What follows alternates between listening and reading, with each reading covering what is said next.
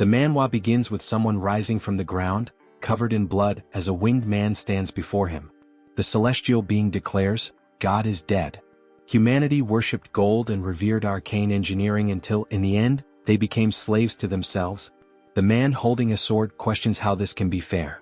His opponent wraps the blade in a powerful aura, but despite this he charges forward, asking why this even exists. He screams as he swings his sword, only to be utterly obliterated by a colossal explosion from his enemy. It is then revealed that this is all part of the most popular apocalyptic fantasy game of the moment, Arcane Seoul. The defeated man screams in fury, calling the game a pay-to-win garbage. His name is Kim Joonsoo, a 22-year-old university student. His opponent mocks him, saying that he did pretty well for a free-to-play player, but in the end, it was his bad luck. After all, he had been playing on auto mode the whole time. The enemy's ID is rich heavenly demon Chan. Joonsoo insults him, but the opponent simply prepares to end the fight, admitting that it was fun and that he had never seen a player get this far without spending money. Joonsoo is in a public place and clearly furious. He yells, outraged that he had invested 10,000 hours into the game, only to be surpassed by someone who spent thousands of dollars. He sighs, realizing that the real idiot was him, wasting time on this terrible game. He decides that at least he'll do his daily missions before focusing on his homework. After all, even though he hates the game, he still sticks to his routines. With little hope, he does a free gacha pull, already expecting a terrible result, just like every other time, probably getting another generic warrior named Kim. However, when the draw finishes, he is shocked. A platinum chest appears on the screen and his heart races. When he finally sees the character he got, he is astonished to realize it's the heavenly demon himself, an SSR unit. He wonders how the hell he pulled this off, as it's the best character in the game. The chances of getting the heavenly demon in a free draw are ridiculously low.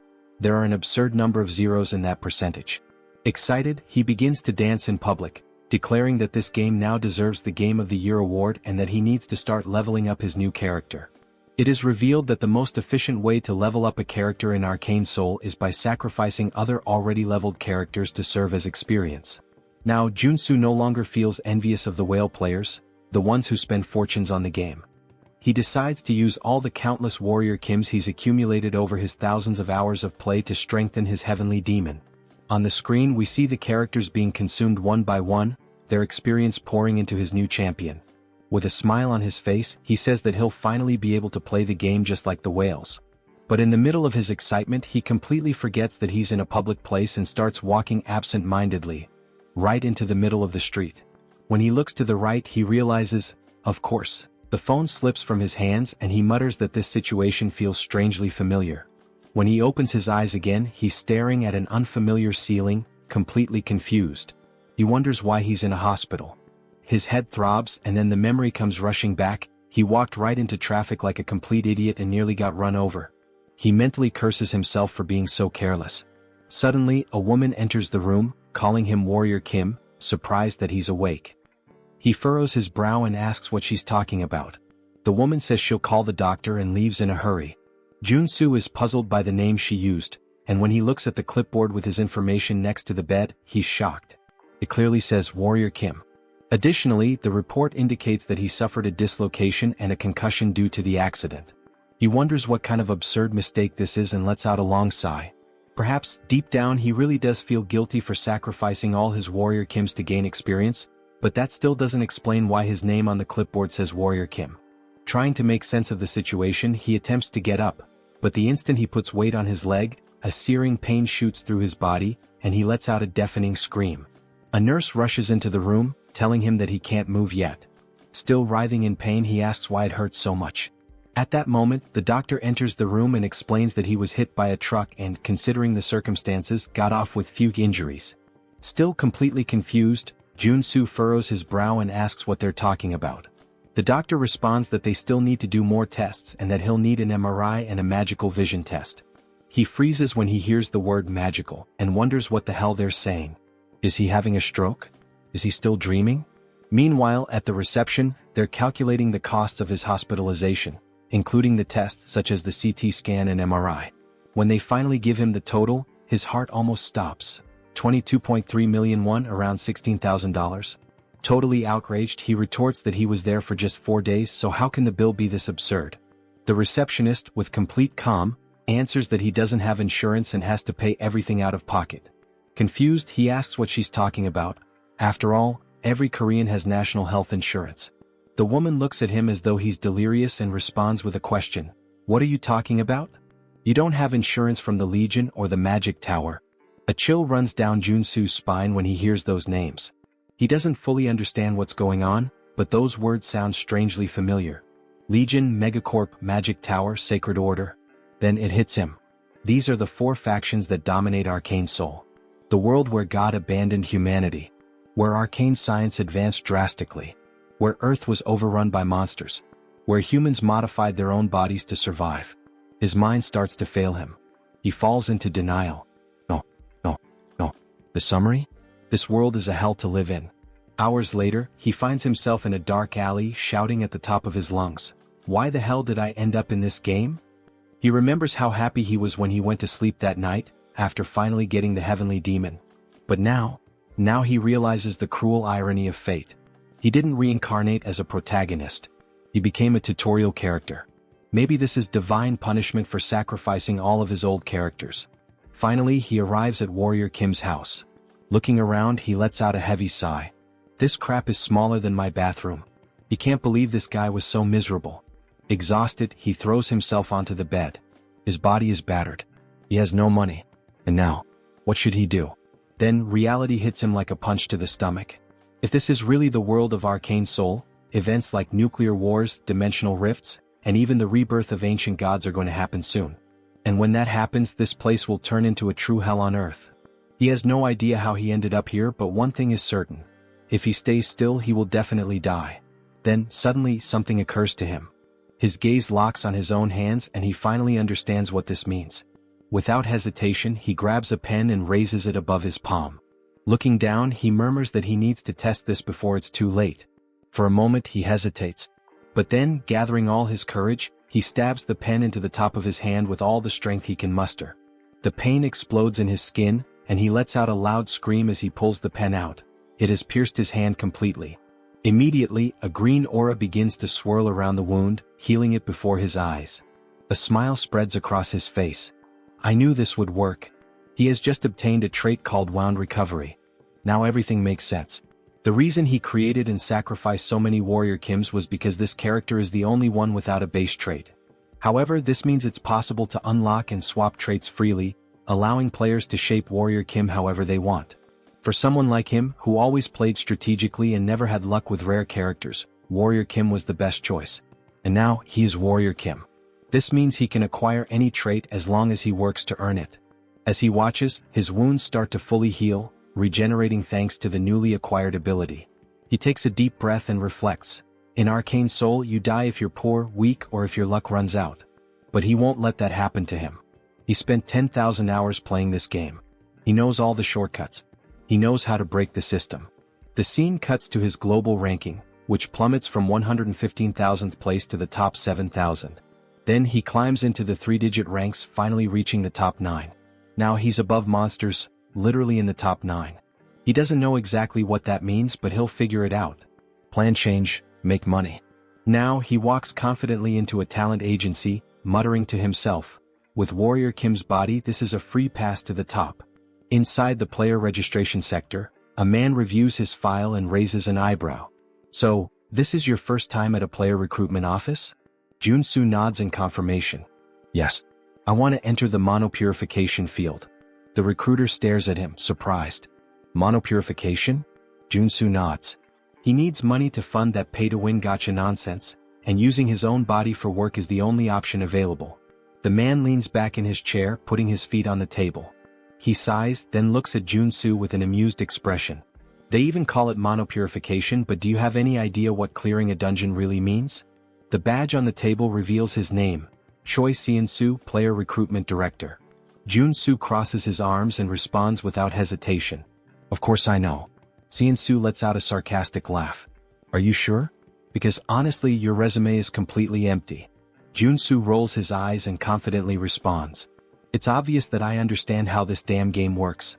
I know that the mana contained is what caused the monsters to overrun the world of Arcane Seoul. He continues explaining, clearing a dungeon isn't just about killing monsters and collecting loot. In the long run, prolonged exposure to the contained mana can erode someone's humanity, turning them into something else. This process is called mutation. And that's what makes the job so deadly. Joonsoo sighs and says it's fine. Once they gather enough people, he'll assign him to a team. Joonsoo thanks him, but the man still looks skeptical. He stares at him and asks if he's absolutely sure about going through with it. I am, Joonsoo answers without hesitation. Joonsoo sighs again and comments. I've seen many guys like you take this job for money and come out completely dead inside. Joonsoo laughs casually. Relax. I'll leave here in better shape than you. Joonsoo frowns, confused by the response, but Joonsoo just smiles and says, working hard without spending a dime has always been my specialty. First contact with the team. He then meets his team leader, a man named Deer. Deer crosses his arms and looks at him with a stern expression. So, you're the newbie they sent here? Joonsoo shrugs. I guess so. I'm just here because I was assigned. Without warning, Deer grabs the collar of his shirt, pulling him closer. You think this is a playground? He says, his eyes cold. Do you think you have what it takes to be here? Joonsoo doesn't answer, simply staring back at him. You'd better not beg me to save you if you start mutating, Deer continues. If I see the slightest sign of it, I'll kill you on the spot. Joonsoo smirks and calmly responds. I'll keep that in mind. For him, this is nothing new. In the real world, people always try to scare the newbies. But what really intrigues him is the fact that Deer is an R-rank character in the game. This is what he looked like before awakening. Joonsoo thinks, noticing that, at this moment, Deer's legs are still normal. Before the tension can rise any further, another man enters the room and sighs.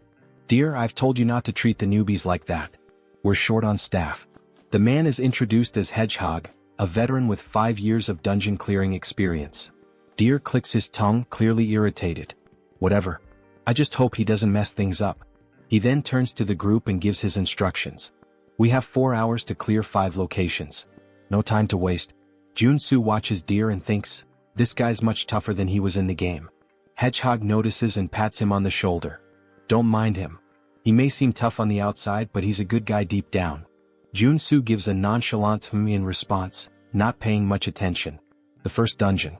The first location they need to clear is a junkyard. As soon as they arrive, everyone complains about the terrible smell. No matter how many times I come here, I never get used to this stench, one of the workers says. Deer ignores the complaints and says, I'm opening the entrance. Get ready. He activates the access card and the dungeon door opens. What they see on the other side is simply disgusting. The place is covered in filth, a complete mess of waste and magical residue. Deer gives the command. Everyone, position yourselves. Inside the dungeon, there are low-level monsters known as contaminated slimes, creatures that feed on trash and residual mana.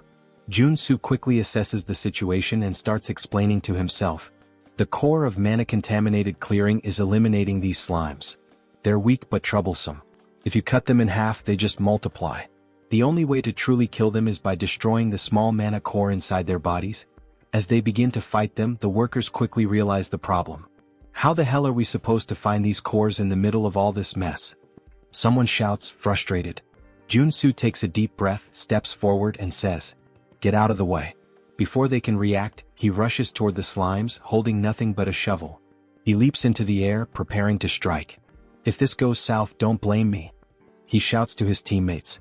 With a precise swing, he drives the shovel directly between the legs of one of the slimes, hitting the mana core dead center and destroying it instantly. The other workers stare in shock. Hedgehog's eyes widen. He's killing the slimes way too fast. Deer also watches, intrigued. Meanwhile, Joonsoo just smiles. This is perfect. He continues to move forward, destroying the cores one by one before the slimes can multiply. And the most impressive part? He's doing all of this with nothing but a shovel, without needing a real weapon. The other workers watch in disbelief as he moves rapidly across the battlefield, crushing slimes as if it's the easiest thing in the world. Is this really possible? One of the workers exclaims. Joonsoo answers with a confident smile. Of course it is. Suddenly the scene cuts to a flashback from 2 days ago. We see Joonsoo crawling on the ground as if searching for something. The curious detail? He's in the middle of a children's playground. Joonsoo looks around and murmurs to himself. It must be around here somewhere. After a few seconds of searching, his eyes finally spot what he's looking for. Found it. He crouches down and picks up a coin from the ground. The moment he holds it in his hand, An invisible notification seems to appear in his mind. Trait acquired, Treasure Hunter. A wide grin spreads across his face. Got it? This is the most important trait for Warrior Kim. Excited, he starts spinning in place, celebrating his achievement while holding the coin like a trophy. Nearby, a mother watching the scene covers her child's eyes and sighs. Just think happy thoughts. Joonsoo doesn't care about the strange looks and continues on his journey to acquire more essential traits. The price of evolution. He learns some fundamental rules while hunting for important traits. Cut to a less glamorous scene. Joonsoo is vomiting into a trash can, his face completely wrecked. That went too far, he groans. The truth is, to acquire a specific trait, he put himself in the middle of Asmongold's room, or at least something as disgusting as it. The notification appears once again. Trait acquired, Contamination Resistance. Joonsoo wipes his mouth, panting. That was the hardest one so far. The logic for acquiring traits in this world works exactly like in the game. If you meet the conditions, it's yours. He opens the mental menu and reviews his abilities, explaining to himself that it's possible to equip up to 6 traits at once, and that he can switch between them at will. Now, thanks to Treasure Hunter, he can see the mana cores inside the slimes, which explains why he's able to eliminate them so easily, even the giant ones. However, another slime is attacking his team, shooting a barrage of sticky slime. Deer gives an urgent warning. Don't let that stuff touch you. But Joonsoo simply walks through the toxic substance without hesitation. Finally, all this work paid off, he comments, satisfied. Thanks to contamination resistance, he feels no side effects from the slime. I personally wouldn't stick my tongue out in this situation. End of shift. The scene cuts to the bus on the way back home. Joonsoo leans against the window, exhausted. Even with all these traits helping me, working all day is still draining. Hedgehog smiles and comments. But thanks to you we finished early today. It was incredible seeing all of that up close. He pauses and asks curiously, are you hoping to awaken like Deer? Joonsoo laughs. No way. I only know how to use a shovel. Military training to blame. Hedgehog whistles. Impressive. As they talk, something strange happens. Small horns begin to grow from Hedgehog's head. Joonsoo furrows his brow. Your mutations are getting worse. You've been exposed to too much contaminated mana. He observes his colleague more closely. You don't look so good. You should rest for a bit. Hedgehog just shrugs and lets out a bitter laugh. I'd rather mutate than face the debt collectors. Joonsoo sighs, understanding his situation better. Now it makes sense why you wanted this job. Not exactly the kind of position people queue up for. 4 days later. A time skip brings us 4 days forward. The work finally comes to an end, but everyone is exhausted. We're done, someone murmurs. The team members are wrecked after days of non-stop dungeon clearing. On the other side, a worker is vomiting uncontrollably, almost doubled over. Joonsoo immediately recognizes him. Hedgehog. I told you not to push yourself so hard. Deer approaches and pats Joonsoo on the shoulder. The only reason you're still in one piece is because you're young. Never thought you'd do your part properly, but good job. Joonsoo gives a faint smile. It was thanks to everyone. But deep down he knows the truth. He only managed to do well because of his traits. He watches Deer, noticing that he's holding up surprisingly well against the exhaustion. For someone at our rank, he's holding strong. Before they can continue talking, a desperate scream echoes through the area. Joonsoo turns to find Hedgehog. Something is terribly wrong. A dark aura begins to form around him. His colleagues look horrified. What's happening to his spine? Deer runs over, his expression turning serious. Hedgehog. Hang in there. Joonsoo understands everything in that instant. Hedgehog is mutating. Deer tries to hold his friend back. Hold on. We need to get out of here. But it's too late. The mutation consumes Hedgehog completely, and his body explodes into pure energy, creating chaos around them. Joonsoo feels the impact and murmurs. Shit. Now this is serious. The battle begins. Hedgehog has lost all trace of his humanity. His silhouette now resembles that of a giant porcupine, and his foaming mouth makes him look like a rabid dog. Joonsoo watches the creature and immediately concludes. He's gone. There's nothing left of Hedgehog in there. If they don't defeat him, no one will walk out of here alive. But there's a problem. All the traits Joonsoo has acquired so far are specialized for monster cleaning. None of them are useful for combat. He struggles to find a way out, but nothing useful comes to mind. The first attack comes directly at him. Joonsoo has no time to react. The strike hits him square in the face, sending him flying like a ragdoll into a wall. He crashes to the ground, spitting blood. The power difference, it's absurd. A new notification appears. Trait acquired, endurance. He smiles faintly, wiping the blood from the corner of his mouth. It's still too early to give up. If he wants to survive, he needs to act now. He quickly opens the menu and starts switching his traits. I need something that will actually help. He selects strength, which will increase his physical power. Mana heart, which will allow him to control his magical energy. And endurance to reduce the damage he takes. Let's see what I can really do. The counterattack begins. Joonsoo finishes selecting his traits. Mana absorption allows him to absorb magical energy directly from the environment. Deep breathing accelerates his mana regeneration, ensuring a steady flow of energy. Finally, the last piece of the puzzle, corruption resistance. Now that his traits are set up, he's much better prepared for combat. Hedgehog charges at him, screaming as Joonsoo activates strength, multiplying his physical power by 10. He swings his shovel back and roars, spinning his body with full force before delivering a crushing blow. The impact hits Hedgehog square on, launching him into the air. Joonsoo feels a flicker of hope. This is working. I can really win this. But then, in midair, Hedgehog starts spinning violently, turning into a deadly ball. Joonsoo's eyes widen. That should be illegal. Hedgehog launches himself at Joonsoo like a projectile, but at the last second he crashes into a rock, losing control and flying back up. Joonsoo yells, completely confused. What am I supposed to do in this situation? He doesn't have time to react. The attack hits him full force, smashing him brutally into the ground. Hedgehog pulls away, laughing, but then his eyes widen as he notices something. From the rubble, Joonsoo leaps out, completely unharmed. Thanks to endurance, his resistance to damage was multiplied tenfold. He winces in pain, groaning. Even with endurance, this still hurts like hell. But he has no choice. If he stops now, he'll die. He steels himself, clenching his fists. With no other option, he launches into an unrelenting assault. Blow after blow, Joonsoo unloads a barrage of punches at Hedgehog, refusing to retreat. But then one of the spikes on Hedgehog's back curls backward and shoots out like a missile. Joonsoo dodges at the last second, but before he can react, a swarm of spikes is launched at him, piercing his body and embedding themselves in his flesh. He is thrown to the ground, completely covered in blood. But he refuses to give up. Joonsoo forces his body up, breathing heavily. Just a little more. He charges at Hedgehog again, preparing for another punch. But then, blood explodes into the air. Joonsoo feels something violently ripped from his body. His mind tries to process what just happened. His hand has been obliterated. His eyes widen in complete shock. His senses still can't understand how this happened. But before he can react, Hedgehog fires another spike. This time, his mind registers what's happening, but it's too late. His entire arm is torn off. The pain strikes him like an electric shock. Joonsoo lets out a scream of pure desperation. But Hedgehog doesn't stop. He clenches his fists, preparing a final crushing blow. Joonsoo closes his eyes, gasping. This is exactly what I expected. Hedgehog lands the blow. The ground shakes violently as the impact hits where Joonsoo had been lying. The price of victory. A flashback unfolds in his mind. He remembers when he used to play this game just as a mobile game. Back then, everything felt easy. All he had to do was press a single button to defeat monsters. He never stopped to think about what the character felt.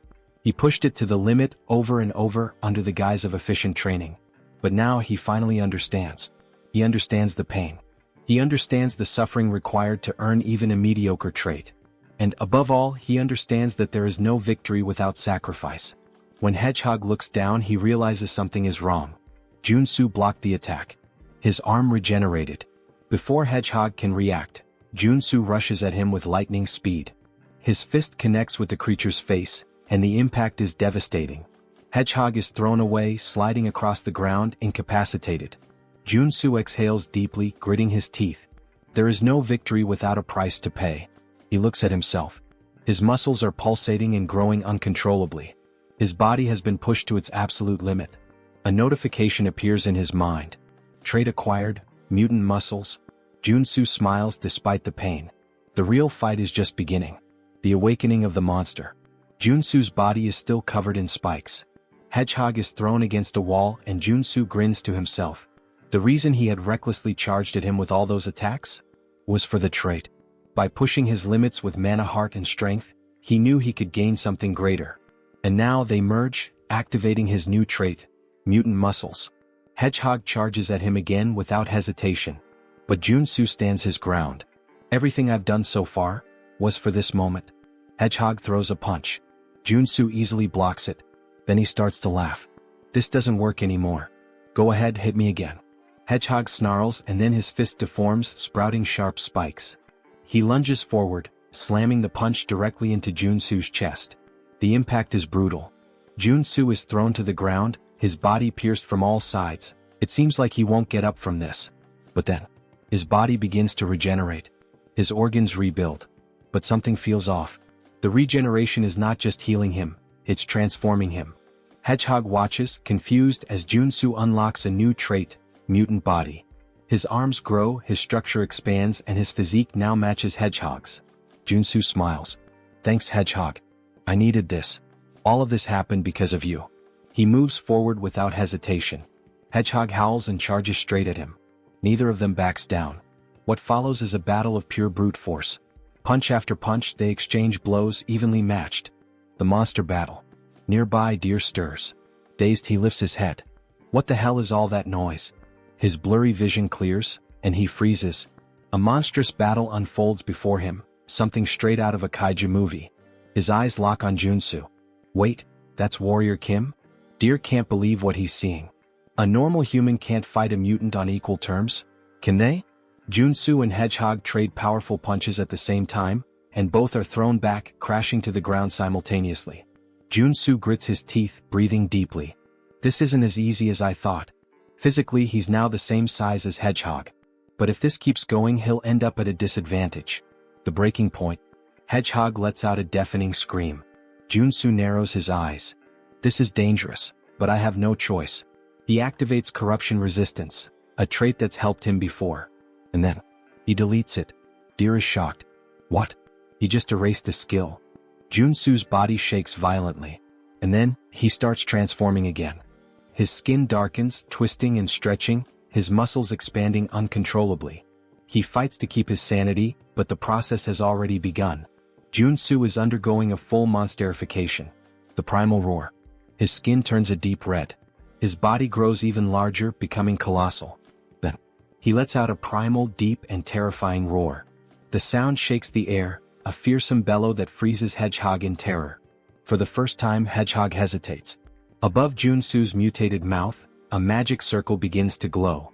And then, a burst of pure energy is unleashed. The attack hits Hedgehog squarely, sending him flying far, far away. What the hell was that? Deer watches in pure shock. What the hell was that? He looks up, and freezes.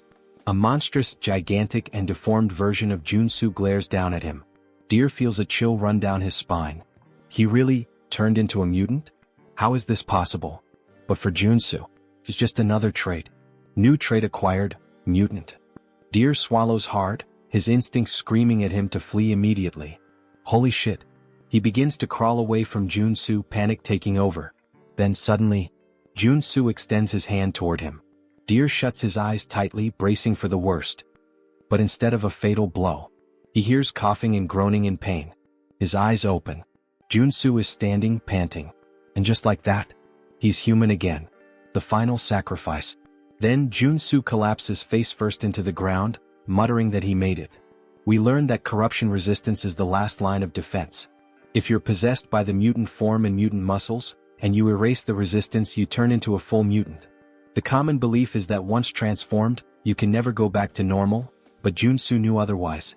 He needed this, and he was sure he could change the trait back while still thinking clearly, even if only for a second. That's why, even though his body was disintegrating and rebuilding repeatedly, and the pain was unbearable, he kept fighting for his sanity, allowing him to swap corruption resistance for the mutant trait. The end of the battle. The scene widens, showing an aerial view of the area where the cleanup is happening, and Joonsoo is exhausted. He says it felt like every muscle and bone in his body was moving, and he never wants to go through that again. Struggling, he gets up, stumbling toward Hedgehog's body. A purple orb leaves Hedgehog's mouth. Joonsoo grabs it, and it's revealed to be a level 1 mono core. He starts to smile sarcastically, saying it was worth it.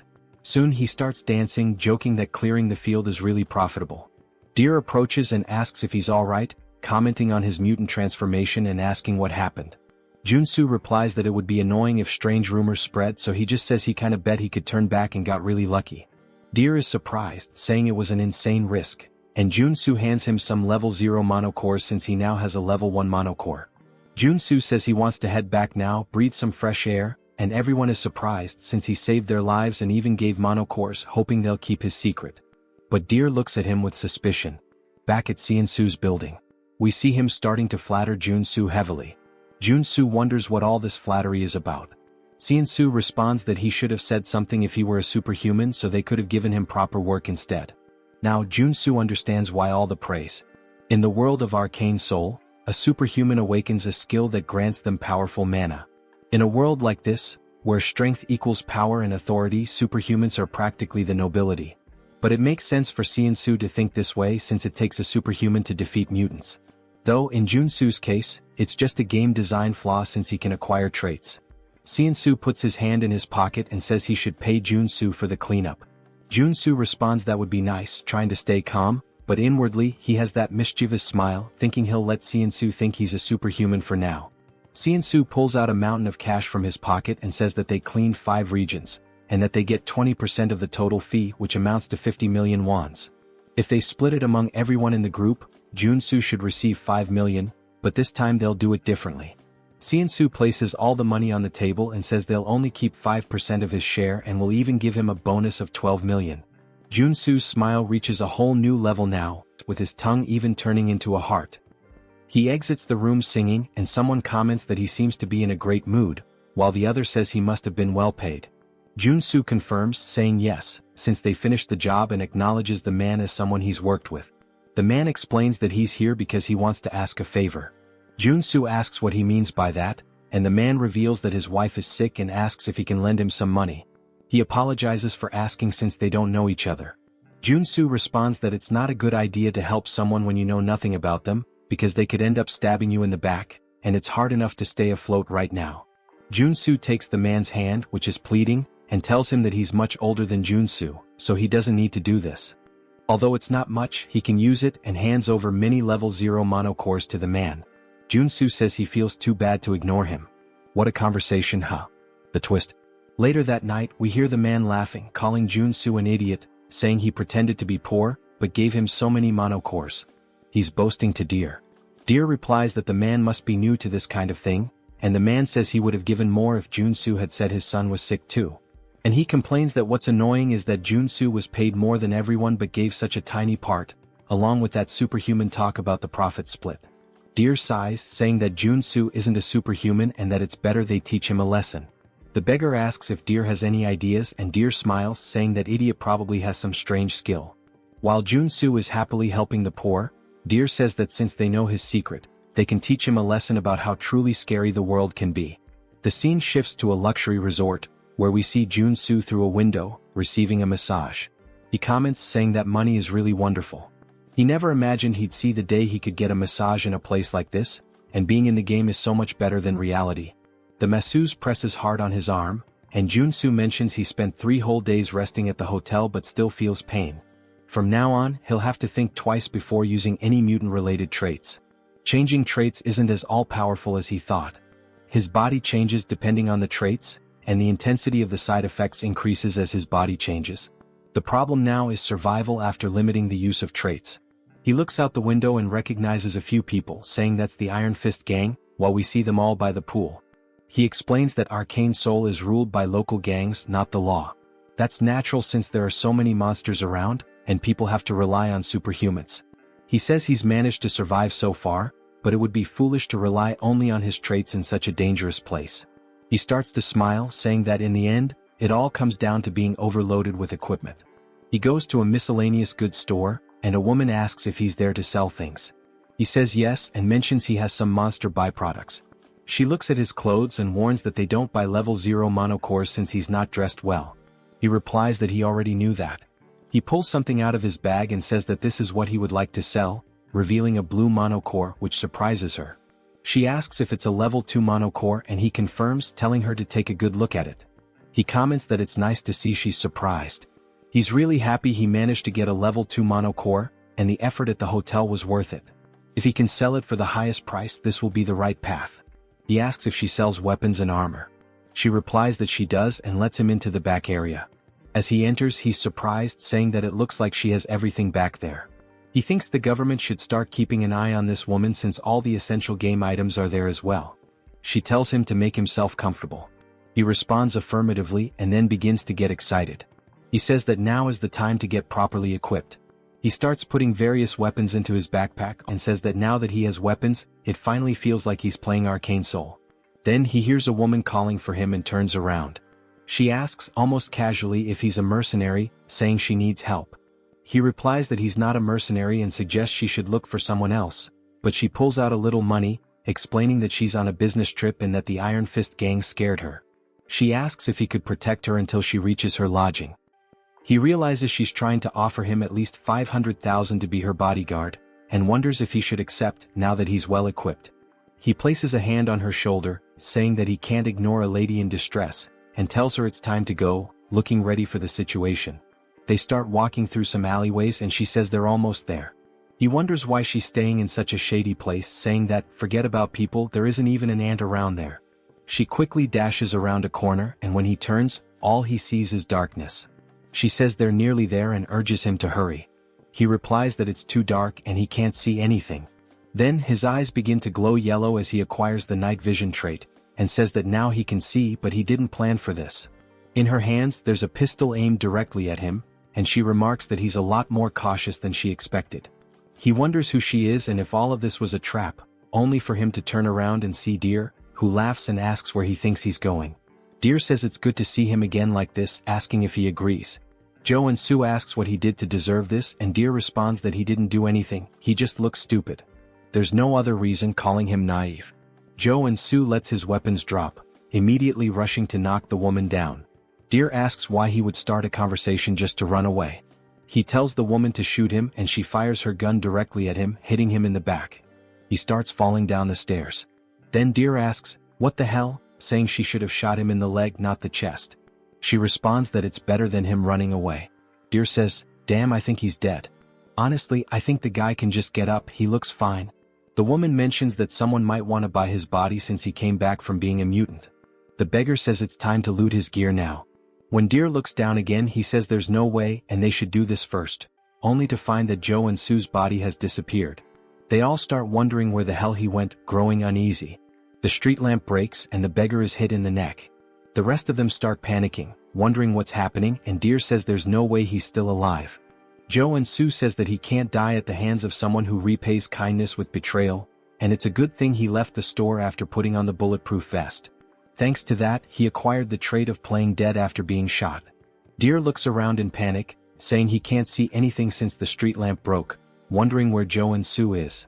Joonsoo suddenly appears behind him, saying he's right there. He says he saved his life, so now he's going to take it, landing a punch directly to Deer's face. Joonsoo punches Deer in the face, sending blood flying everywhere. Deer falls to the ground but instantly gets back up, wiping his mouth. He stands up and kicks Joonsoo, who dodges. Joonsoo says he should be grateful for being saved in the first place, asking if Deer thinks trying to kill the person who saved his life is the right thing to do. As Deer is about to fall to the ground from the attack, Joonsoo tells him to bite the curb and is about to land a kick when the woman shoots her gun at Joonsoo, asking Deer if he's okay. She manages to hit Joonsoo in the arm with a shot, and he says he was too careless. In Arcane Seoul, the scariest thing isn't the monsters or mutants but the people. He was incredibly naive and trusted them too easily. He places his hand on his waistband and pulls out his weapon to avoid making the same mistake again.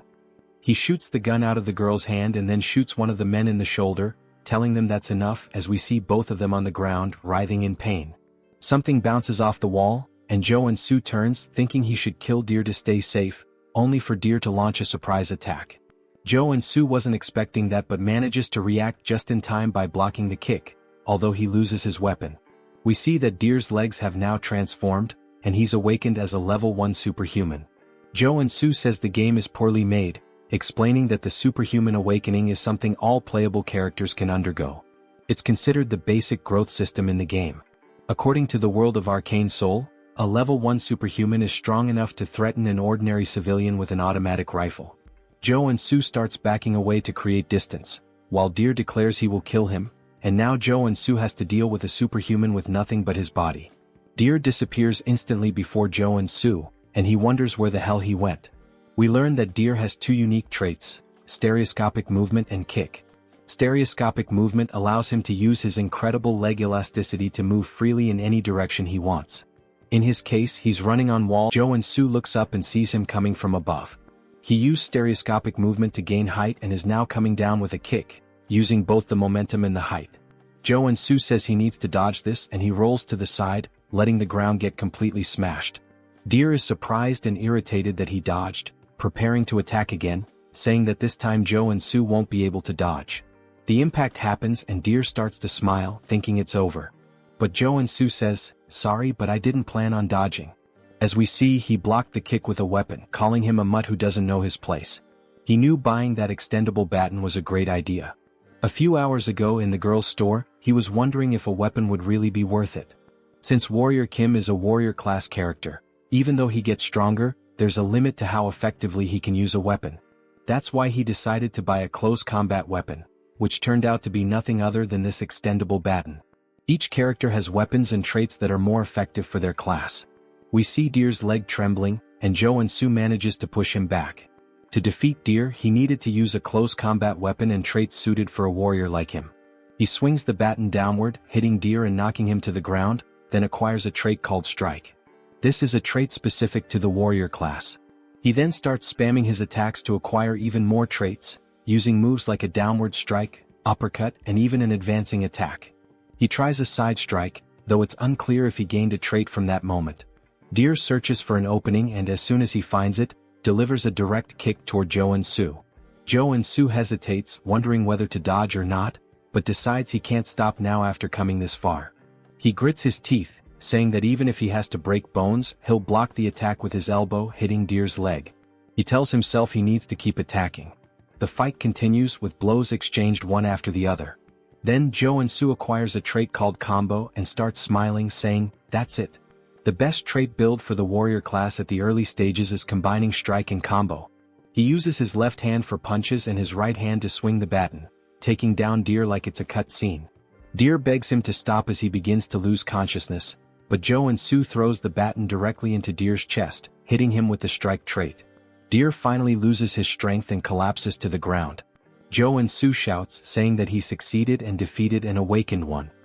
His arms begin to burn, as though the air itself is searing his skin. He wonders what this sensation is as he looks at them. His whole body starts to ache as a red aura begins to swirl around him. He says he can feel something about to overflow inside him, thinking he knows what's happening. There's a brilliant explosion from where he stands, and now, with a golden aura surrounding his fingers, he says, "This is the day I learned the cruel truth of the world of Arcane Seoul, and now I am awakened as a level 1 superhuman." Joonsoo clenches his fist with excitement and starts shouting, saying that the time has finally come. He then pulls the fiercest face he's ever made, resembling Lloyd, and is so pumped up that he does a handstand, announcing that he's about to start taking low-interest loans and landing high-paying jobs. A man approaches him, asking what he thinks he's doing. When Joonsoo turns around, he's shocked to see a giant, old man holding an enormous weapon. This man is Iron Fist Kim, the second basic character available in Arcane Seoul after Warrior Kim. He's a reinforced soldier class character who specializes in firearms, primarily using his prosthetic arm to shoot. The issue is Iron Fist Kim is the feared leader of the Iron Fist gang, and since Joonsoo fought within their territory, he's probably stirred up quite a mess. Iron Fist asks if Joonsoo checked where he was before all of this. Joonsoo responds that he was caught off guard and couldn't just stand there and not fight back. Iron Fist unlocks his weapon, saying this means they're more terrifying than his own gang. Joonsoo is taken aback, saying that if he fights under these conditions, he'll die for nothing. Iron Fist presses the weapon directly to Joonsoo's chest, stating that he made a terrible choice and will show him what happens when someone messes with his territory.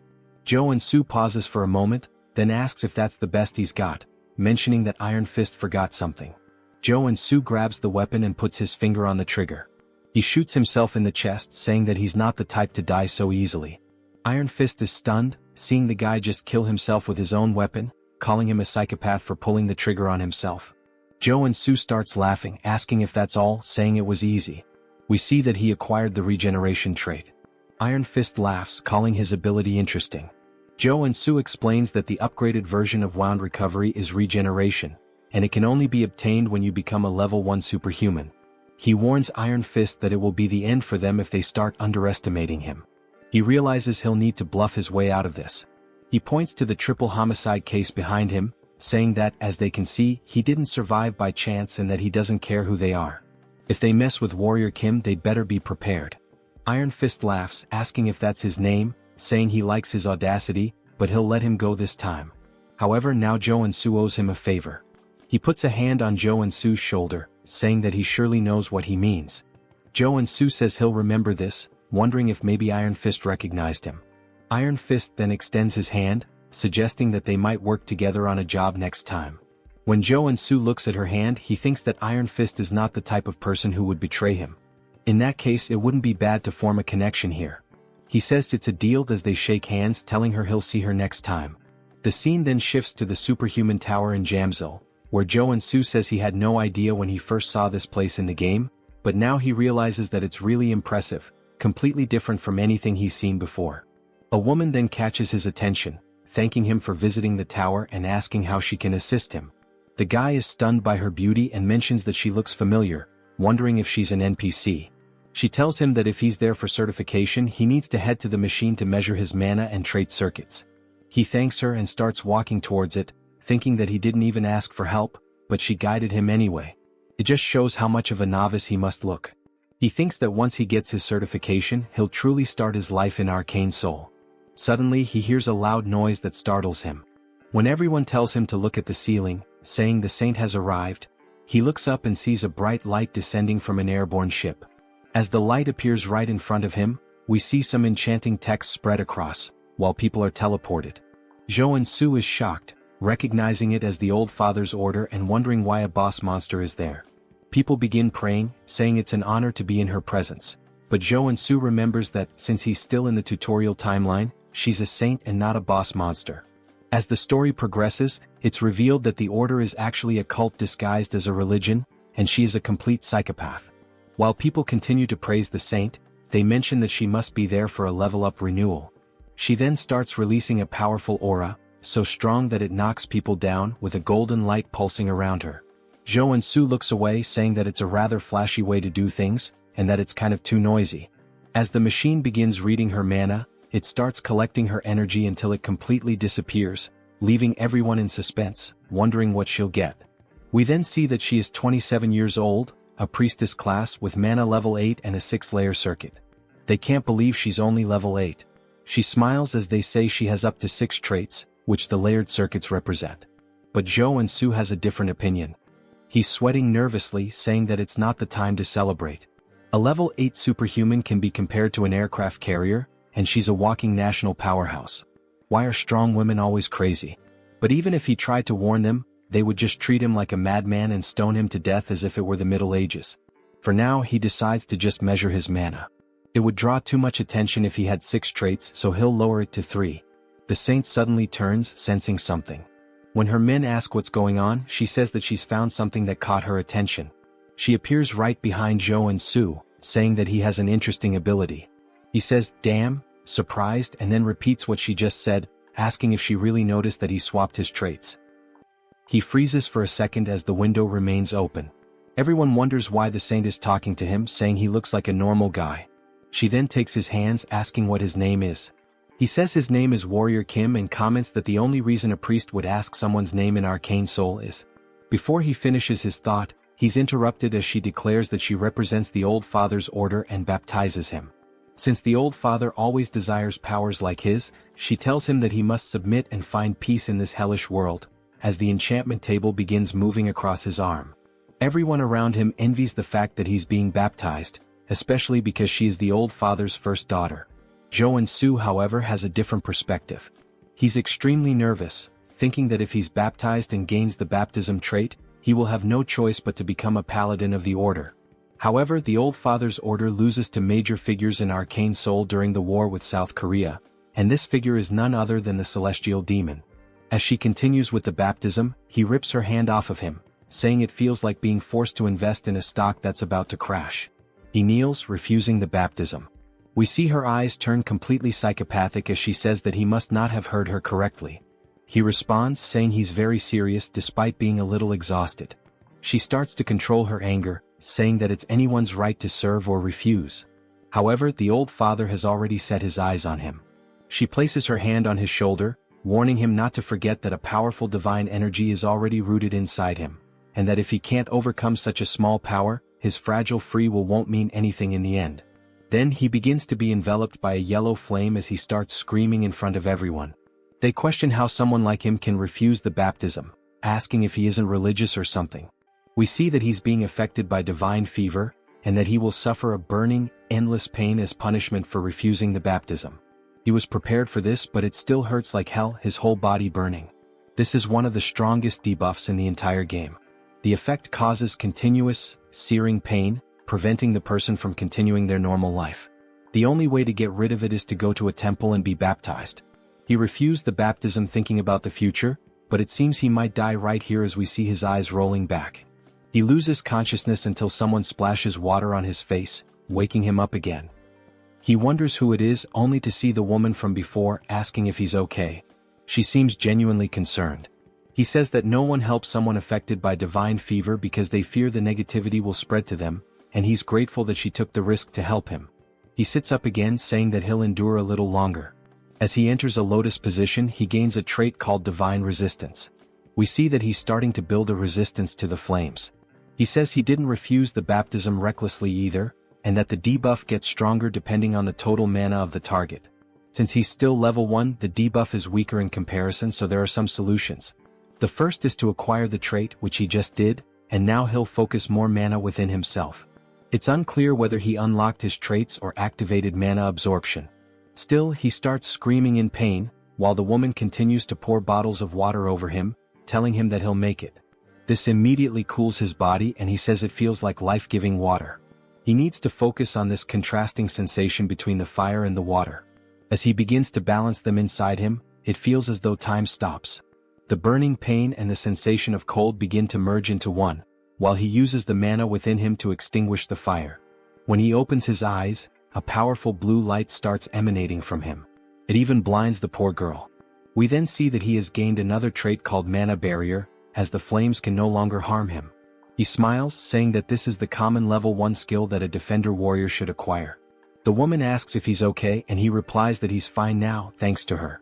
But everyone is in disbelief that he managed to overcome the divine fever, asking if that's really possible. Of course, he hasn't fully overcome it, and this is just a temporary measure against the fever, using the barrier. But at least he's free from the burning pain, and the black flame even makes him look cool. Now it's his turn to measure his mana as he steps onto the magical device.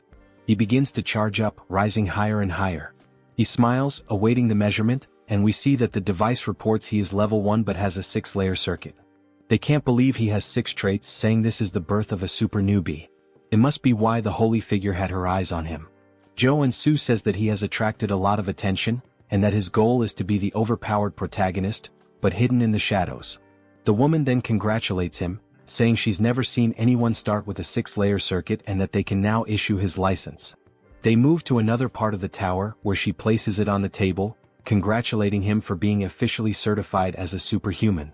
He starts crying tears of joy, saying that he worked so hard to achieve this, and she says she'll explain all the privileges. He replies that he doesn't need an explanation as he already knows everything.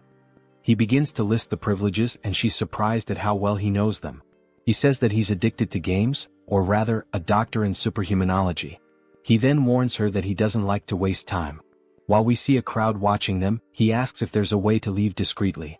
She laughs, saying of course she's already prepared a way. We see him blush as she stands up, asking him to follow her, smiling. They both appear cloaked, and he thanks her for taking such good care of him. She even provided him with a secret passage, along with a cloak, saying that it was nothing as everyone should help each other in the end. Just by wearing the cloak he acquires the stealth trait. The guy is broken. The woman then points to the exit, saying that he just needs to walk there as she can only guide him to that point due to the rules. He bows, saying that this is more than enough and thanks her for everything she did. She wishes him a good journey back. As he watches her walk away, he says he didn't know such a kind person existed in Arcane Seoul. She's also beautiful, and once he becomes stronger, he'll have to repay the favor. Then he wonders what her name is. When he looks at the business card, he's completely incredulous. We see that her name is Baek Soren. He says this is the name of one of the 3 strongest warriors in the SSR class in the game. She's a berserker and has always had a rather intimidating appearance. He finds it strange that her face looks familiar and never would have imagined she once had such a calm demeanor. He wonders what happened to her between then and now. The scene shifts to him working as he cuts a slime in half. He says that he takes back everything he said about being cool as a superhuman, mentioning that he's been cleaning these monsters for a whole week and is about to die from exhaustion. Me too, man, me too. He then sits down, sighing, saying he's only finished 1 cave, but he's so tired that he can't go on. His efficiency is terrible. All of this happened because he focused his traits on maintaining the mana barrier. If he could customize them to specialize more in monster cleaning, he'd have been done hours ago, but now he can't do any other work because of that damn debuff. He needs a rare potion called Nectar to get rid of the divine fever, but it's so expensive that this monster cleaning job isn't worth it, and he starts feeling incredibly depressed. His phone starts ringing and we see it's none other than Seonsu. He wonders how many times this guy is going to call him, saying that Seonsu is persistent. Before he can reject the call, thinking he's tired of this guy, an idea pops into his head, and he starts grinning wickedly. At Seonsu's agency, he's thrilled to see him and says he can't believe he managed to overcome the divine fever without being baptized, starting to turn into a big brown noser. Joonsoo says that things have ended like this and asks if Seonsu has found the job he requested. Seonsu tells him not to even mention it, saying it was so difficult because nectar is a medicine that can only be obtained through level 5 or higher requests.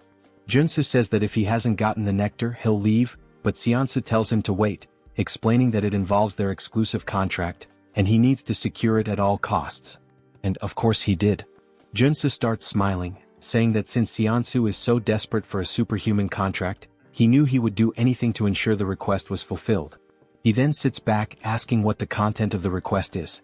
As Seonsu hands him the paper, he asks if Joonsoo has heard of Security Number 1. Joonsoo says this is the first time he's hearing about it, wondering if it's a security company. Seonsu explains that it's a private military company, one of the top 10 in the sector. The CEO and the vice CEO are a married couple, both come from traditional martial arts families, which makes their foundation very solid. Joonsoo asks what they might be lacking that would require them to make such a request. Seonsu replies that the issue is their son. He's already over 20, but still hasn't awakened as a superhuman. Joonsoo finds this surprising, given that both parents come from martial arts families.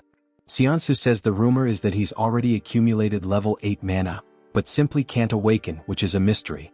Their condition was for a warrior-type superhuman, level 1 or higher. So, it seems to fit perfectly. Joonsoo then starts smiling, saying that he'll go see them right away. As he heads to their property, we see Seonsu's legs shaking uncontrollably. He says that they're quite busy as they aren't the type to be late. Joonsoo just looks around the house, commenting that it's very expensive. We hear a woman apologizing, saying she's very sorry for making them wait so long. The guy's about to have a heart attack. Finally, we are introduced to them. She says they are the clients. The husband's name is Seo Youngju, and the wife's name is Lee Miria. Seonsu bows, saying it's nothing, thanking them for the time they've spent with them. Joonsoo does the same, saying they must be superhumans of at least level 6, as both have a considerable amount of aura. Youngju sighs and says he can tell this one is weak just by looking at him. Miria tells him not to be like that, and if he's going to act that way he should go back to his room. He sits on the couch, saying he can't do that, and she says he's so stubborn before asking both Joonsoo and Seonsu to take a seat. They thank her, and Miria says that since they've come all the way here, it means they intend to accept their request. Joonsoo says that first he'd like to see the condition of their son, as there might be a special reason preventing his awakening. Youngju bangs his fist on the table, asking if he really thinks he'd share that with a novice like him, and he's absolutely furious. Miria tells him to calm down and apologizes, saying he gets worked up easily about anything concerning their son. She says this isn't something they can tell a stranger, but if he accepts the request, they'll call the son in and explain the situation. They're sure he's also desperately in need of the nectar, as they can tell the divine fever is affecting him. Joonsoo says that if it's a confidential matter, but they know exactly what he needs, it only makes him more certain that he will accept the request. He says he'll accept it and asks them to call the son in. While they do, he opens the door. He introduces himself as a Woojin. Joonsoo says it's a pleasure to meet him and shakes his hand, noting that he doesn't feel any mana coming from him. Then he notices something and tells the guy that his cloak is really cool. The guy responds that it's more than he deserves, but he always wears it with gratitude. Joonsoo says he imagines he needs it to seal his mana. The entire family is surprised and Joonsoo smiles, saying that the moment he saw the gloves he was sure of it. Although it's a matter involving a noble family, he deliberately set the conditions for a level 1 superhuman and used the nectar debuff to summon him. He was baptized under the order of the old father. The reason their son couldn't awaken is because he rejected the baptism and sealed his mana to avoid the divine fever. While they couldn't announce this publicly and were struggling with the situation, they must have heard the recent rumors about him overcoming the baptism. So they decided to seek him out. Woojin is extremely impressed and starts acting exaggeratedly, saying that no further explanation is needed. He almost thought Joonsoo was the protagonist of a detective novel. Joonsoo says that he's watched enough Detective Conan in the past and that there's nothing to fear, since he also knows the future. The moment he saw the photo he understood everything because in the future, Woojin becomes the vanguard paladin of the old father's order. He rejected the baptism and resisted, but when his parents lost their power, he gave in and joined the order to help the family. Yeongju then approaches, calling him sir and asking if there's any way for their son to avoid the baptism. We see everyone looking at him with puppy dog eyes. Joonsoo remarks that he was so arrogant just a moment ago, but now he's acting all polite, saying that of course there's a solution. He says that since he's spent 10,000 hours in Arcane Seoul, it's obvious that he knows how to handle this. He places a hand on Woojin's shoulder, saying that he understands the pain he's feeling because he's been through it too, and that he'll get him out of this situation. Woojin begins to cry and hugs him, while Joonsoo says it doesn't matter whether she's a saint or not. She tried to pull him into some low-level cult, and now his future subordinate is by his side, showing yet another expression of loyalty. He then starts pushing Woojin away, saying that before they proceed, he'd like to add a condition. Yeongju asks what he wants. Joonsoo says that since the difficulty of the request has increased, it means he should be entitled to something more. Miria agrees, saying it makes sense because now it's not just about awakening their son, but about overcoming the divine fever. They'll do whatever it takes if he can cure their son. Joonsoo says that as an additional condition, he'd like them to teach him the sword capable of breaking mountains. Both are surprised by this request. While Joonsoo smiles, Woojin looks scared. Seonsa strikes the "oh, I'm in danger" pose. It's not Yeongju but Miria who steps forward, releasing a strong aura of murderous intent, saying that he surely understands what he just asked for. He looks up, startled, wondering what's up with her murderous aura. It's far more terrifying than her husband's. He realizes she would be furious because the sword capable of breaking mountains. He explains that people might doubt his decision to learn swordsmanship in the 21st century, but in Arcane Seoul, it's a different story, where strength equals authority. As we see a woman slicing through a tank with a sword, he explains that a superhuman swordsman can easily destroy modern weapons, and high-level martial arts are traded for fighter jet squads.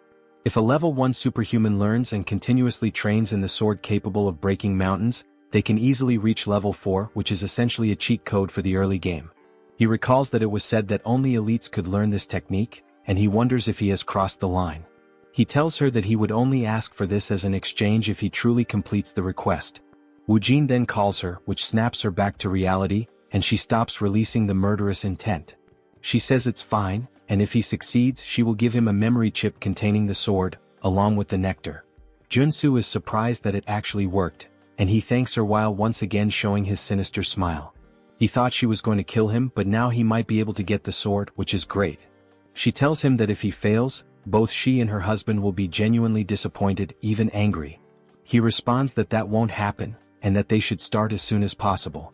As we see them heading towards a warehouse, Miria says that a room with a mana focus circle and 200 intermediate grade mana potions have all been prepared, just as he requested. He says that should be more than enough, and that he would prefer to be alone with the patient during the treatment.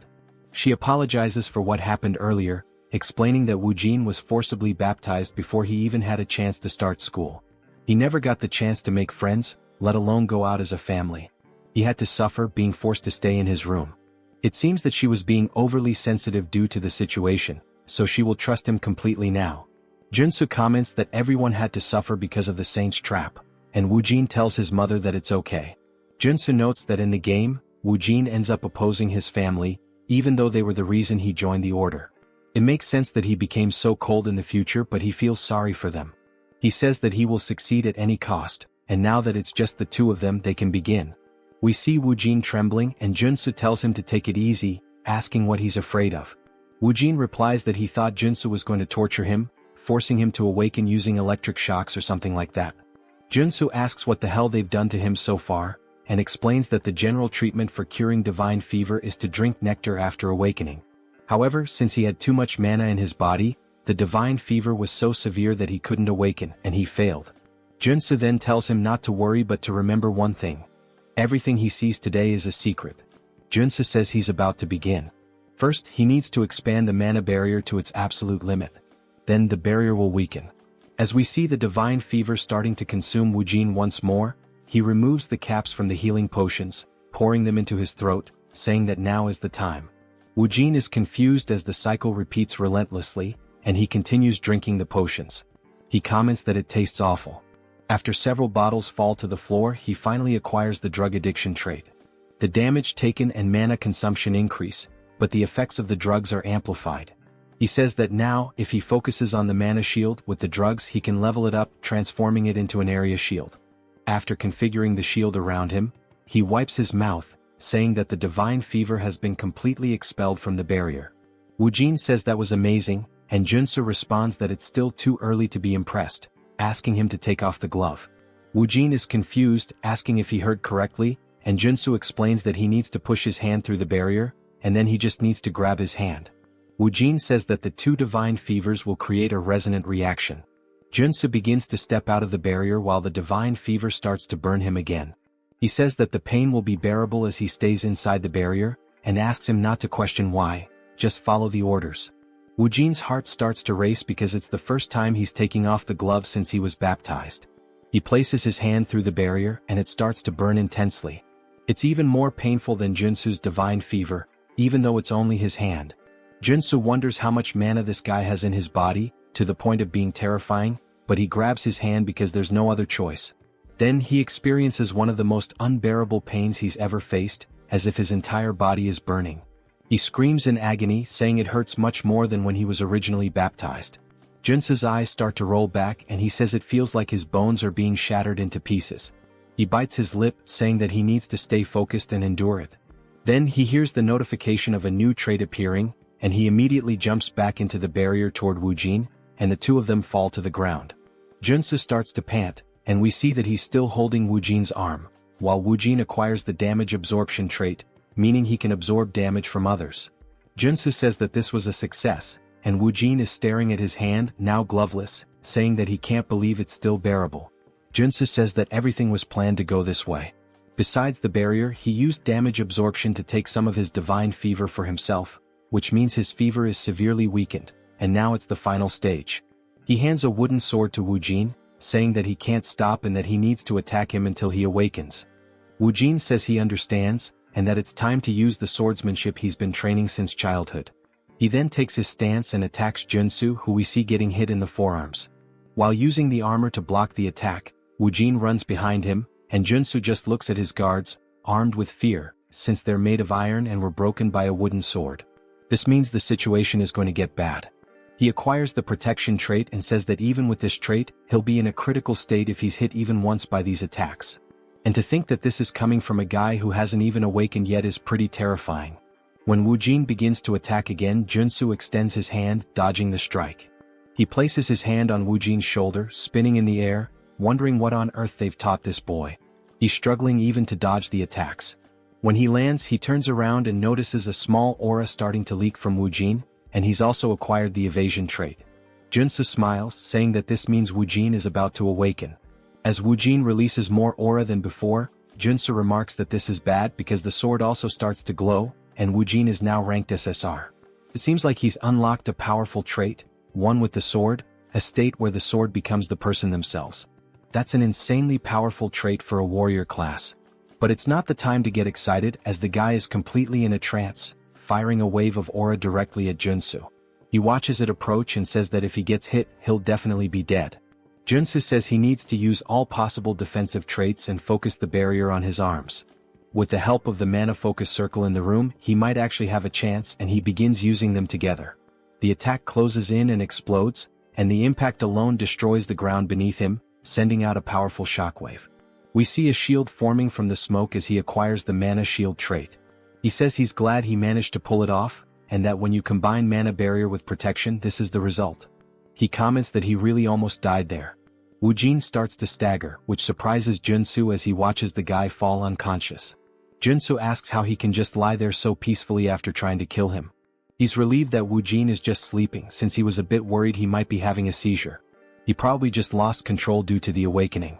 In the game, Woojin was a strong character with an SSR rank just like he is now. But because he awakened as a warrior instead of a paladin, he acquired the sword trait as his initial one. Joonsoo then picks him up, saying he doesn't know how this is going to change the story, but Woojin is a guy with privileges and immense strength. It's good that he now owes him a favor as he smiles again. This guy might just be a villain. We see Joonsoo lying on his bed, and they're extremely happy that he's truly overcome the divine fever to the point of bowing in gratitude to Joonsoo for everything. Joonsoo says it was nothing, and Seonsu once again becomes a sycophant, holding out a cup for him to drink. Miria gently pats Woojin's head, saying it's been so long since she's seen him sleep so peacefully and that she doesn't know how to repay this debt. Yeonju nods and she does the same. He says that, along with the promised nectar and memory chip, they would like to offer an additional success fee. Joansoo replies that he doesn't have to, and the other man responds that he would like to give 1 billion wons, although this may seem small compared to what Joansoo has done for them. Joansoo nearly dies on the spot and forces a smile, saying that it would be painful for his heart to refuse, but of course he's actually overjoyed to hear this. That night, while he and Seonsu are on their way back, Seonsu says it was truly a lottery win. Joansoo looks at the reward saying that it looks great. Seonsu asks if he's going to drink the nectar immediately, and Joansoo says yes, since he has to do it anyway. He plans to take a break for a while. Seonsu says he understands, as Joansoo doesn't want to attract attention from the Order or anyone else who might hear about the rewards and try to pursue him. But it's a shame because if he refined the nectar and consumed it, it would significantly increase his mana. Joansoo agrees, saying that if he refined it, his superhuman level would increase a lot instead of spending it on treating the divine fever. They head to a hotel, and when Joansoo steps out, Seonsu says he'll see if he can find the necessary equipment to refine the nectar, so Joansoo should hold on to the drink. Joansoo says he'll think about it, but he's not thinking anything of it and he tears off the label. He decides to drink it as quickly as possible. He learned how cruel Arcane Seoul can be during the incident with the deer, and he can't guarantee Seonsu won't betray him. He also has traits that can maximize the effect now, as he's a drug addict with mana absorption and potion dependency. These are just traits. He begins drinking the nectar and drops the bottle due to the pain he feels, describing it as if every fiber of his muscles were being dismantled and reassembled. He closes his eyes trying to focus, saying there's an incredible amount of mana inside him. His eyes begin to glow yellow as he shoots a brilliantly bright beam through the window. He's now reached level 2, but the divine fever still seems to be present. He says this is one of the best tier 1 traits in the entire game, and since it was added to his traits along with the mountain sword, he's relieved as he can now focus on training these two traits without any problems. His phone starts ringing and when he checks, it's Seonsu who says he has something to tell him. Joansoo ignores it, saying he'll just train, but the phone keeps ringing several times until he answers, asking why the hell Seonsu is bombarding him with messages. He looks at the phone and sees that it's actually a strange message. He starts decoding the letters and reads between the lines, saying it's telling him to run from the Dagger Gang. He says he can't believe he found a secret message in the text and that the Dagger Gang is one of the rival gangs to the Iron Fist. If Seonsu had wanted to betray him, he would have called as usual to buy time.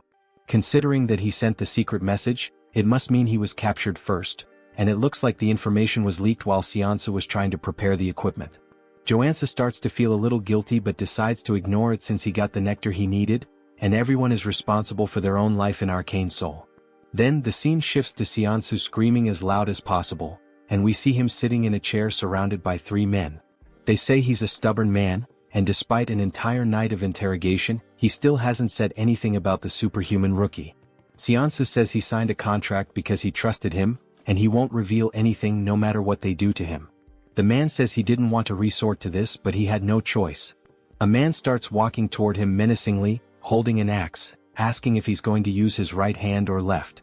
Seonsu doesn't answer, and the man raises the axe, laughing, saying he doesn't care and that he's going to cut off Seonsu's right hand. But just before the axe comes down, an explosion happens behind them and they turn, wondering what it was. Then a man starts crawling forward, calling for his boss, saying that a madman is attacking them. It seems like he wasn't lying, as we see someone aiming and firing rocket launchers at their building. He says they're about to face the consequences of messing with him. He can't just let someone who keeps their promises in this cruel world of Arcane Seoul be left alone. He pulls the trigger, saying that, with any luck, this will be a good lesson to show them that the war has just begun. The rocket strikes the side of the building, exploding violently and sending armed men rushing out in a panic. They look around frantically, trying to pinpoint the source of the shot, saying they need to find the shooter first. Joonsoo chuckles, commenting that, just as expected, they're spilling out of the building like a bunch of cockroaches. Even though the structure looks like a regular residential complex, he knows for a fact that they were all inside. This is the hideout of the Dagger Gang, a place he's cleared so many times that he's honestly sick of it. It's a complicated dungeon, made up of 6 different buildings. Since this mission is part of the tutorial, he can practically finish it with his eyes closed. He crouches down, then leaps from the rooftop, grinning as he says he's about to speedrun this thing.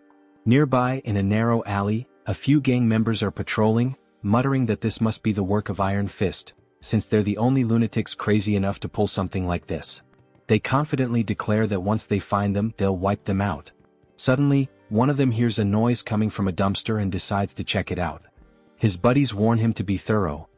The man creeps forward, peering down the alley, trying to locate the source of the sound. He doesn't see anything. But in the blink of an eye, Joonsoo emerges from the shadows. Before the man can react, Joonsoo grabs his face with a crushing grip and slams him brutally into the nearest wall. Joonsoo laughs, saying the guy didn't even recognize him despite being right in front of his face. And that when it comes to infiltration, there's no better combo than playing dead and using stealth. With the henchmen stumbling around outside like fools, he takes the opportunity to slip into the main building. He lifts the lid of a dumpster and begins descending a hidden staircase, commenting that this is one of the gang's secret entrances. Moving swiftly and silently through the corridors, he takes pride in the fact that he's avoided combat so far. Pressing forward, he notes the gang's unusual obsession with hostages. He remembers that the boss's room is on the 5th floor, which means he still has a long way to go. Because of that, he decides to advance as stealthily as possible, making sure no one notices him. Suddenly, the building's loudspeaker crackles to life, blaring an urgent announcement. Enemy infiltrated the building. All members, arm yourselves and assemble at the rendezvous point immediately. Joonsoo stands before a door, murmuring to himself that he needs to make a decision. If he exits through here, he'll be in the lobby, which is the most efficient route. The central staircase leads directly upstairs. However, there's a problem. Now that the gang has detected an intruder, they've barricaded the lobby to create a defensive line. The moment he opens the door, he'll be shredded by gunfire. Even so, he decides to press forward. A wicked grin spreads across his face as he steps directly into the middle of the enemy formation. Without hesitation, he pulls a Gatling gun from his inventory and unleashes hell. Chaos erupts. The enemies panic, scrambling to retaliate, but the front line is obliterated under the relentless storm of bullets. The rear guards manage to recover and open fire on him.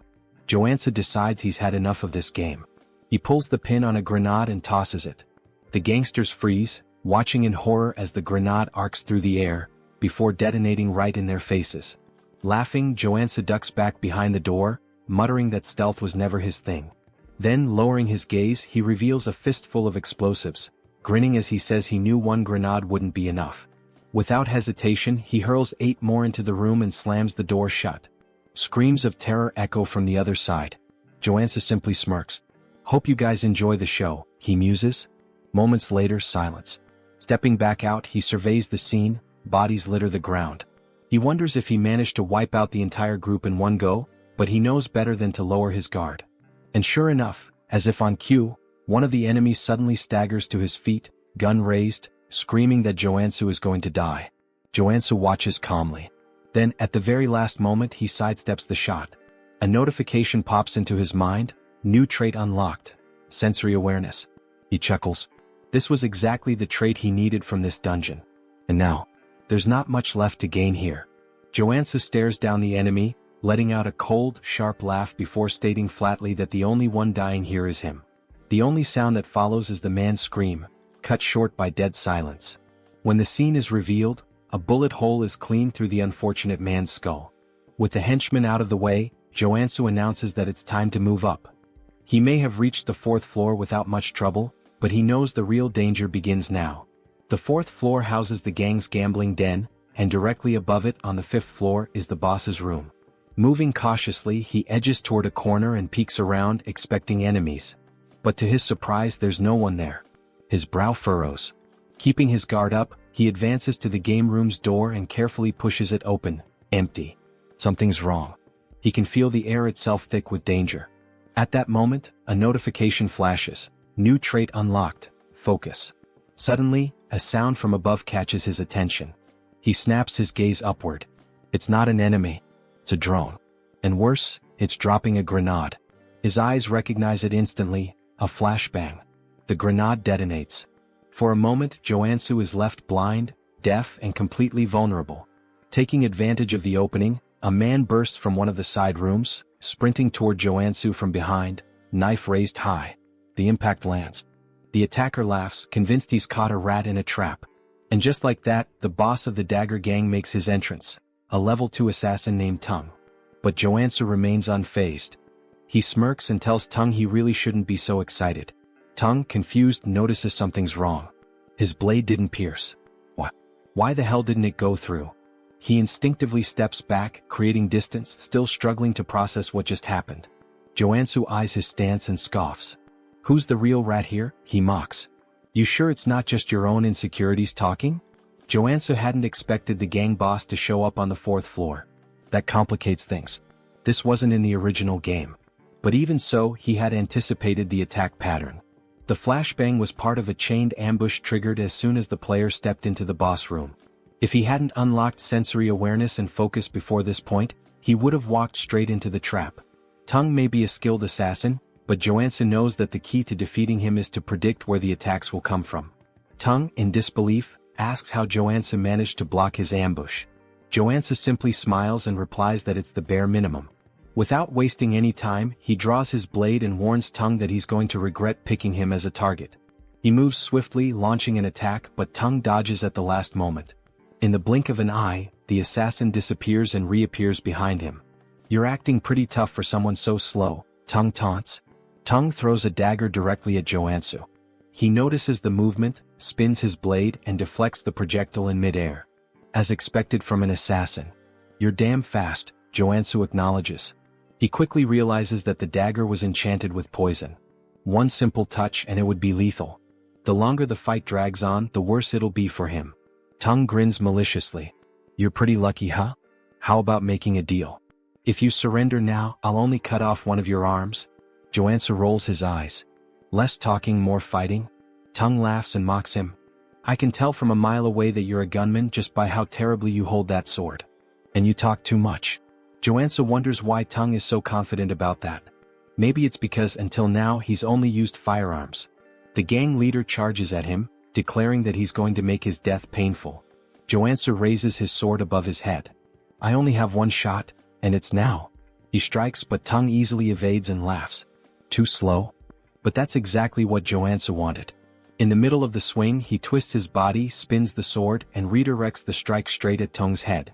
The assassin's eyes widen in shock, realizing too late the mistake he made. What? A marksman using a combo attack? Tung falls to the ground but manages to block the blade at the last moment.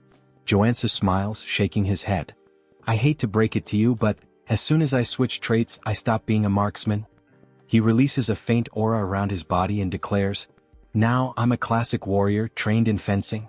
He adjusts his stance and activates the Mountain Crusher style. His blade descends with overwhelming force. Blood flies. Tung lets out a scream of pain as the blade tears through his chest. Joonsoo laughs. You dropped your guard. That's why you lost. Tung, on the verge of death, grips his knife tightly and throws it forward, shouting that he won't fall so easily. Joonsoo, completely caught off guard, didn't expect anything more from someone who was already defeated. The impact happens. Blood sprays through the air. Tung is sprawled on the ground, motionless, but Joonsoo looks to his side and sees the blade lodged in his own body. Damn it. I dropped my guard. Amateur move. He feels the poison spreading quickly through his veins. Without wasting any time, he reshuffles his traits to counteract the toxin. He manages to hold on, but the pain is intense. Outside he hears voices. Hurry. We need to get in. There's an intruder in the building. Joonsoo looks around. His vision begins to blur. He feels his energy draining from his body. No time to waste. I need to get out of here. On the 5th floor we see Joonsoo tied to a chair. He struggles until he falls to the floor trying to reach a shard of glass. I need to get out of here fast. He hears footsteps approaching. He looks up and sees none other than himself. The other Joonsoo crosses his arms and asks, "How the hell were you captured?" Without waiting for an answer, he crouches down and begins to untie him. Once Joonsoo is free, he can't hold back his tears. "You came all the way here, to save me?" The other Joonsoo merely sighs. "We'll talk later.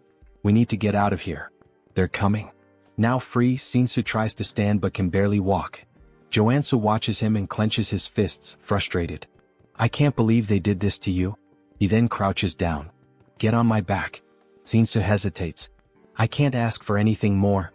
We don't have time for that. Hurry up." Shinsu hesitates for a moment but eventually gives in. "Just this once." He climbs onto Joonsoo's back, apologizing for the inconvenience. Joonsoo, however, is surprised by his loyalty. "I thought this world was a hell where I couldn't trust anyone, but I guess I was wrong." Back in Shinsu's office, Joonsoo devours healing soda bottles one after the other, trying to purify his body. After a while he finally smiles. "I did it, poison resistance. That took hours." Shinsu says, bringing even more bottles. "Drink as much as you need." Joonsoo grabs one last bottle and refuses the rest. "That's enough. I got the trade I wanted." Shinsu lowers his head. I can't apologize enough.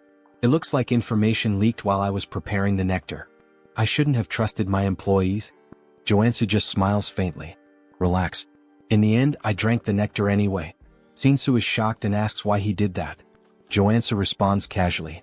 "If I hadn't drunk it, I never would have been able to save you." Shinsu starts to feel incredibly guilty. "I can't believe you wasted the precious nectar just to save me." Of course, that wasn't the real reason, but Joonsoo prefers he thinks that way. Suddenly, someone starts banging loudly on the door.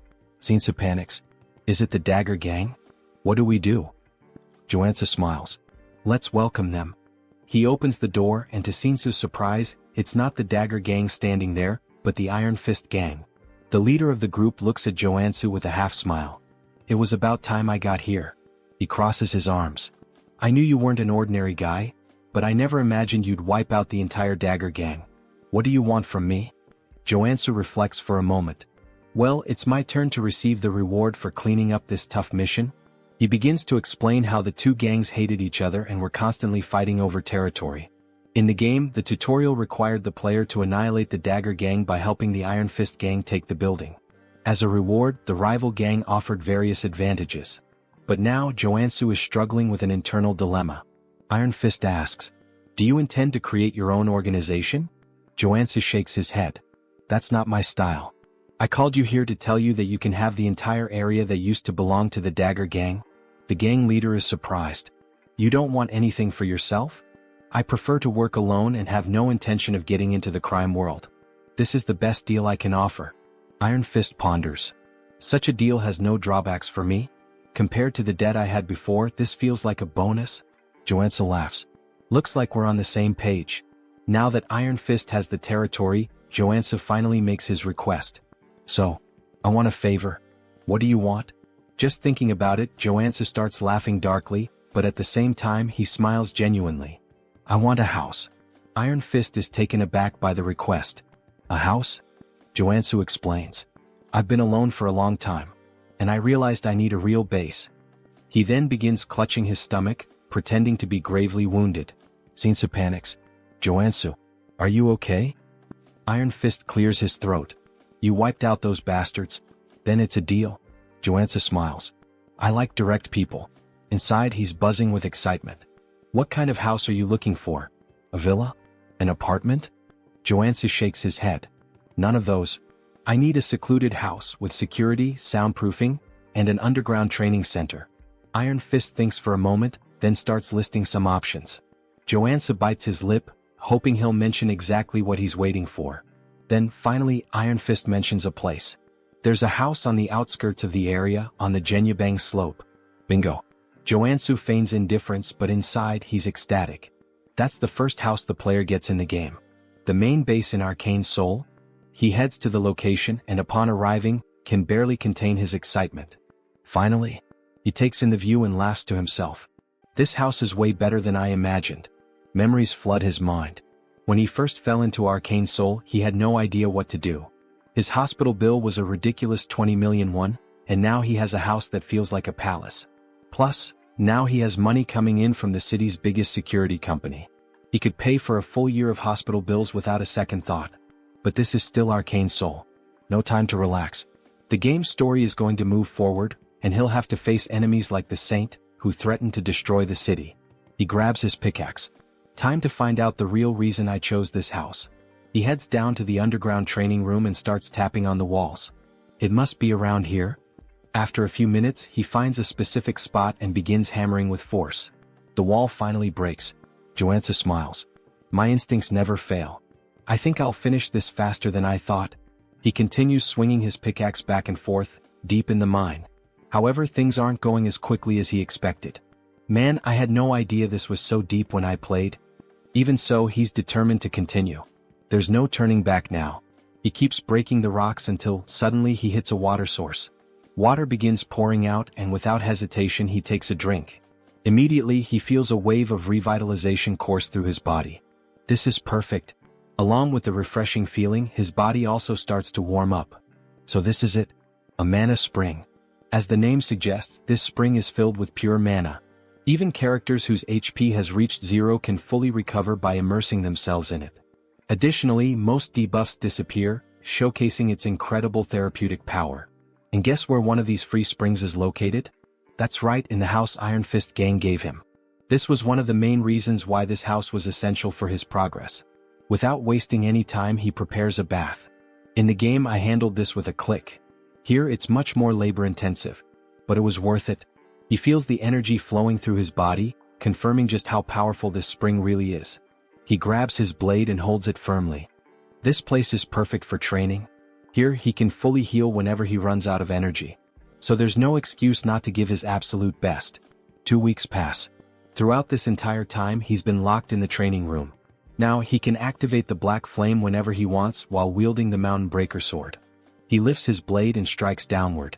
Mountain Crusher. In a fluid motion, he moves into the second stage. Mountain Divider. Finally, he finishes with the third stage. Mountain Piercer. With a precise strike, he drives his sword forward. Not only has he mastered this technique, but he's also become accustomed to combining it with the black flame. Additionally, he gained new abilities during his training. Crushing Strike. Single Point. Meditation.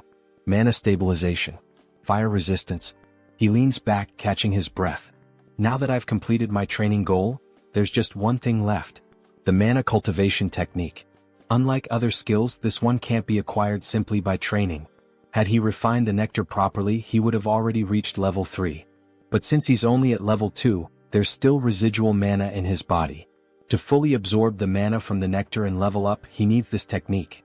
The problem? It costs tens of billions of won. But he already knows where he can find a copy without spending that fortune. He heads to an antique shop. The shopkeeper eyes him, confused. Are you sure you want to buy this? It's been sitting in the back for over a decade. At that moment, a memory floods his mind. He recalls when he played Arcane Seoul and discovered this secret. He's probably the only person in the world who knows that this technique is hidden in this shop. He makes his way to the market where the shop is located, walking casually. Time to level up. Upon arriving, he notices something strange. The shop's door is locked, and surrounded by a blue mana barrier. He touches the barrier, feeling the energy pulse. Not only is the door closed, but there's a mana seal blocking the entrance. Looking around, he takes in the vastness of the area. This is the market with the most shops in the city. You can buy anything here, but what he needs is locked behind that barrier, and he's going to find a way in. In the game, this shop would be open at any time during business hours. But now in real life it's closed. And not just that. All the other shops around it are closed, leaving only this one standing. This is the complete opposite of how it was in the game. He narrows his eyes, feeling a chill run down his spine. This means that the world of Arcane Seoul isn't exactly as I knew it. He finally spots a store with its lights still on in the market and heads over, asking the man inside if things are going badly. He remarks that even the owner of one of the few shops still open doesn't seem to be doing well. The man responds that it's obvious just by looking at him. He's not in a good situation and has to fight off thugs every single day. How could customers possibly come under these conditions? Joonsoo comments that he thought the Iron Fist gang was the only one around. The man tells him he's dead wrong. Ever since the Dagger gang was wiped out, several other groups have been battling each other daily. There's the Iron Fist gang, the Venom gang, and the Naked gang. Who in their right mind would want to step into this mess? Now Joonsoo understands why all the markets are closed. According to the original story, the Iron Fist gang destroyed the Dagger gang and rightfully claimed the territory, naturally bringing the market under their control. But this time he was the one who took down the Dagger gang. Because of that, the market has turned into a battlefield with other gangs fighting to claim it. Joonsoo is considering his next move when he suddenly hears people shouting, telling someone to take them down. The old man says they're at it again, and Joonsoo decides to check out what the thugs are up to. Rounding a corner, he sees a man being thrown into a small tent. A woman confronts him, reminding him that she already told him this was Venom gang territory. She's talking to a member of the Iron Fist gang, flipping him off as she orders him to go back to his own turf. And that's when we're introduced to Steel Scorpion, the sub-boss of the Venom gang. The Iron Fist gang member is bleeding from the mouth. Then, the most elegant voice ever is heard, asking what all the commotion is about. Everyone turns to see none other than our Lord and Savior, Captain Underpants, arriving on the scene with his allies. Scorpion immediately starts yelling that the perverts have arrived. The leader of the Naked gang, known as the Exhibitionist, though I'd rather just call him Captain Underpants, declares that this three-way intersection belongs to him and orders everyone to clear out. If you really want to keep fighting, he warns. The Iron Fist gang members start backing off, calling them lunatics and saying they should take this chance to get the hell out. But one of them accidentally bumps into Joonsoo, who sighs, saying this whole thing is a complete mess. The Iron Fist guy recognizes him and Joonsoo helps him up, telling him to focus on his job. Then he shouts, ordering both Captain Underpants and Scorpion to stop fooling around and come to him. The guy he just saved asks what the hell he's doing, and Joonsoo calmly replies that he's here to help. If he wants the market to return to normal, he needs to establish a clear hierarchy. Scorpion barks at him, demanding to know how he dares to tell her what to do. Captain Underpants chimes in, asking if he's trying to make an offering. Joonsoo explains that if he fought at full power he would probably win. But that would only cause unnecessary damage to the merchants. So he's come to a decision. There's only one way to settle this. He's going to unleash everything from the very start and show them his true strength. Both of them recognize the black flames in his swordplay, realizing that he's the same warrior who single-handedly annihilated the Dagger gang. Joonsoo confirms this and adds that this time he's feeling generous. He's offering them a deal they can't refuse. He doesn't want to drag this out, he'd rather settle it with a one-on-one duel. So what do you say, he asks. Scorpion scoffs, laughing with disdain. Do you seriously think we're dumb enough to agree to a direct fight against a warrior? Joonsoo smirks. Don't worry. We'll compete in the area you have the most confidence in.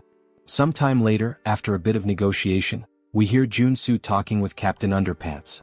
The so-called leader smirks and declares that his specialty is mind control. If Joonsoo can resist it, he wins. Captain Underpants then gets excited, saying it's an honor for such a handsome man to know so much about him. Scorpion looks like she can't believe what she's hearing, while Captain Underpants continues, insisting that they don't even have to go through with this competition.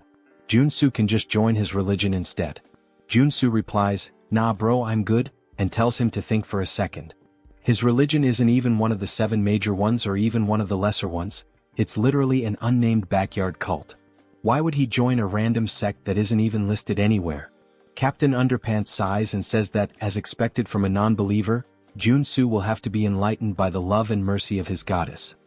He then stretches out his hand and a green aura begins to form around him. He commands Joonsoo to kneel before him so that he may grant him the privilege of meeting his goddess. As the aura starts wrapping around him, Joonsoo immediately recognizes that the mind control ability of a combat priest is no joke. He struggles against the influence, admitting that he feels the urge to kneel, but his traits are far too strong to let that happen. Then, without warning, he delivers a brutal uppercut, sending Captain Underpants flying. As the cult leader crashes to the ground, Joonsoo casually apologizes but warns him that not even a saint could manipulate him. His divine resistance is too high.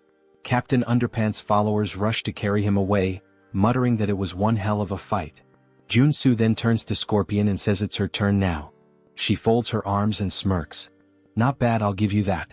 But the Venom gang is on a whole different level compared to the perverts you just dealt with. Joonsoo grins. Yeah, I don't think so. But I guess we'll find out soon enough. He tilts his head toward her. Your specialty is obviously poisons, right? Then go ahead, prepare the strongest one you've got. He gestures at himself. I'll drink it. She laughs. If you're that eager to die, I'll be more than happy to help. The Iron Fist guy starts begging, saying he knows Joonsoo is strong, but drinking poison is literally suicide. Joonsoo waves him off. Relax. I got this. Scorpion extends her hand, holding out a small vial. Drink it. If you survive, you win. If not, well, obviously you die and that means I win. He takes the vial and examines it. As expected. You gave me picnic knockout, the most painful poison among all the gangs. He sniffs it and grimaces. Ugh. Smells like ass. Just so you know, if I survive, I'm punching you in the face. She cackles. Then don't come crying for the antidote later. That never even crossed my mind, he replies before downing the entire vial in one go. The pain hits instantly like a thunderclap. His knees buckle, his face turns purple. It feels like his blood is boiling. Scorpion places a foot on his back, grinning in triumph. You're feeling it now, huh? If you beg for your life like a good little dog, maybe, just maybe, I'll consider helping you. Woof woof. But Joonsoo isn't here to play games. He grits his teeth and forces himself to focus. The poison was created using a mix of special medicines. Ordinary resistance won't be enough. He needs to take control of the venom inside him. Slowly he directs it toward his arm. Scorpion's eyes widen as she realizes what he's doing. Then a silent notification flashes through his mind. New trait acquired, drug resistance. With this, he can now manipulate poison using his own mana. Joonsoo draws his sword. Time for the final step. Without hesitation, he slashes his own palm. Blood drips from the wound, then, it transforms into a stream of pure venom. The entire crowd falls silent. No way. He actually expelled the poison? Someone mutters in disbelief. Scorpion shakes her head, calling it insanity. But before she can react, a chill runs down her spine. She realizes too late, he's already on top of her. Joonsoo grabs her finger and, with a sharp twist, rips it off. Her scream echoes through the market as the severed finger hits the ground. She collapses, trembling. Do you really think you can just walk away after doing this to me? Joonsoo rolls his eyes. Quit your third-rate villain monologue and get lost. Staggering to her feet, she backs away, vowing she won't forget this. Meanwhile, the Iron Fist guys erupt in cheers, yelling that she and her gang got exactly what they deserved. Joonsoo lets out a tired sigh. The outcome was never in doubt. The real problem starts now, getting the shops to reopen. The merchants exchange uneasy glances. Just because the Iron Fist gang won, does that mean the extortion will continue? Joonsoo folds his arms and looks at them. I hope you all understand, I did all of this to reach this outcome. The Iron Fist guy beside him nods furiously. There's just one thing the Iron Fist gang needs to keep in mind from now on, Joonsoo says. Of course. What is it? Joonsoo grins. The protection fee for this market will be half of what the Dagger gang used to charge. The Iron Fist guy's eyes go wide. Wait, that means we won't make any profit at all. Joonsoo stares at him, expressionless. Are you really arguing with me? And no way.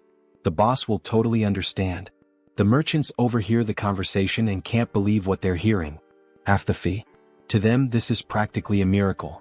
In an instant, Joonsoo becomes a hero. They start bowing, thanking him in every way possible. He chuckles. I just did what needed to be done. But I do expect some good discounts now. After all, this market has everything and I plan to take full advantage of that. The merchants immediately offer him an 80% discount. Joonsoo smirks. Good thing I leveled up my NPC affinity. With the antique shop finally open, Joonsoo heads inside. The shopkeeper greets him with a smile. I've heard a lot about you from the other merchants. The hero who saved the market. Joonsoo shakes his head. Nah, I just did what was right. The shopkeeper laughs. Don't be so modest. Those gangsters have been tormenting this place for years. He lifts his bandaged arm and explains that he had to close the shop after getting beaten up. His arm was broken in the attack. Joonsoo frowns. Were you able to get proper treatment? The shopkeeper nods. Yeah, I had a Qigong treatment. Worked like a charm.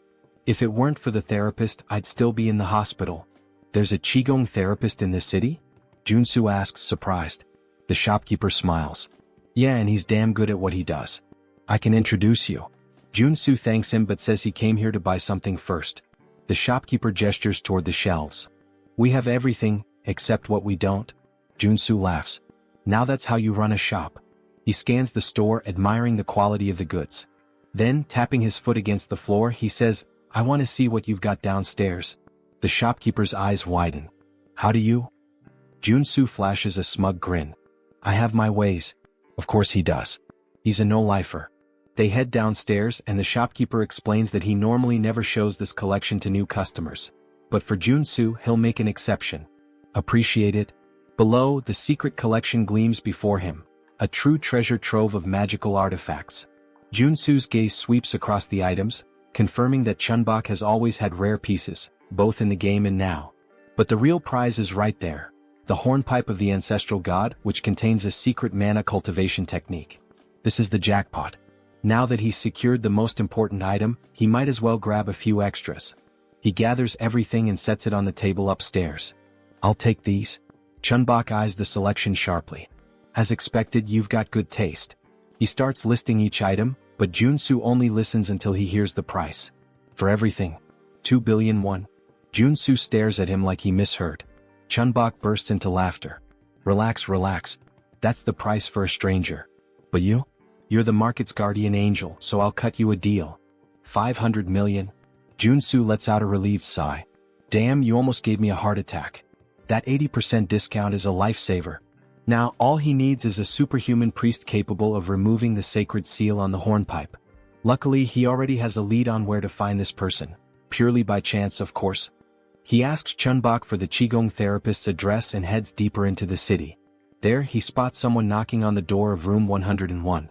Hey, anyone in there? No response. Joonsoo presses his ear against the door, wondering if the guy stepped out for a bit. Suddenly, the door swings open. A pale man with white hair glares at him, looking more than a little annoyed. What do you want this early in the morning? Joonsoo raises an eyebrow. Dude, it's the afternoon. The man shrugs. Morning for me. Now hurry up and spit it out. Joonsoo studies his appearance and confirms it. This is the guy. I heard your treatments are top tier. The man's expression shifts immediately. His suspicion fades, replaced by interest. Oh, I see. Thought you were one of those gangsters. Come on in. He gestures toward the bed. Lie down. Where's the injury? Joonsoo glances around the room, noticing a statue in the corner. That just confirms his suspicions even more. The therapist frowns. What are you doing? Just get on the bed. But Joonsoo smirks and reaches into his bag. Actually, I'm not here for treatment. He pulls out the hornpipe of the ancestral god and holds it out in front of the man. I came here for you to remove the seal on this item. The man furrows his brows. What do you mean, remove the seal? I'm a therapist, not a priest. If that's what you want, go to a temple. Joonsoo shakes his head. Not a chance. A temple would charge a fortune. Not to mention they might just confiscate the item. He then smirks and continues, but if you do it for me, I'll pay you 100 million won. Priest Kim. The man freezes. How do you know that name? Joonsoo shrugs. Of course I know. You're the third tutorial character in Arcane Seoul. He explains that Kim is a priest of a forgotten religion that worshipped a god who died 3,000 years ago. Among the countless corrupt priests in Arcane Seoul, Kim is one of the rare few who are truly innocent. With so many frauds out there, finding a good-hearted guy like you is practically a miracle, Joonsoo says with a grin. And that means you're going to be very useful to me? He leans in slightly. But let's keep this between us, yeah? The priest sighs, scratches his head and replies, this won't be easy, but I'll try. Joonsoo smiles. I knew you were a good guy. The two sit down on the floor. Kim places the hornpipe of the ancestral god between them, closes his eyes and takes a deep breath. Slowly, a divine aura begins to surround the artifact. The seal weakens bit by bit and he murmurs, it's working. The sacred ribbon wrapped around the artifact starts unraveling, then snaps entirely, revealing its true nature. Just as expected, the hornpipe holds within it the Einherjar cultivation technique. Kim stares at the item in awe. I actually did it? Joonsoo nods. As expected, you've got incredible talent. Kim keeps his gaze fixed on the hornpipe. This is a mana cultivation technique? Joonsoo confirms and thanks him. Then, without hesitation, he brings the hornpipe to his lips and blows. A powerful energy field spreads through the room, hitting him like a tidal wave. His mana circuits start purifying. The bad mana inside me, it's being completely absorbed. A deep sense of tranquility washes over him, as if he's reached a new level of serenity. If he keeps this up, in 2 weeks he'll reach level 3. Kim claps his hands impressed. This is the first time I've ever seen a warrior using a mana cultivation technique. It's a rare sight for sure, Joonsoo replies. Kim grins. You must be exhausted. Lie down for a bit. Joonsoo shivers slightly. I just got hit with too much information at once. I'm fried. He lets out a deep sigh and collapses onto the floor. I'll rest for a while. I'm in your care. Kim chuckles. For what you paid me, you can stay as long as you want. As Joonsoo drifts into deep sleep, a thought lingers in his mind. This guy is really reliable, just like in the game. Having a trustworthy priest around is going to be a huge advantage later on. Sometime later, a sound wakes Joonsoo. Something is being poured. He opens his eyes, confused. What the hell? The strong smell of gasoline floods his nostrils. He turns and sees Kim pouring gasoline over the bag full of money. Joonsoo's eyes widen. What the hell are you doing? Kim sets the gas can down and pulls out a lighter. Oh, forgotten god, accept my offering and rise once more. He drops the lighter. The fire devours the bills instantly. Joonsoo can only think, what the hell is happening? Without hesitation, he lunges forward and grabs Kim's wrists. Are you insane? He pushes the priest to the floor, pinning him by the shoulders. What the hell is wrong with you? Why are you burning the money I just gave you? Kim, his eyes glowing with devotion, responds, it's an offering to my god. Joonsoo clenches his jaw. And why the hell would a god need money? Kim answers as if it's obvious. Because my god only accepts cash offerings. It's the only way to obtain divine power. Joonsoo sighs. Ah, so this is that phase where you still believed in this nonsense. He crosses his arms and continues, the god you worship has been dead for 3,000 years. Even in the game, your religion was weak and had no influence, until you resurrected him. Which means, you clearly didn't know how to worship him properly. And you know what? Your method is wrong. Kim furrows his brows. Wrong? Yes, Joonsoo states firmly. You're not supposed to burn cash. What you actually need to burn is gold. You have to melt it down and vaporize it. Kim's eyes widen in outrage. Only a heretic would say that. Joonsoo shrugs. Or maybe it's something only someone who actually knows what they're doing would say. I bet you've never even tried it before. Kim scoffs. Don't talk nonsense so confidently. The Order has practiced this method for thousands of years. Oh yeah. Joonsoo smirks. Then why is your god still dead?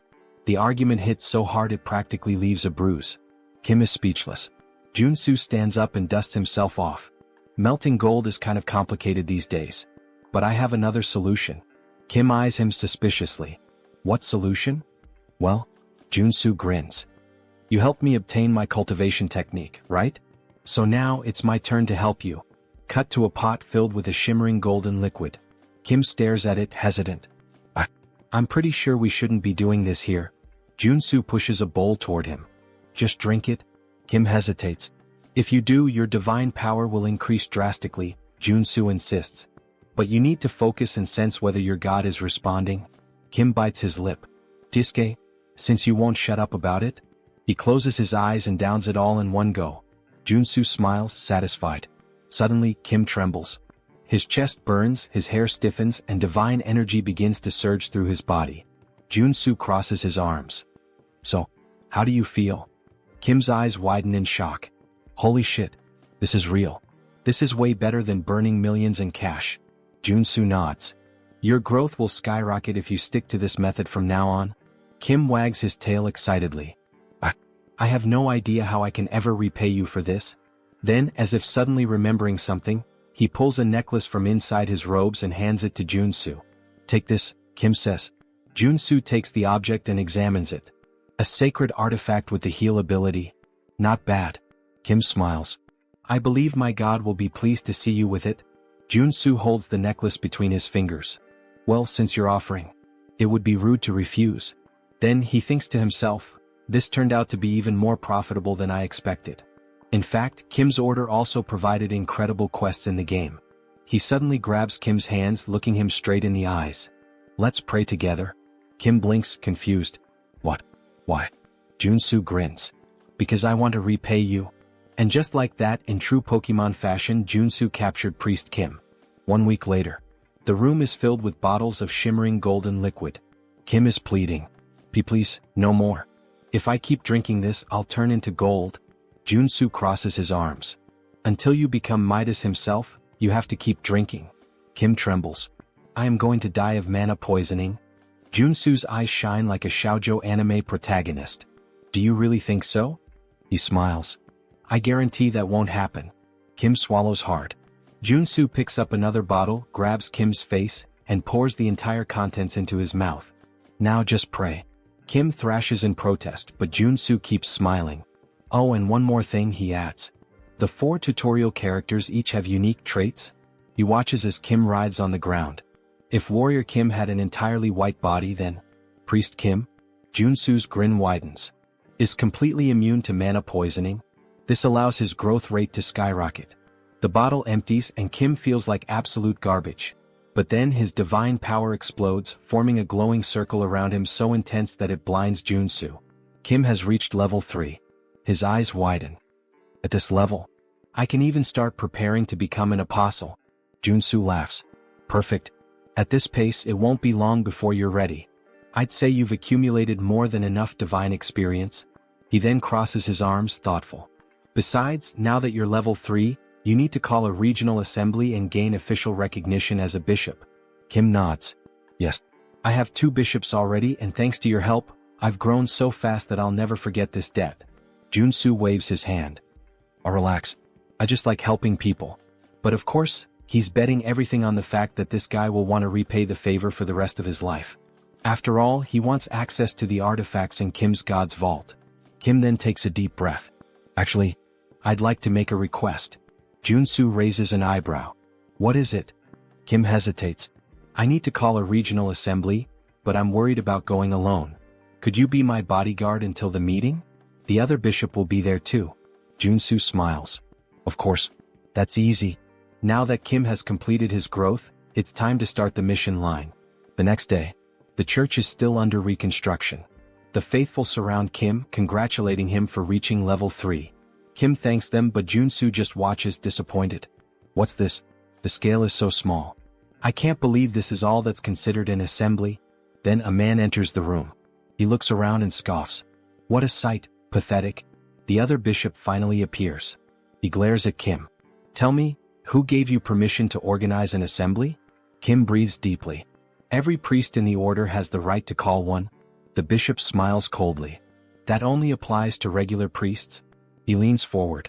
When it comes to an apostate, it's a whole different story. Kim furrows his brow. What do you mean by that? I never renounced my faith. The bishop smirks. Your level increased to 3 in just 3 months. There's no way someone could grow that fast by normal methods. So there's only one explanation. His eyes gleam. You sold out your brothers to gain more powerful divine power? Kim's eyes widen. That's absurd. I just found an efficient method. The bishop sighs. Enough with the excuses. He raises his hand and soldiers enter the room. Capture him. But before they can move, Joonsoo steps forward. Hey, we can't let you scare the kid like that. The soldiers turn to him. And who the hell are you? Joonsoo laughs. I'm his bodyguard. The bishop narrows his eyes. This is an affair of the order. We don't need outsiders interfering. Joonsoo smiles. But I just said I'm his bodyguard. So I'm not an outsider. He crosses his arms. By the way, what kind of boomer logic is that? Kim then speaks up. I just drank gold to level up. This can't be considered a crime. The bishop grows furious. Consuming gold is the act of a heretic. How dare you commit such blasphemy and still expect to escape unscathed? Kim opens his mouth to retort, but the bishop raises his hand. A fireball materializes in his palm. I'll purify you personally and offer you to our God. He casts the spell. Kim screams. The explosion lights up the entire room. Everyone holds their breath. Did Kim? But when the dust settles, Joonsoo is standing in front of Kim, unscathed, with a mana shield still glowing around him. He sighs. Attacking someone without warning? He furrows his brow. Now that's blasphemy. The bishop is left speechless. Why you blocked my magic? Joonsoo smiles. So, you really want to attack a potential apostle like this? The bishop grits his teeth. There's no way a heretic can become an apostle. Kim looks at Joonsoo confused.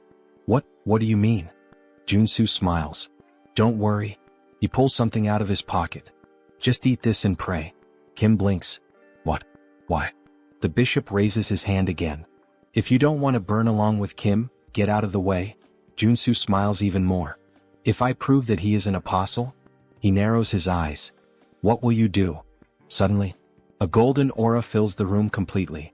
Kim falls to his knees, his eyes shining. He begins to pray. The bishop's eyes widen. It can't be.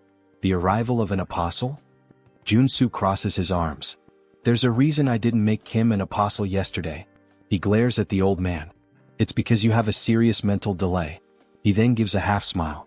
And also, you're a detestable villain who envies Kim. So I need to eliminate you here. He grips the hilt of his blade tightly. The requirement for Kim to awaken, he points, is to consume a golden relic from another order. The bishop's eyes widen. Joonsoo smiles. And with you being accused of blasphemy, it won't be hard to ensure Kim becomes the true apostle. Suddenly, a golden halo appears above Kim's head. His eyes shine. The bishop takes a step back, terrified. Joonsoo raises his blade. Now that the apostle has arrived, his eyes turn cold and sharp. It's time to teach this blasphemer a lesson. He then looks at Kim.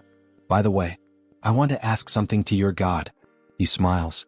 How should we punish a bastard who murdered a bishop out of envy, and tried to blame his own son as a heretic to kill him? The bishop pales. How do you know this? Then, Kim hears the voice of his god. He lifts his head, and with an unwavering tone he responds. The only answer is to kill him. Joonsoo swings his blade, aiming directly at the bishop's neck. The blade stops a hair's breadth from his skin. He smiles. If this is the divine order, I can't refuse. The bishop trembles, his eyes filled with despair. Please, have mercy. Joonsoo runs the blade across his throat. Blood sprays and the body collapses to the ground. The air in the church grows heavy. Everyone is in shock. Someone has just died in the house of their god. Joonsoo then smiles indifferently. The problem was solved before this worm could cause any more damage. Even Priest Kim seems stunned. Still, he was one of our bishops. Joonsoo shrugs. No reason to feel sorry for him. He deserved this. He then looks at Kim. And now, what is your god commanding you to do?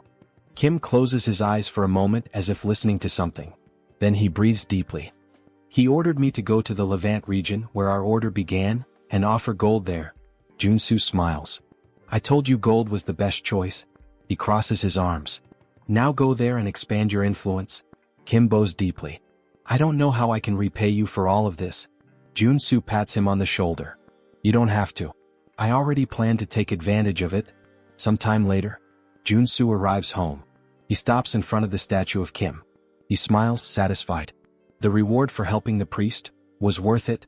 He looks at the valuable items he acquired. Among them, his first holy sword of rank or worth billions. But the most interesting thing is the divine statue, which creates a sanctuary around it. The sanctuary effect turns an area into a safe zone, protected by the will of its owner. If an enemy tries to invade, they suffer an expulsion or suppression effect. In other words, he can train like a madman without worrying about any interruptions. He begins his training. His sword strikes cut through the air. Time to have some fun. He raises his blade, an excited smile on his face. Some time later, Joonsoo is submerged in the bathtub, holding his breath. He wants to test how long he can last without air.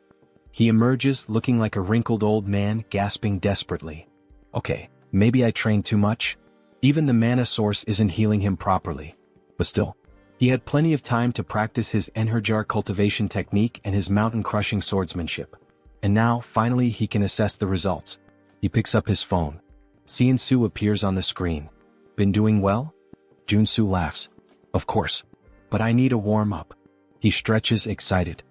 Is there anything I can help with? Joonsoo makes a face. Actually, we have a rather troublesome request. He pauses for a moment. Do you remember the first landfill? Joonsoo frowns. How could I forget? It was the first job I did, where I fought the porcupine. Joonsoo nods. Well, a whole cleaning team went in there, and they were massacred. This means that there are at least 6 active mutants there now. Joonsoo narrows his eyes. And why the hell haven't you called in the Janitors Association? Joonsoo sighs. The authorities asked us to handle it secretly. They don't want this to become a scandal. Joonsoo snorts. If this leaks, some of them are going to lose their jobs big time. He crosses his arms. And what's the reward? Joonsoo scratches his head. The payment is kind of pathetic. 100 million for a level 1 mutant. 300 million for a level 3. Joonsoo rolls his eyes. Is that all? Actually, Joonsoo smiles. They're offering an artifact. An arcane rifle with a cursed debuff. Joonsoo raises an eyebrow. What kind of debuff? Joonsoo hesitates then smiles. It's an item that's related to you. A rifle used by the old order of the father. Joonsoo's eyes widen. Then he chuckles softly. This mission. I can't refuse. That arcane rifle used by the order. It has a black flame debuff that consumes its user. But Joonsoo has already overcome that before. He gets up from the bathtub. Alright. I'm heading there right now. Joonsoo is definitely fired up. He heads toward the landfill and right from the start, he can feel a sinister aura emanating from the place. As he moves forward, holding his rifle, he mutters. They haven't cleaned this place for just a few days, and it's already this chaotic? Something's very wrong here. His senses are scrambled, he can barely see properly. He needs to prepare for a surprise attack. With a quick movement, he activates his sensory focus. Almost like an immediate warning, he feels something moving fast in the mist. He looks around, tense. The sounds of the creature come from multiple directions. He can't pinpoint exactly where the enemy is. A strong wind blows behind him. He spins around immediately. And there it is, something like a gargoyle bat leaping straight at him. Joonsoo pulls the trigger. Die. The monster is riddled with bullets, but instead of falling, it flies away only wounded. Joonsoo frowns. Is that it? He keeps firing but soon realizes the bullets are ricocheting off the creature's wings. The beast loops through the air and launches back at him. Joonsoo rolls to the side, sliding to avoid the strike. Oh shit. If he hadn't switched to the evasion trait, he would have been torn in half just now. A flying bulletproof enemy? If I keep this up, the longer this fight lasts, the worse it'll get. There's only one solution. He lowers the weapon, aiming directly ahead. The monster charges toward him. I need to end this with a single shot. The enemy gets closer and closer. Bang. The shot hits directly between the eyes. With its last breath, the creature screams, crashing down on him, blood pouring from its head. Joonsoo laughs, still lying on the ground. I won. And on top of that, he unlocked a high-level shooting trait. Then he hears footsteps. The sounds of the fight have attracted more mutants. There are too many. He wouldn't be able to handle them all. But then, he smiles. Or maybe, he would. He activates stealth and hides behind a pillar, near the monster's corpse. I'll wait for them to show up first. In the next moment, a group of ridiculous-looking guys starts advancing. They seem to be made out of modeling clay. Joonsoo smiles, holding a grenade. Ah, it's nice that my little cuties have arrived. He throws a few grenades. Let's see. When you all gather in one spot, goodbye. Boom. The landfill explodes, debris flying in every direction. Joonsoo laughs, raising his rifle. That was just the beginning. He begins unloading bullets at the surviving creatures, turning the slime monsters into chunks. And he laughs even more, thinking that he should use these clever tactics more often. Then, something alerts him. More creatures appear around him. But these are different. They don't make a sound. Joonsoo hasn't noticed them until now. And there's one more thing wrong. They're not mutants. They're specters from a necromancer. And there are a lot of them. Suddenly, a radio in one of the specters begins to play. A voice speaks directly to him. Can we have a little chat? Joonsoo narrows his eyes. Are you talking to me? Then he sees it. The specter wasn't speaking. There was a speaker attached to it. He sighs, understanding everything. Well. So you're using these specters to communicate, huh? This means you're the necromancer who created them. The voice responds. Why are you causing destruction in my territory? Joonsoo scoffs. Your territory? This is a contaminated landfill, my friend. But then, something clicks in his mind. The truth hits him like a weight. The Cleaners Association on the surface seems like a benevolent organization. They clean contaminated mana, bringing safety. But in reality, they're one of the most dangerous groups in Arcane Seoul. Ah, I get it. The mana cleaning is just a cover. Behind the scenes, the organization is involved in all kinds of crime, expanding its influence. And this This is probably yet another one of their schemes. They created this situation on purpose. The government would have no choice but to ask for their help. And with that, the Cleaners Association's influence would only grow. Joonsoo closes his eyes for a moment. Then, he smiles, full of adrenaline. This just got a lot more interesting. Meanwhile, the Cleaners Association already has another plan in motion. They intend to use these incidents as an excuse to dismiss public employees who oppose them, consolidating their power even further. The necromancer's voice echoes through the speaker. There's really no reason for us to fight, you know? He pauses. I've got a proposal for you. Joonsoo rolls his eyes. Here we go. You're quite talented, the necromancer continues. Why don't you join us in the Cleaners Association? Joonsoo scoffs. And why would I join an organization that spreads terror with monsters and landfills? The voice stays calm. I'm serious. With your skills, you'd be at the top of our hierarchy.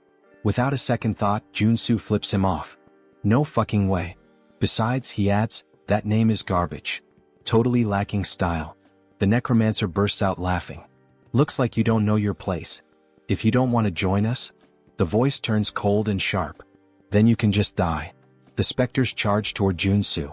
He shoots, causing a massive explosion that sends the specters flying in all directions. Sit down, buddy, he taunts. But the specters aren't mutants, they're magical summons. As long as there's mana, they simply regenerate. Joonsoo lets out a frustrated sigh. Oh shit. I forgot that firearms are useless against these things. He holsters his weapon and pulls out his sacred sword. Well, if that's the case, sacred attributes will take care of them. The necromancer's voice falters for a moment. A sacred sword? I thought you were just a shooter. Joonsoo charges, slicing through the specters with precise strikes, cutting them in half. Shut up, he growls. I'm going to find you, and when I do, you'll regret it. He advances, slicing through the fast-moving specters, severing limbs and limiting their mobility. Thanks to his attribute advantage, the fight isn't difficult. But the specters keep coming. Okay, enough, he mutters. Time to change tactics. He activates his resistance traits and combines them with the abilities of his artifacts. The sword, gloves, and necklace he bought from the store. Now, with 9 traits active, he believes this will be more than enough. Let's see how far this takes me. He launches forward, releasing an attack in the form of 4 aura blades, sending the specters flying backward. It works, but it's draining my energy pretty fast. He fires another attack, destroying even more of them. But some simply ignore the damage. The world around him begins to spin. Shit. I'm getting dizzy. But, just one more attack. His body starts to glow blue. He takes a step forward, and in the blink of an eye, he surges straight ahead like lightning. The ability he just unlocked is called Charge. A trait that allows him to move at high speed, dealing damage to everything in his path. He grins excited. I didn't expect to get this, but I'm glad I did. As he cuts through the specters like a rocket, he's already thinking ahead. If I can unlock another skill now, that'd be perfect. He bends his knees and leaps into the air, unlocking another trait called Jump. Yeah, it's exactly what it sounds like, he laughs. With Charge and Jump combined, escaping or attacking becomes a breeze. As he descends at high speed, he mocks.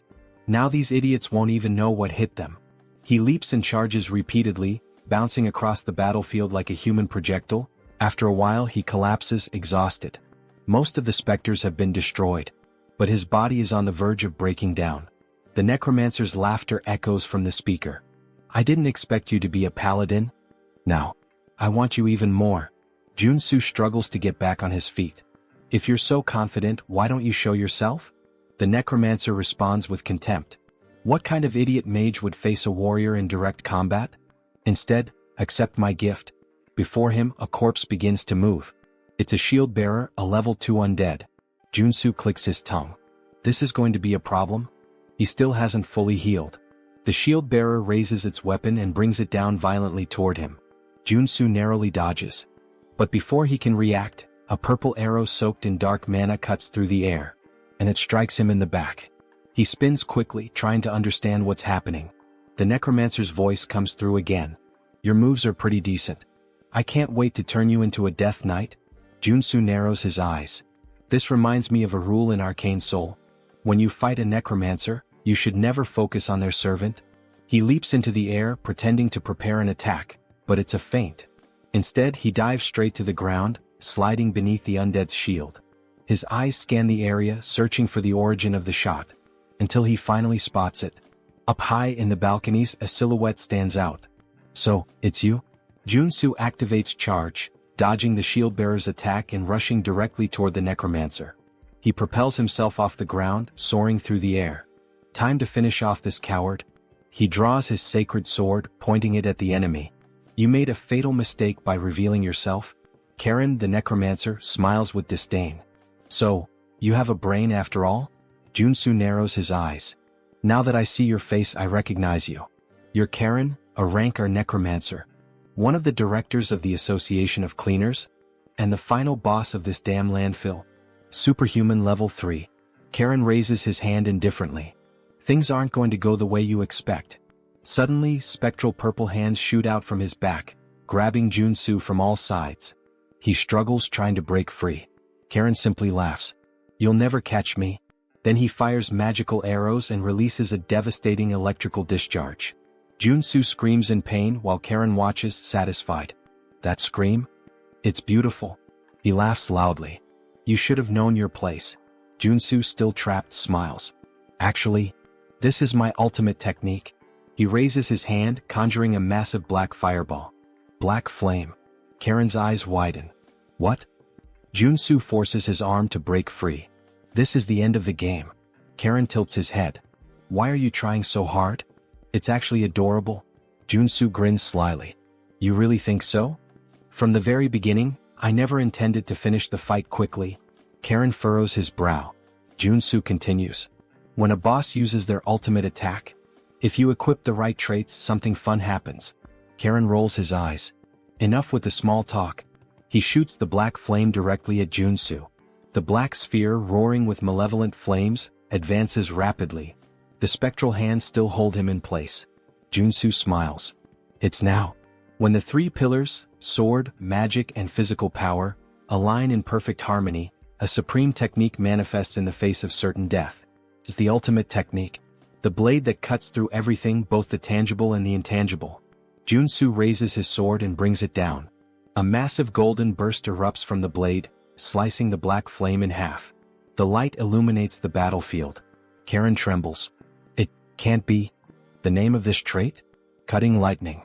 Karen watches in panic as the golden cut heads straight for him. And then, it cuts through his body, splitting him in half. The explosion of the black flame happens shortly afterward. The shockwave hurls Joonsoo back.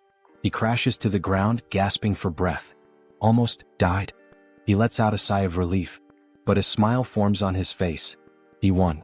Karen, the dungeon boss, was defeated. In the game, if you want to defeat this boss on level 2, you need an entire group. Even at level 3, winning alone with common traits and basic equipment would be impossible. He only managed it because he's been playing this game for way too long. But now, time for the loot. And since he did everything alone, he doesn't have to share anything with anyone. Cut to Seonsoo's office. Seonsoo is waving at Joonsoo, looking at him with admiration. You're amazing. Joonsoo boasts. Oh, it was nothing. Seonsoo lightly touches his shoulder. Joonsoo winces in pain. Hey, be careful. That's where I got hurt. Seonsoo apologizes. Meanwhile, the others around them are just staring, trying to understand. What the hell did they just witness? They thank Joonsoo, still in disbelief. I can't believe you did it all alone. Joonsoo just shrugs. I was just doing my job. He pauses. But there's one problem. He looks around at everyone. When I entered the landfill, something very different from what you asked for happened. Joonsoo slams Karen's equipment onto the table. Do you recognize this? The others look at it, confused. He points to the pieces. They're mana equipment, used to create specters. Equipment that belongs to Karen from the Association of Cleaners. A heavy silence falls over the room. Then Joonsoo confirms. That's right. This incident wasn't an accident. It was planned. The man slams his fist onto the table, his face red with anger. I can't believe those bastards did this. Joonsoo crosses his arms. Looks like they never liked you from the start. The man grinds his teeth. They always charged us ridiculous fees. We've had our own conflicts before, but I never imagined they'd take it this far. Turning innocent people into mutants? Joonsoo observes his reaction. Did he really not know? But thinking about it, it makes sense. In the game, The reality of the association is only revealed after the player completes this mission. The man lowers his head, ashamed. I'm sorry we put you in unnecessary danger because of this. Joonsoo shrugs. I just did what I had to do to blow up the bad guys. He smirks. But, of course. I hope there's a good compensation, not just a simple apology. The man nods, picking up 2 boxes and placing them on the table. This is the reward we promised. Joonsoo furrows his brow. Wait a minute. Why are there 2 boxes instead of 1? The man explains. One contains the arcane pistol we promised. The other is an extra reward for you taking on such a dangerous task. Joonsoo opens the second box, his eyes widening. Wait, is this sacred water? He nearly freaks out but quickly hides his excitement. This is an essential potion and I always have to buy it at the temple. Are they giving it to me for free? The man gives him a final warning. Stay safe. We'll use this evidence to officially accuse the Association of Cleaners. Joonsoo clicks his tongue. So that means they're going to retaliate against me, right? The man confirms with a nod. Exactly. But we can't just let this slide. Joonsoo smiles, confident. Don't worry. I'll find a way to survive. That night, Joonsoo and Siansoo are driving through the city center. Siansoo at the wheel sighs. Maybe it's a good idea for us to stay off the radar for a while. The Association of Cleaners won't let this go. Joonsoo shakes his head. I don't think hiding is the best plan. After completing the landfill mission, the player gets a chain of quests. Eventually we'll end up clashing with them again. It's natural. After all, I just killed one of their directors. He looks out the window, thoughtful. But the most important thing? The association's quest line splits into 2 routes. The worst one is doing nothing and just wasting time. Siansoo raises an eyebrow. And why is that? Joonsoo smiles bitterly. Because in that case, the president of the association attacks your house with dozens of superhumans. Siansoo swallows hard. Joonsoo continues. On the other hand, the easier route is the one I'm considering. He turns to Siansoo. Have you ever heard of Genubong? Siansoo goes serious. Of course. It's that restricted area south of the region. There's a huge poppy plantation there. If you're caught inside, you're screwed. Joonsoo smiles sideways. Exactly. And guess what? That place belongs to the Association of Cleaners. Siansoo's eyes widen. They have dealings with poppies? Joonsoo shakes his head. No. It's not about the poppies. They're conducting body modifications and human trafficking there. They're nothing but a luxury crime syndicate. Siansoo's eyes widen. Are they crazy? Joonsoo nods. Exactly. And that's why I'm going to strike first. Siansoo jerks the steering wheel abruptly, almost crashing the car. What? Say that again? Joonsoo ignores him and instead pulls out his phone, showing a list of supplies. Claymores. EMP bombs. Among other dangerous and expensive things. Siansoo blinks, confused. What the hell do you plan to do with all this? And, do you have any idea how much this is going to cost? Joonsoo smiles wryly. Money is something only amateurs worry about. These items? I got them while cleaning up the monsters at the landfill. Siansoo inspects the materials and nods, impressed. This should cover the costs. But, Joonsoo, even you couldn't take on the association alone. The president is level 4. The executives, level 3. Joonsoo leans back in his seat, looking at him with a confident smile. Who said I'm going to fight alone? For now, just focus on getting the items on the list. 2 days later, Poppy Farm hideout. The night was dark. Guards patrolled the perimeter. But they didn't notice the shadow creeping up from behind. Joonsoo, in stealth mode, holds a cloth and presses it against one of their faces. The guy trembles, his eyes widen until his body goes limp and crumples to the ground. High level, he's done. The other guard turns at the sound. Hey, what? Bang. A direct shot to the chest. The man falls dead immediately. Joonsoo deactivates his stealth and cracks his neck. I never get tired of infiltration. He smiles, satisfied. This should take care of the external security. And, to think I said I didn't like stealth before. Well, sometimes it's worth it. He moves away, grabbing his communicator. But before he could speak, crack. A man flies into the wall, his face deformed by the impact. And then he appears. Iron Fist. Thanks for clearing the way.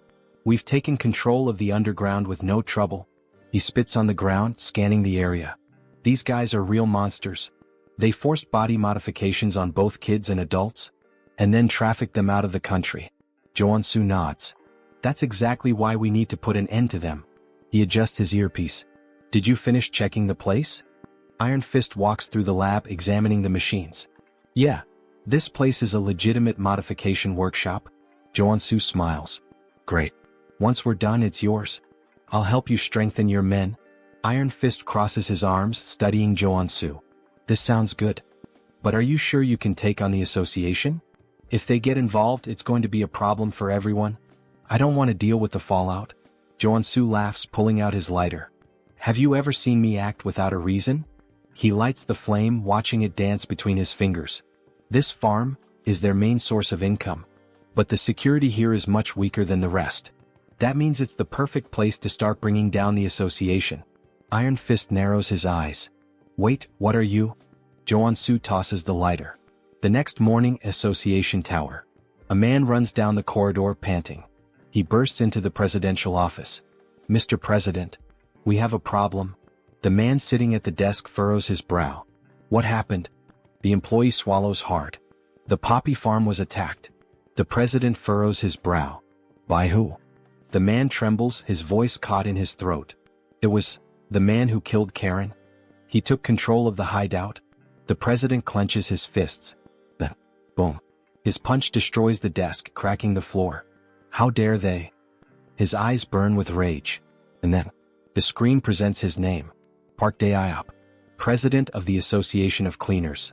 The assistant, trembling, extends the phone to the president. Sir, look at this. On the screen, a ridiculously bold selfie of Joonsoo appears. Behind him, the poppy farm is ablaze. The president grits his teeth, his eyes twisting with fury. Then, with a single grip, he crushes the phone in his hand. I will make sure the warrior Kim is reduced to ashes. Sometime later, farm grounds. The poppy field? Completely destroyed. In its place, an entire battalion from the association. Soldiers scan the area dazed. I can't believe it's all gone. That warrior Kim is a damn psychopath. In the middle of them, a bald man steps forward. It doesn't matter. Our only job is to capture him. The Department of External Affairs will show the president what we're capable of. The troops begin advancing. Baldy, the bald man, eyes the surrounding buildings. He might be sniping from one of these. Stay alert. One of his men grips his weapon tightly. If he shows up, we blow him to hell on the spot. Suddenly, something glints from a window. There. Gunfire rips through the air, striking the barrel of a rifle. Falls and Baldy smirks. My prediction was right. The troops start celebrating, but then the ground trembles. Baldy frowns. What? Boom. A massive explosion sends soldiers flying. The survivors glance around, panic setting in. Are those claymores? Before they can react, a rocket streaks across the sky, heading straight for them. Baldy looks up. Oh shit. Our IP brother didn't even last 5 pages. Meanwhile, in the underground security room, Joonsoo laughs, watching everything through the cameras. Good thing I spent all night setting up these bombs. And of course, thanks to my special talent. Stealth, obviously. They never would have found them in time. The troops start retreating, but it's too late. Every step triggers more mines, throwing them into total chaos. Joonsoo crosses his arms, satisfied. I may be crazy, but I'm not crazy enough to take on hundreds of them head-on. I'll wipe them all out from right here. Explosions consume the battlefield. In the midst of the carnage, something gleams. A mana barrier.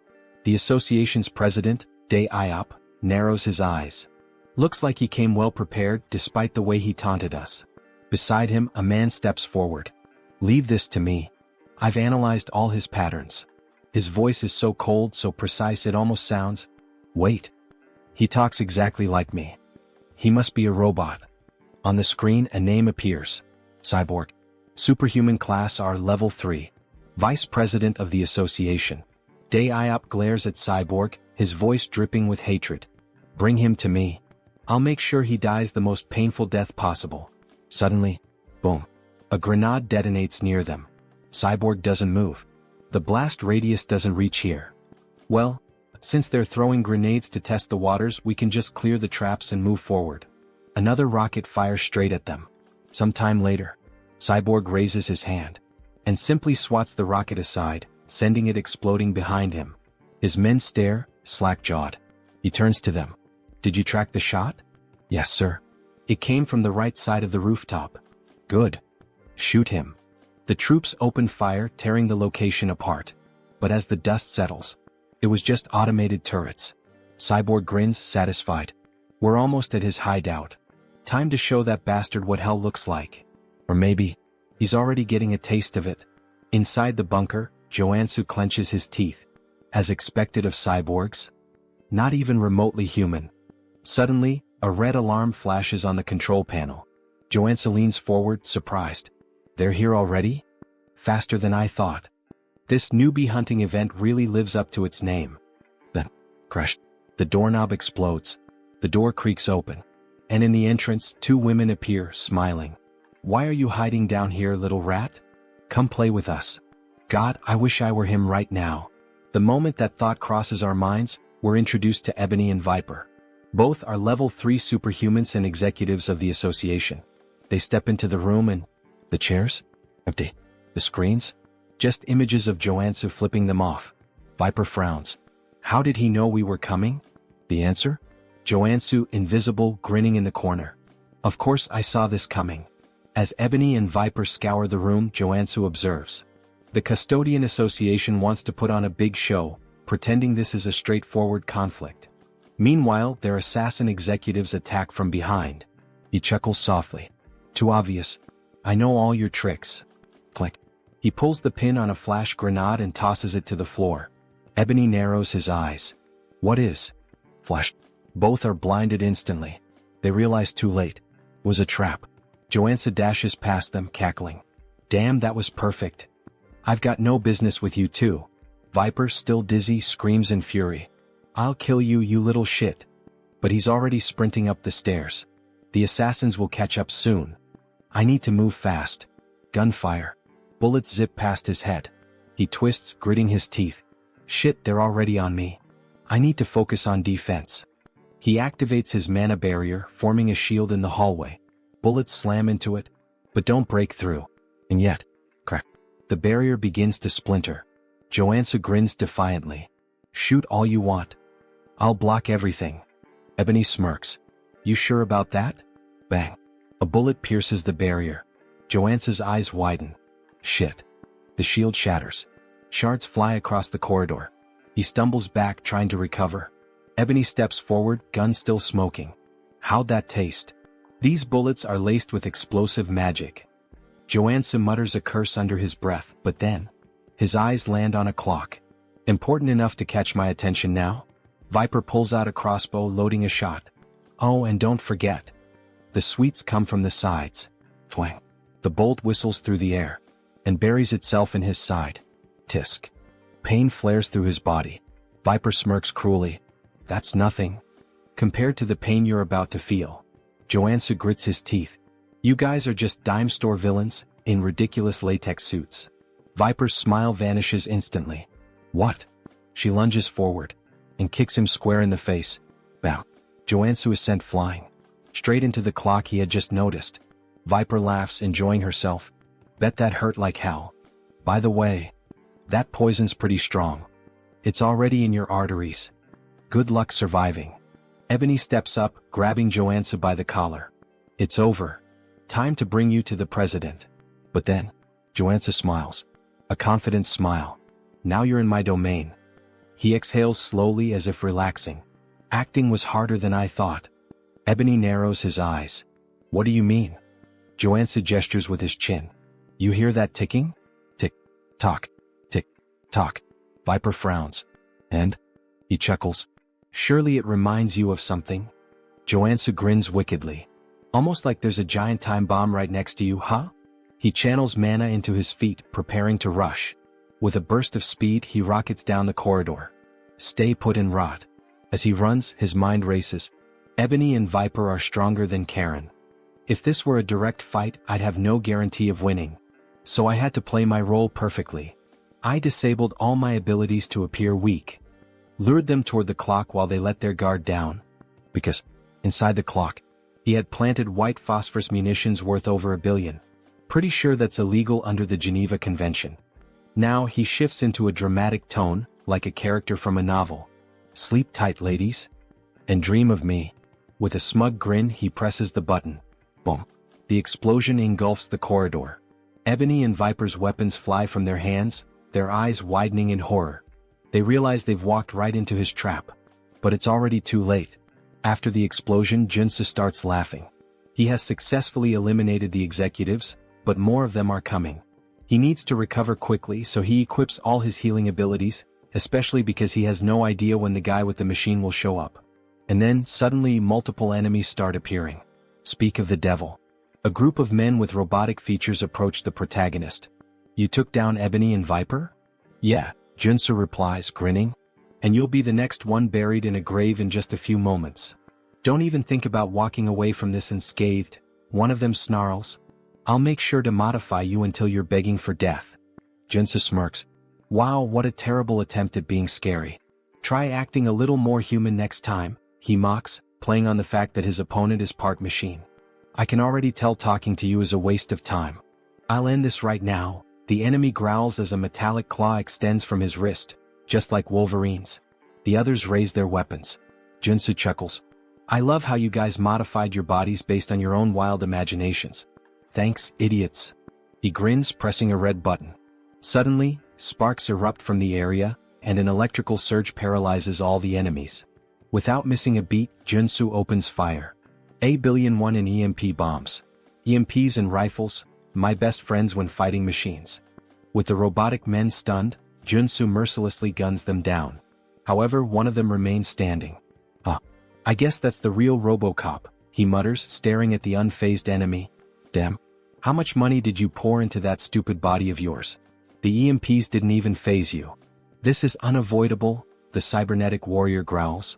I'll rip you apart and kill you right here. Dragging his blade across the floor, he charges at Joonsoo, swinging with lethal intent. Joonsoo narrowly dodges, but in the process he loses one of his guns. You're just gonna keep dodging forever? The enemy taunts. Fight like a man. Or better yet, like a machine. Damn, he's seriously strong. I have to be faster, Joonsoo thinks. He slashes at the enemy's midsection, but even his abdomen is made of iron. Only his eyes remain human. What a joke, the enemy laughs. What a pathetic excuse for a sword. Then, with a burst of fire from the thrusters in his feet, he lunges forward. That sword strike didn't even scratch me, bastard, he sneers, delivering a brutal kick to Joonsoo's chest. The force sends him crashing into a concrete wall, blood spraying from his mouth. His entire body is covered in mana, so swords don't work on him. Before Joonsoo can react, the enemy steps on his chest, pinning him down. What did you expect with such a weak body? The enemy scoffs. Humans are pathetic. You machine bastard. Wait. Joonsoo's eyes narrow. A mechanical body that only moves using mana? How the hell is that even possible in this world? I'm going to cut off your arms and replace them with umbrella handles, the enemy sneers. Just as he raises his blade to strike, something unexpected catches his eye. What the hell is that tiny pistol? He scoffs. Joonsoo smirks. Looking at your body, I had an idea. Are you seriously trying to shoot me? Haven't you realized yet? Ordinary bullets can't hurt me. Who said these are just ordinary bullets? Joonsoo says darkly. Black flame. He pulls the trigger. The bullet lodges itself into the enemy's body, and instantly, black flames erupt, consuming him entirely. You run on mana, Joonsoo explains. And black flame burns mana. In other words, once it touches your body, there's no way to extinguish it. The enemy's mechanical body is engulfed in unrelenting black fire, his movements growing sluggish. You really should have stopped modifying yourself at some point, Joonsoo taunts, laughing wickedly as he watches his opponent burn. RoboCop continues to burn.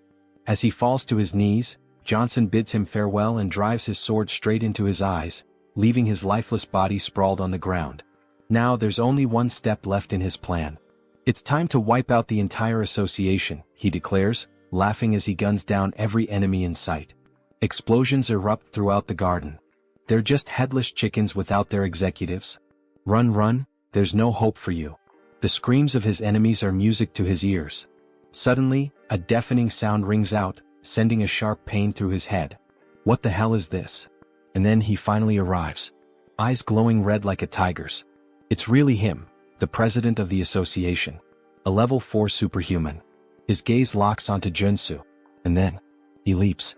A massive jump, like something out of a superhero movie, soaring straight up and landing right in front of Joonsoo. What the? Did he just jump from the ground to the rooftop of a 5-story building? I have never experienced such humiliation before, the president says coldly. I will take great pleasure in punishing you for interfering with the Custodians Association. He moves fast. Shit. Joonsoo tries to unsheath his sword, but before he can react, boom, he's sent flying. Had he not swapped his abilities to defensive traits in time, that single attack would have killed him. But I can't beat him if I only defend myself. Without hesitation, Joonsoo switches back to offensive traits and launches a piercing attack. The president dodges effortlessly. Interesting skills you have, he muses. But how will you handle this? Joonsoo pulls out his pistol loaded with black flame rounds and fires. The president smirks. Oh, I like that. With a flick of his hand, a barrier materializes, blocking the attack with ease. He nullified my 2 best abilities like they were nothing. Before Joonsoo can react, the president charges in and lands a rapid barrage of punches, knocking him to the ground. He's unbelievably strong. Is that all? The president sneers. As expected. It was impossible from the start. Park Daop was born with an SR rank, his stats overwhelmingly powerful from the beginning. Meanwhile, Warrior Kim was just an NPC. A weak, low-level character. The gap between them was absurd. Is this your final battle? The president taunts. You know how I took down your subordinates? Joonsoo asks, wiping blood from his mouth. What? I took out Ebony and Viper with white phosphorus rounds. The cyborg? EMP bombs. Now tell me, what do you think I've got prepared for you? You? Prepared for me? Impossible, you idiot. No, it's not. Joonsoo's body begins to change. For a level 2 superhuman to defeat a level 4 superhuman, there's only one way. Trait activated, body mutation. Muscle mutation. His body shifts and twists into something monstrous. Warrior Kim has become a mutant once again. What? He chose to become a mutant. Joonsoo's breathing grows heavy. I won't be able to control myself for long. But he's prepared for this. Flashback. In the shop he bought a specific item, Berserk Glasses. This item grants the frenzy trait for a limited time. And that's exactly what he needs right now. Joonsoo crushes the glasses. A new sensation floods his mind. All distractions disappear. His thoughts fade. Only bloodshed, death, and combat remain. Here we go. Joonsoo launches a furious barrage of punches. The president blocks them, eyes narrowing. He doesn't know what ability Joonsoo just activated, but one thing is clear. This is about to get fun. Let's begin again, the president says, activating his own ability, Rage.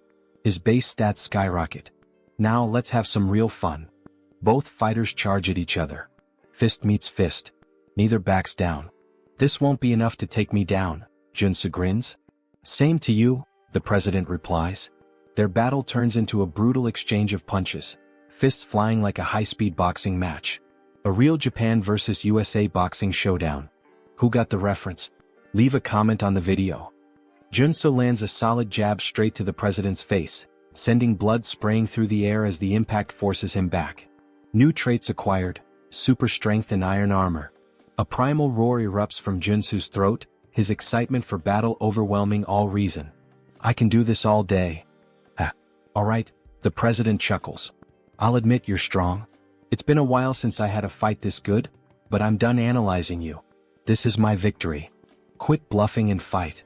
Joonsoo growls, throwing another punch. But the president effortlessly dodges.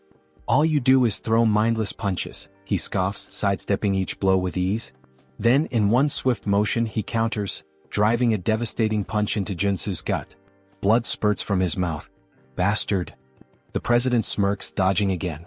Go on, keep swinging those sloppy, untrained fists, he taunts. And then, boom, he delivers a brutal uppercut, sending Joonsoo flying. Damn it.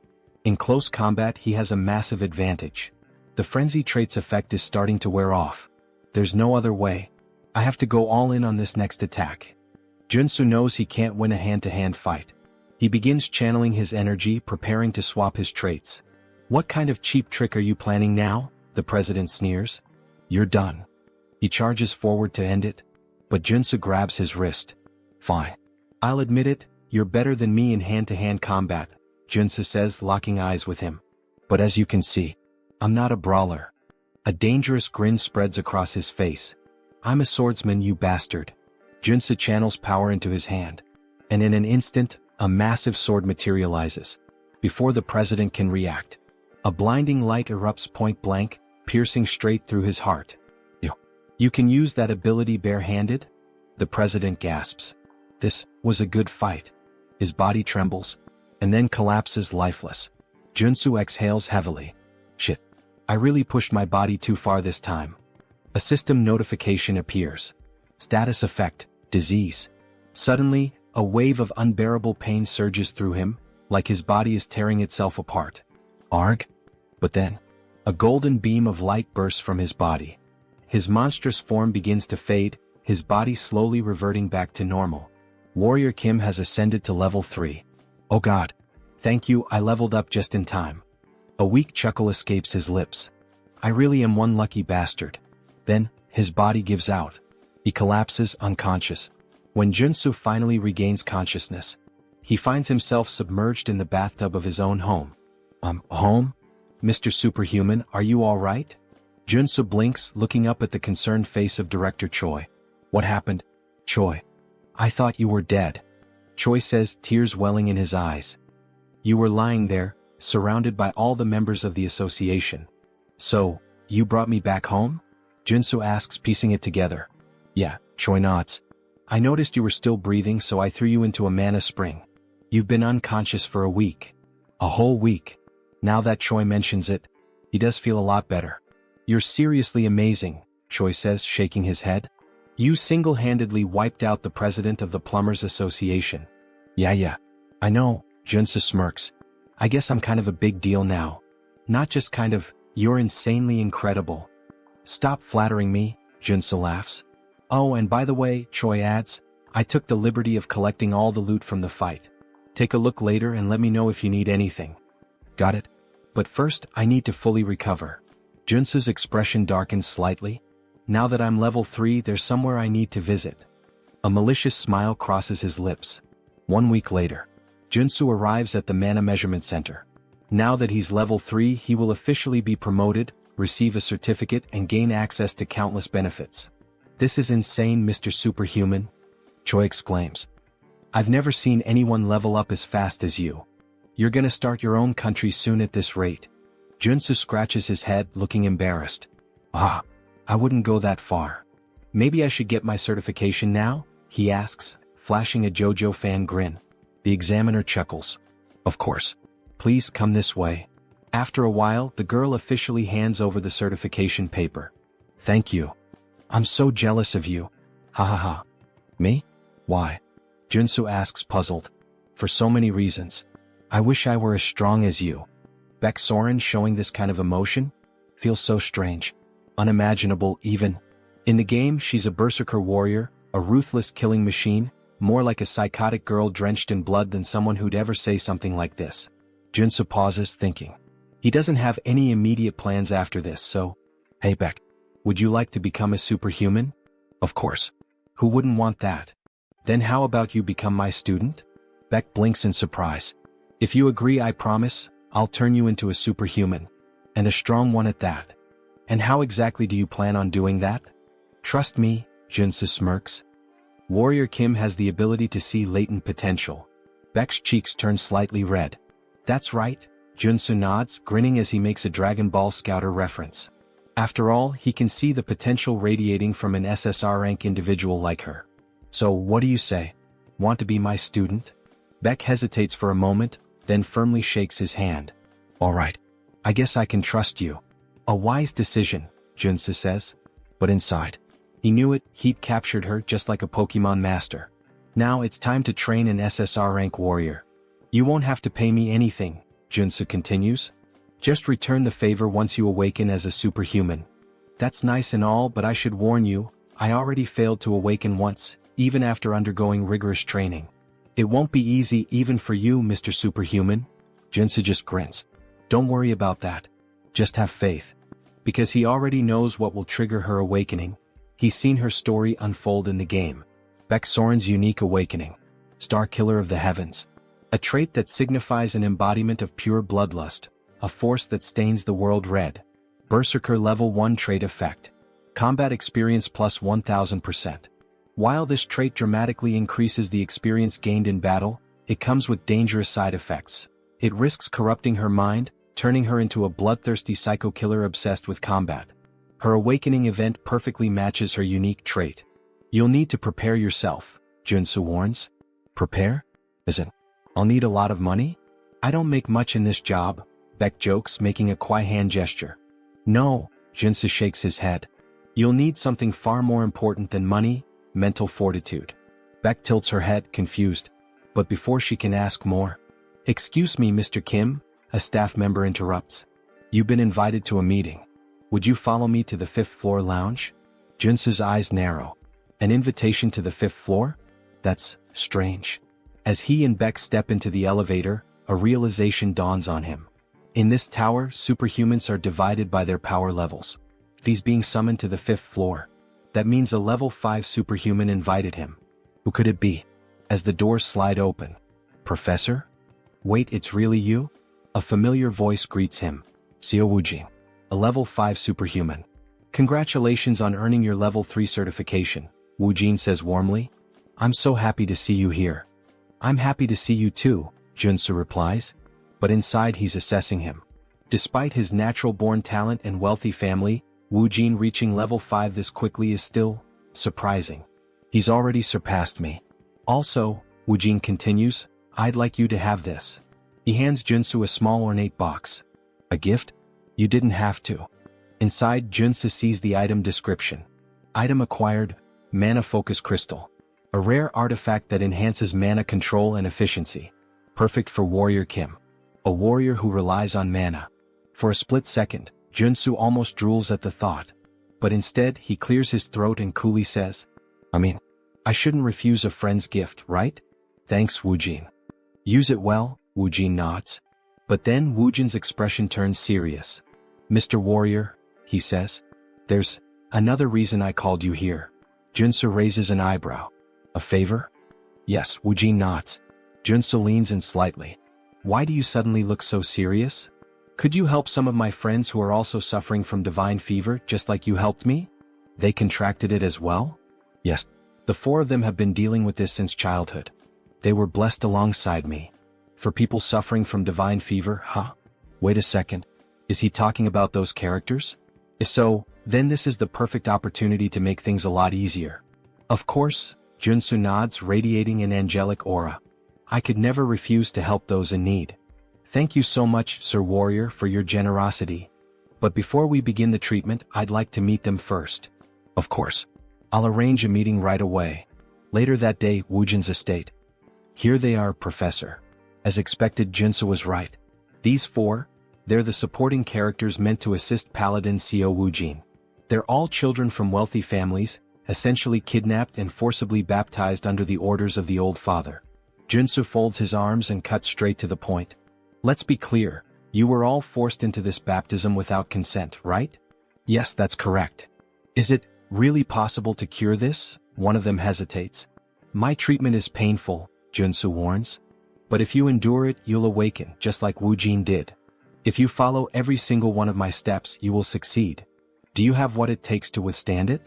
For a moment, the 4 hesitate. Then, in unison, "We'll do whatever it takes. Please help us." Joonsoo smirks. Spreading massive black angel wings, he declares, "Then let's begin." 1 week later, all 4 of them awakened. We actually did it." Just as Joonsoo had predicted, their innate talent ensured a smooth awakening. "Professor, thank you so much." The 4 students burst into tears, overcome with gratitude. Joonsoo nods, satisfied. "You endured my method, that credit belongs to you. Well done, students." Just then their parents enter the room. "Professor, we can't thank you enough. You've freed our children from this curse. As a token of our appreciation, though it's not much, we hope you'll accept these gifts." A mountain of presents is placed before him. Joonsoo waves his hands modestly. "You didn't need to do this. Their success was thanks to their natural talent." But inside, he's grinning ear to ear. "This order only favors rich families. Which means I can milk this system for all it's worth." For a brief moment, he makes one of the funniest faces seen in this entire manhwa. Lately, his luck has been insane, like he's been rolling SSR pulls in a gacha game. Now then, let's see what I got. Rewards obtained. Extreme speed trait. Steel-plated boots. Detection trait. Helmet. Fury trait battle axe. Acropolis trait shield. Nectar, a rare consumable item. All of them are valuable. All of them perfectly suit his needs. We selected these gifts together, one of the parents says. We hope you like them. Joonsoo smiles. You have my sincerest gratitude for these rewards. But now, it's time for his real reward. You mentioned you wanted to talk to me for a moment, right? Yes, one of the parents nods. I have a favor to ask of you. A favor? Joonsoo tilts his head. Yes. I represent the Galaxy Shopping Mall. Joonsoo raises an eyebrow. All right. How can I help the savior of my son? The man hesitates before answering. I'd like permission to enter the underground gold mine beneath the Harem branch of Galaxy Mall. A gold mine? We don't have anything like that under our shopping mall. Joonsoo smirks. I'm talking about the one hidden between areas A1 and A2 on the 8th floor of the underground parking lot. Are you sure it's not there? The man stiffens. Got him. I don't know how you obtained that confidential information, he says carefully. But even coming from you, I can't grant this request. Joonsoo leans in slightly. I promise you this, I won't speak a single word about what I see down there. Just for one day. That's all I ask. The man stays silent. Joonsoo smiles knowingly. All I'm asking is to keep your little secret, a secret.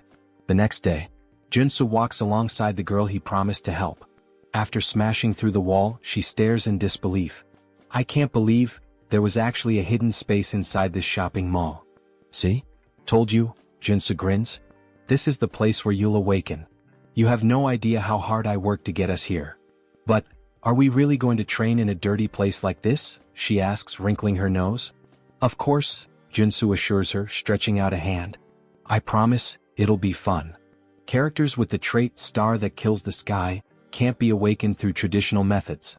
They have to be pushed to the absolute limit, forced into a life-or-death situation. This dungeon hasn't been discovered by the world yet, but this is the exact place where Baek Soren awakens in the future. Sir Warrior, this place is so dark, and it smells weird. Her voice trembles and she grips her arms tightly. Joonsoo can tell she's afraid. Then, a zombie suddenly lunges at her. She barely dodges in time, but the impact sends her glasses flying to the ground. Warrior. Please help, she cries out. Joonsoo tosses a sword to the ground. The training has begun. Excuse me, what? Kill that zombie yourself. What? Fight for your life. That's what I'm telling you. This is the only way for Miss Soren to awaken. What kind of nonsense is that? The zombie lunges again. Get away from me, you monster. Soren swings instinctively, and in a single devastating slash, she cleaves the zombie in half. Joonsoo's eyes widen. What the fuck? How is that even possible? That was just a single strike, and it had that much power? Baek Soren. Maybe she has even more talent than I expected. As she stands there, sword trembling in her grip, a red aura begins to radiate from her body. Wow, very well, you started off strong. You're so cruel. You can't just tell me to fight without any warning. Soren shouts. But you went all out, didn't you? Yeah, but... Soren hesitates, a sad look in her eyes. As expected from one of the top 3 warriors in the game, even without awakening, she fought like a character with the sky-destroying star trait. The moment she entered battle, it was as if she became a completely different person. You really think I have to fight for myself? Yes, but don't worry, I won't let you die. At least not yet. That doesn't sound reassuring at all, haha. Let's just keep going. She continues cutting down zombies.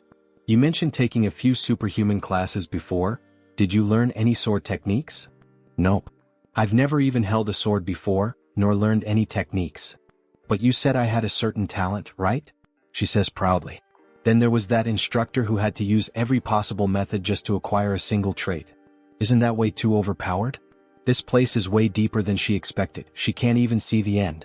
How much longer will they have to keep moving forward? Maybe there's an exit just around the next corner. As things stand now, we're not getting out of here until she awakens. Suddenly, a zombie attacks them. Wait, is that a drill? Drill-wielding undead. The drill zombies were tough enemies back in the game.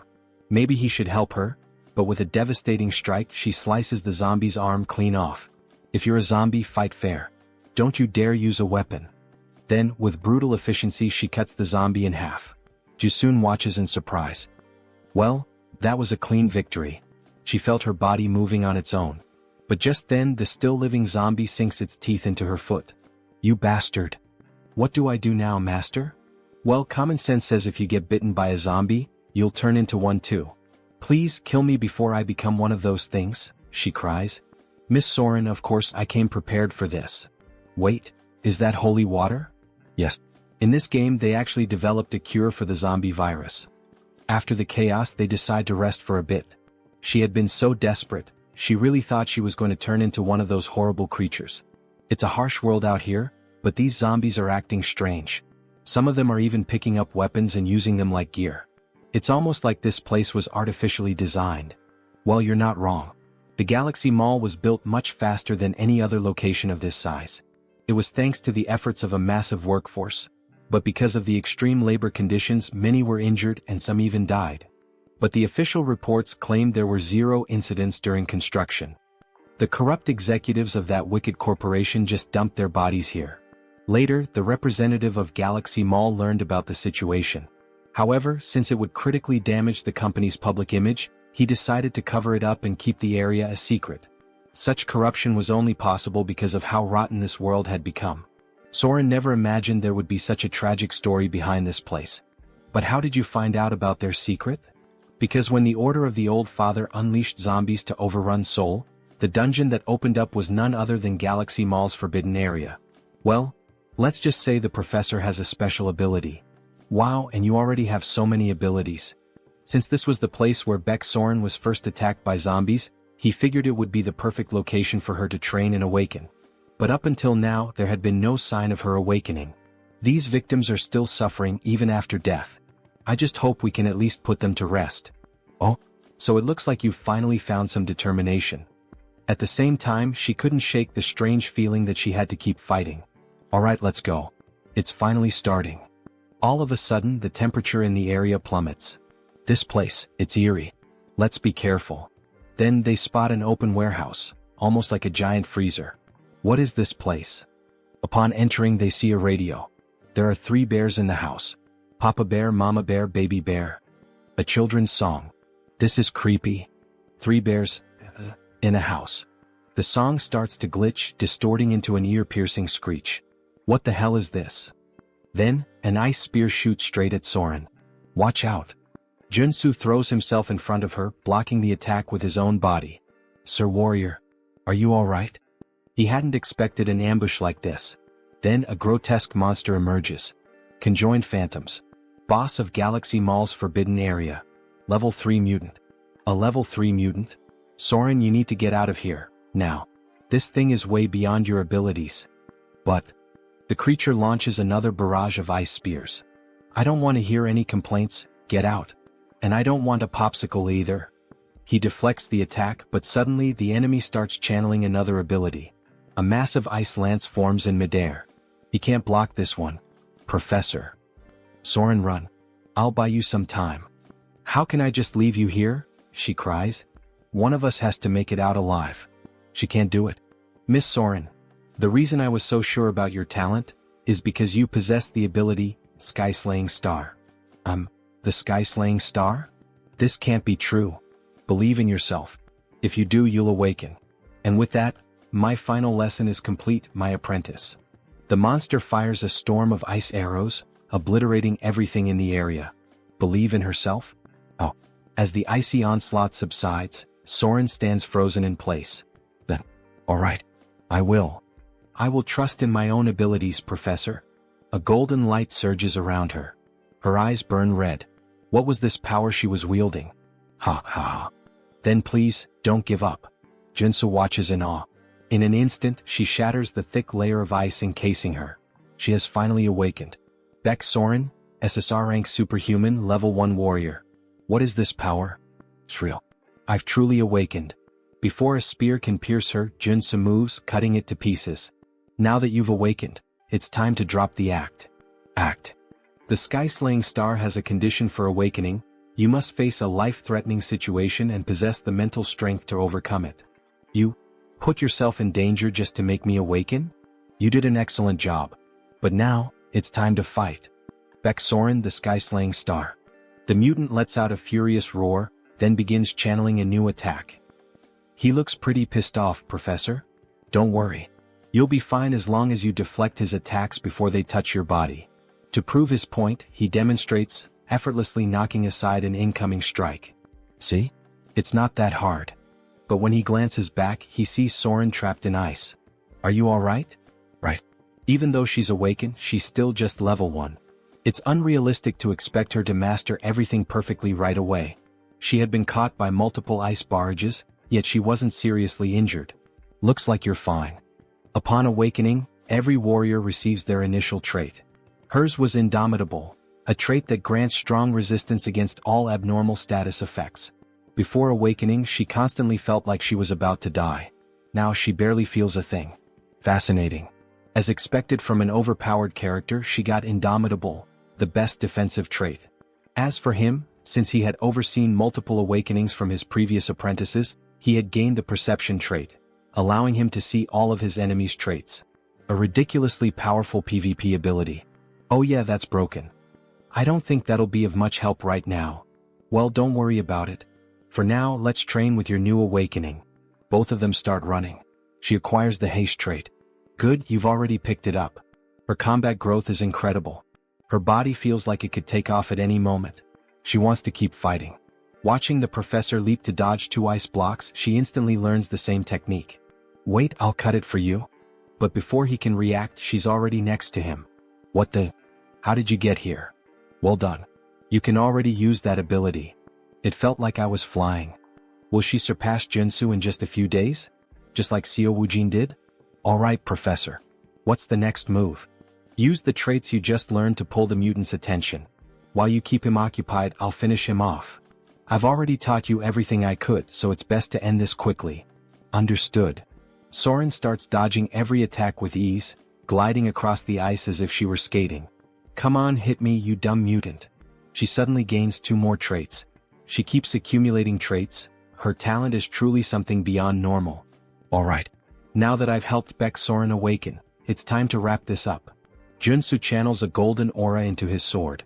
With the skill flash, he unleashes a devastating light-infused slash, instantly obliterating the mutant. Well, congratulations, Professor. That was amazing. Nah, that was nothing. Then a phone appears on the ground. So this was the monster's mana core? How does a phone work as a monster's mana core? Well, this happens a lot with ghost-type monsters. A worker who ended up here valued his daughter more than his own life. Before he died, his resentment possessed this phone, turning it into a monster's core.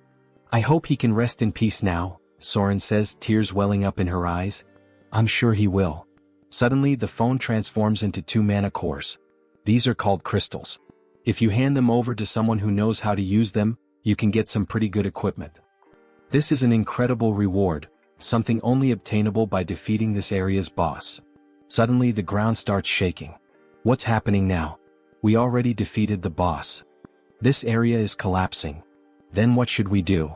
Have you managed to fully adapt to the traits you just acquired? What? There's no time. Start running if you don't want to die. Now. Both of them take off at full speed. Run as fast as you can, Soren. If you keep going this slow, it'll be the end for you. This is as fast as I can go, Professor. There's still a long way to go before they reach the teleportation portal. If she doesn't push past her limits, she won't make it. Suddenly, large chunks of debris start falling in her path, blocking her way. No, not like this. She just awakened. There's no way she's going to die so easily. There. The teleportation portal. Hurry. Joonsoo can't help her. There's still one last trait she needs to obtain. The reason she became one of the game's best characters was because of 3 defining abilities. The Sky Hunting Star trait allowed her to grow rapidly in battle. Indomitable nullified the deadly side effects of Heaven Slaying Star. And the last trait, Soren keeps running, desperate to survive. A massive rock crashes down, slamming into her arm, injuring her. Damn it. I won't give up that easily. I will survive, no matter what it takes. She pushes forward. Here I go again. Trait unlocked, Runaway Train. Ignoring the pain, she dashes forward, barreling past the obstacles in her path. Joonsoo loses sight of her. Did she fail? Then out of nowhere she burst through the rubble, grabbing onto him. Let's get the hell out of here, now? Whoa, damn, something big is pressing up against me, haha. Just as they leap through, the portal shuts behind them. Trait unlocked, narrow escape. Grants a second chance at life when facing certain death. The next moment, they reappear in the middle of the city, still clinging to each other. A crowd immediately starts murmuring. Where did they come from? They look like a total mess. Joonsoo exhales in relief. I knew you could do it. Now that she's obtained the last trait she needed, his mission is complete. Sir Warrior. Baeksoren, are you okay? Can you stand? I'm fine. The hell do you mean fine? Your face is completely red. That's just because.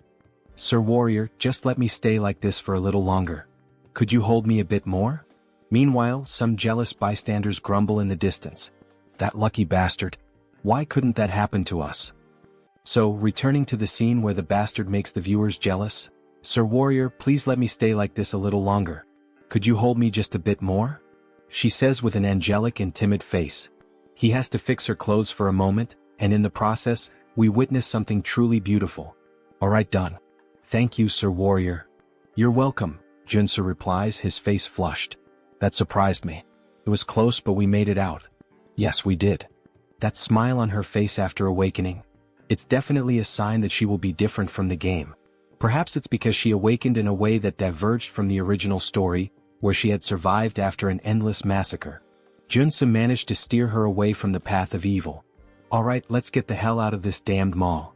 After leaving the shopping mall, Joonsoo offers one of the crystals to Surin. Are you sure you want to give me this crystal? It's worth at least 2 billion. Yes. So try to evolve quickly using this material I gave you. This is far too much for a simple gift. Honestly, I don't even know how to repay you for this, or if I should even accept it. Don't worry about it. Just pay me back in the future when you can. Of course, our protagonist had a plan behind this. There was another reason he was willing to spend so many resources to awaken Baeksoren. The Martian sword technique, one of the 3 top-tier sword techniques in the Arcane of Seoul. Once learned, a character experiences rapid growth. However, it's a unique trait that only Baeksoren can use. The only way to acquire it is to obtain the trait in the form of a memory chip. Thank you very much, Sir Warrior. Don't worry about it. Just don't forget what I did for you, because I'd really like to learn that sword technique that only you know. Hehehe. After returning home and finally getting a chance to rest, a car honks in front of his house. All he wanted was a little break. Sir Warrior, please come here. The damned world of Arcane Seoul wouldn't simply let him rest. Alright, Woojin. Thanks for coming to my residence at this hour and making the trip all the way here. I'm so happy to finally be able to repay you for healing all of Woojin's friends. I would have preferred if he hadn't come now. We miraculously managed to schedule a meeting with the Armor Meister. I'm beyond excited. There's no devil in existence that could stop me from attending this event if he is the one we're meeting. In this world, good items belong to those with good skills. The master craftsman we contacted this time is incredibly busy, but he can forge level 7 armor. Level 7? Alright, let's go now. Moments later, they arrive at the entrance of a grand house, with several guards stationed outside. Are you serious? What a fine house for such a fine craftsman. Woojin, do you have any idea what religion this artisan follows? Religion? Why are you asking something like that all of a sudden? I see, so you don't know. Of course he wouldn't. Considering all the suffering he endured because of the Order of the Ancient Fathers, it made sense. This is the home of an artisan devoted to the Order of the Old Father, Joonsoo. Joonsoo is a devout believer firmly committed to his faith. In the future, he will stand at the forefront of the war artisans of the Order. Joonsoo, the Artisan of Death, mid-boss of Episode 3. I already refused to be baptized, yet he's still willing to craft armor for me? What does he want from me? Stop. Extend your hand for identification. Identification. Show me your black flame. Grabbing the protagonist's hand roughly, what the hell is with this guy? Here it is. He then releases a powerful surge of black flames. Are you satisfied now? Yet the guard doesn't seem pleased. What is the meaning of this? Let go of his hand. We are visitors with a reservation to see the artisan. Stop. Who said you could treat my guest this way? The master artisan, Joonsoo. Level 6 superhuman. Sir. My apologies for the intrusion. Refusing baptism and awakening the black flame. You are indeed an honored guest. And this is how you treat me? Please forgive me. The light and the savior recognized by the saint. What? The light and the savior recognized by the saint. What the hell does that nonsense even mean? Alright, now come inside. Let's start discussing what kind of equipment you're looking for. Alright. A plate armor of this style is my specialty. Since it's a request from the saint, I can craft it in this design if you'd like. Before them stands a medieval suit of armor, reminiscent of the Templars. Joonsoo scans the area, searching carefully, until he finally finds something that catches his interest. Alright, I've decided. I'd like this outfit. Its appearance resembles a military uniform. Seriously? You want that kind of clothing? Yeah, I love its style. This is ridiculous. Infusing magic into that type of armor is incredibly difficult. We won't be able to create a holy armor with it. He doesn't need holy armor, the artisan remarks. I just need to infuse it with the magic of giant and extreme. Judging by his reaction, Joonsoo can already tell what the order is trying to do, push him toward holy armor. Also known as Paladin's armor, it grants an absurd amount of attributes to tank-type users. However, in order to wield it properly, the user needs immense divine power. To increase his divine power, he would have to join a religion. The artisan sighs in frustration. So he's choosing the worst option instead of the best one. But fine. The customer makes the final decision. They're pretending to offer me something good while trying to trap me in their religion. Then I'll be expecting great work from you, Master Artisan Joonsoo, Joonsoo says with a grin, shaking the artisan's hand. After a long discussion, they finally leave the house. Woojin hesitates, then asks, "Are you sure that was the right decision? Not choosing the holy armor?" Joonsoo shrugs. "No. I just like the other one more." Meanwhile, the guard from earlier continues watching Joonsoo strangely. "I can only imbue a few traits into this type of armor," the warrior comments. "Are you really going to make it the way he asked? So, you want me to defy the saint's order? She said that man is the light and the savior of our order." The warrior cannot believe the saint's words. No matter how many times he thinks about it, there's no way Joonsoo is the Messiah.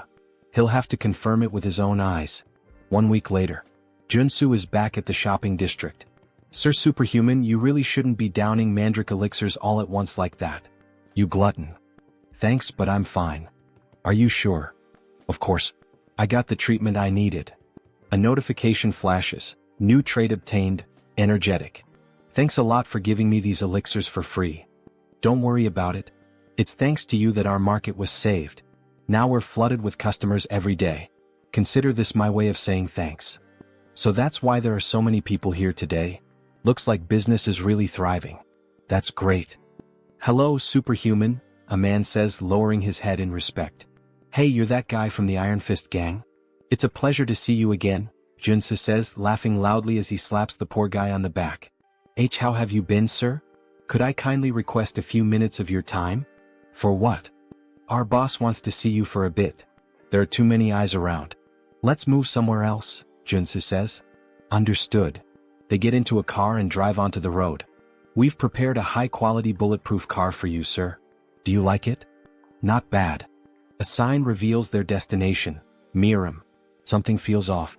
Has the Iron Fist gang always used Miram as their meeting spot? If Joonsoo remembers correctly, that place is nothing but a slum filled with human garbage, the worst kind of murderers and degenerates. The car runs out of gas, forcing them to stop at a gas station. Of course. Wait, this place is Miram gas station. Joonsoo turns back, only to see the driver grinning. "Alright then, have a nice rest here, sir." With a murderous gleam in his eyes, the driver grips a detonator. "Seriously? He's trying to set me up?" Joonsoo glances at the car. Several C4 explosives are planted inside. "Shit. I walked right into a trap. Hey buddy, do I look like an idiot to you? Who do you think you're messing with?" "Excuse me? What the hell are you even saying?" Joonsoo suddenly kicks the car door open and swiftly jumps out. "Stay in the car, you idiot, with all those bombs you set up. Go ahead, stay inside forever." Then Joonsoo throws a grenade. The driver screams in panic as the car erupts into a massive explosion. Joonsoo dashes forward, activating his abilities, speed and breakthrough. But something is off. That explosion was way too powerful for just a single grenade. There was no way it should have caused that level of destruction. As expected, that guy was a traitor. The bulletproof luxury car speeds toward Miram and ultimately the gas station. That lingering sense of déjà vu, there was a reason for it. A flashback begins. We see Iron Fist's boss lying on the ground. Then it becomes clear. Joonsoo knew this would happen because all of these events had already played out in the game's story when Iron Fist Kim was betrayed by his own men. He doesn't know exactly why, but this time the traitors of the Iron Fist gang have chosen him as their target. Suddenly, a hail of gunfire rains down on his location. One of the men shouts, "That's him. The guy on the most wanted list. Ah. If we take him down, we'll get that billion-dollar bounty." Excitement spreads through the group as they ready their weapons. Guns, knives, and eerie grins. Of course, this wouldn't end with just that bomb-filled car, Joonsoo thinks, dodging the storm of bullets. The gunmen keep firing relentlessly. Joonsoo ducks behind a car for cover. Damn it, there are too many of them. He knows the vehicle won't protect him for long. With no other choice, he activates his leap ability, launching himself onto a nearby building. They probably didn't expect this. I should be safe up here. But the reprieve is short-lived. There he is, on the rooftop. "Shoot him down," one of them yells. Damn it, they caught on fast. Joonsoo grits his teeth, raising his mana shield just in time to block another volley of bullets. They're not even enhanced. How the hell are they reacting so quickly? What's wrong with these bastards? Then their leader shouts, "Everyone aim for the center of the shield. Fire all at once. Let's end this now." A synchronized barrage slams into his barrier. The sheer force causes it to crack, leaving Joonsoo momentarily stunned. What the hell? How do they have this kind of precision? He instinctively takes a step back, just as a bullet grazes his arm. He clenches his teeth. He had underestimated them. He really didn't want to use these, especially since he had just bought them, but at this rate he had no choice. Reaching into his jacket, he pulls out a handful of odd-shaped grenades. "Here, have some gifts, you bastards." The grenades slowly fall near the enemies, releasing smoke. They begin coughing. What the hell is this smoke? Wait, these are tear gas grenades. Damn it, I can't see him. We can't let him escape. We need to kill him to get the antidote.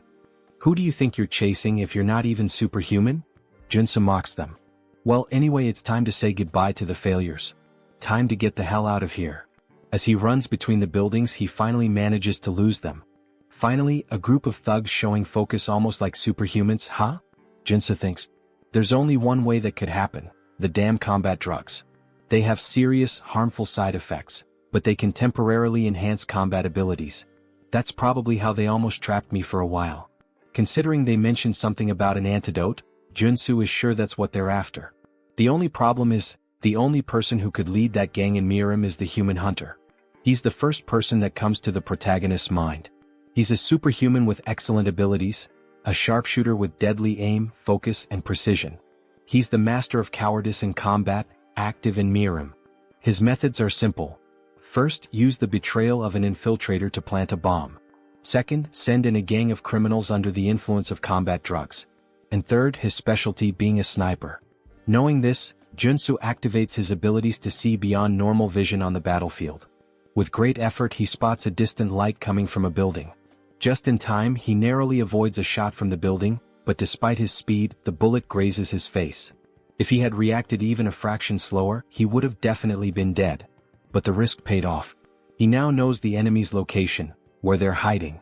Looking out over the city, part of it is on fire, and an idea forms in his mind. Got you, you bastard. He leaps down, sprinting toward the flames to confront the cowardly human hunter, the sniper.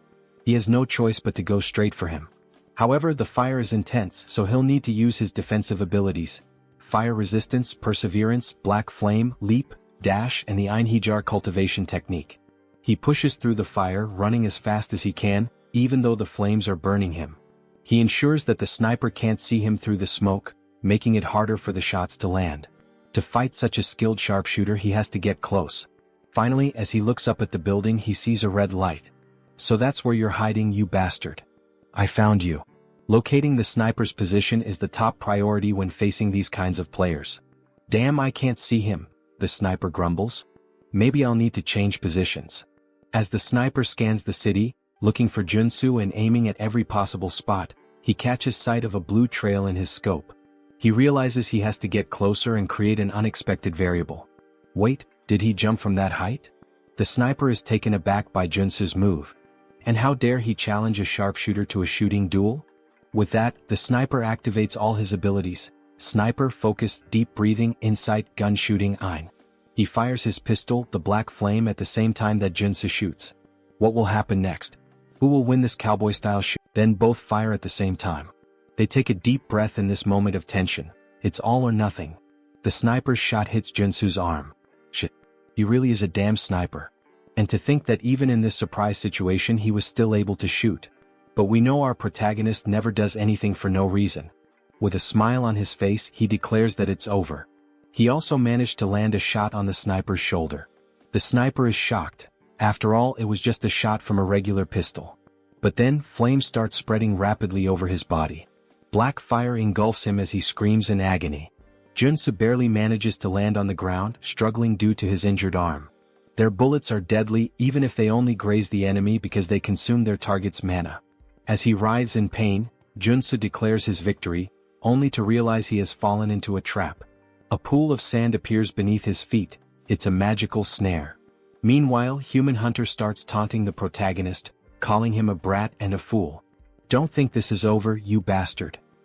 He pours holy water over himself to extinguish the black flames. Shit, this is bad. If Joonsoo doesn't get out of this trap now, he's dead. The moment I put out this damn fire, I'll fill your body with bullets. You'll look like a damn sieve. Damn it, I need to think fast or I'm a dead man. He hadn't expected this to turn into a race against time. For now, he needs to slow down the infiltration of magic and minimize the damage. He equips the traits: Mana Barrier, Perseverance, and Resolute. Then he adds the traits of Brute Strength, Strength and Super Strength. Pressing both hands against the ground, he yells that survival comes first, pouring all his strength into escaping the trap. He activates his last available trait, Purification. With Purification, he will destroy as much mana in the trap's magic as possible. But before he can react, his enemy is already in front of him, fully recovered. The enemy acknowledges the protagonist's resilience against the magical trap, but it's too late. Has he already extinguished the black fire? This victory is mine. If he kills the protagonist now, he'll spend the rest of his life relaxing on beaches. He raises his gun to shoot, but the protagonist vanishes. Before he can grasp what's happening, a fist slams into his cheek, making him spit blood. This is what a comeback feels like, you bastard. Thank God he managed to obtain the trait at the last second. Earth Resistance. It worked. Since you're a sniper, don't even think about fighting back at this distance. Now tell me who ordered this assassination. Alright, he admits defeat. He'll tell everything he knows, he just wants to light a cigarette first. Fine, you're free to talk, start now. As he lights a cigar, the protagonist already finds it suspicious. His expression shifts as if he knows exactly what's happening. So, do you enjoy the taste of that cigar? Of course he does, without a doubt he loves it. His mouth changes shape. Because it tastes like my sweet victory. He looks like a zombie now. Just as he is about to attack Joonsoo, a sudden gunshot rings out, and a hole appears in the Human Hunter's chest. So, you knew what was going on. Of course he did. Did he really think that a player with 10,000 hours of experience wouldn't recognize the cigar that turns the smoker into a mutant? What a mess. In the end he had to put him down. That was unexpected and bizarre. The hunter was always a cunning bastard, but in the game he usually surrendered after admitting defeat. This time though he chose to fight to the very end, transforming into a mutant? Maybe he had a hidden motive. Not that it really matters. What's important is making it out of this alive. As he searches through the hunter's clothes, he finally finds a flash drive. Alright, let's see who's behind this plan and trying to kill me.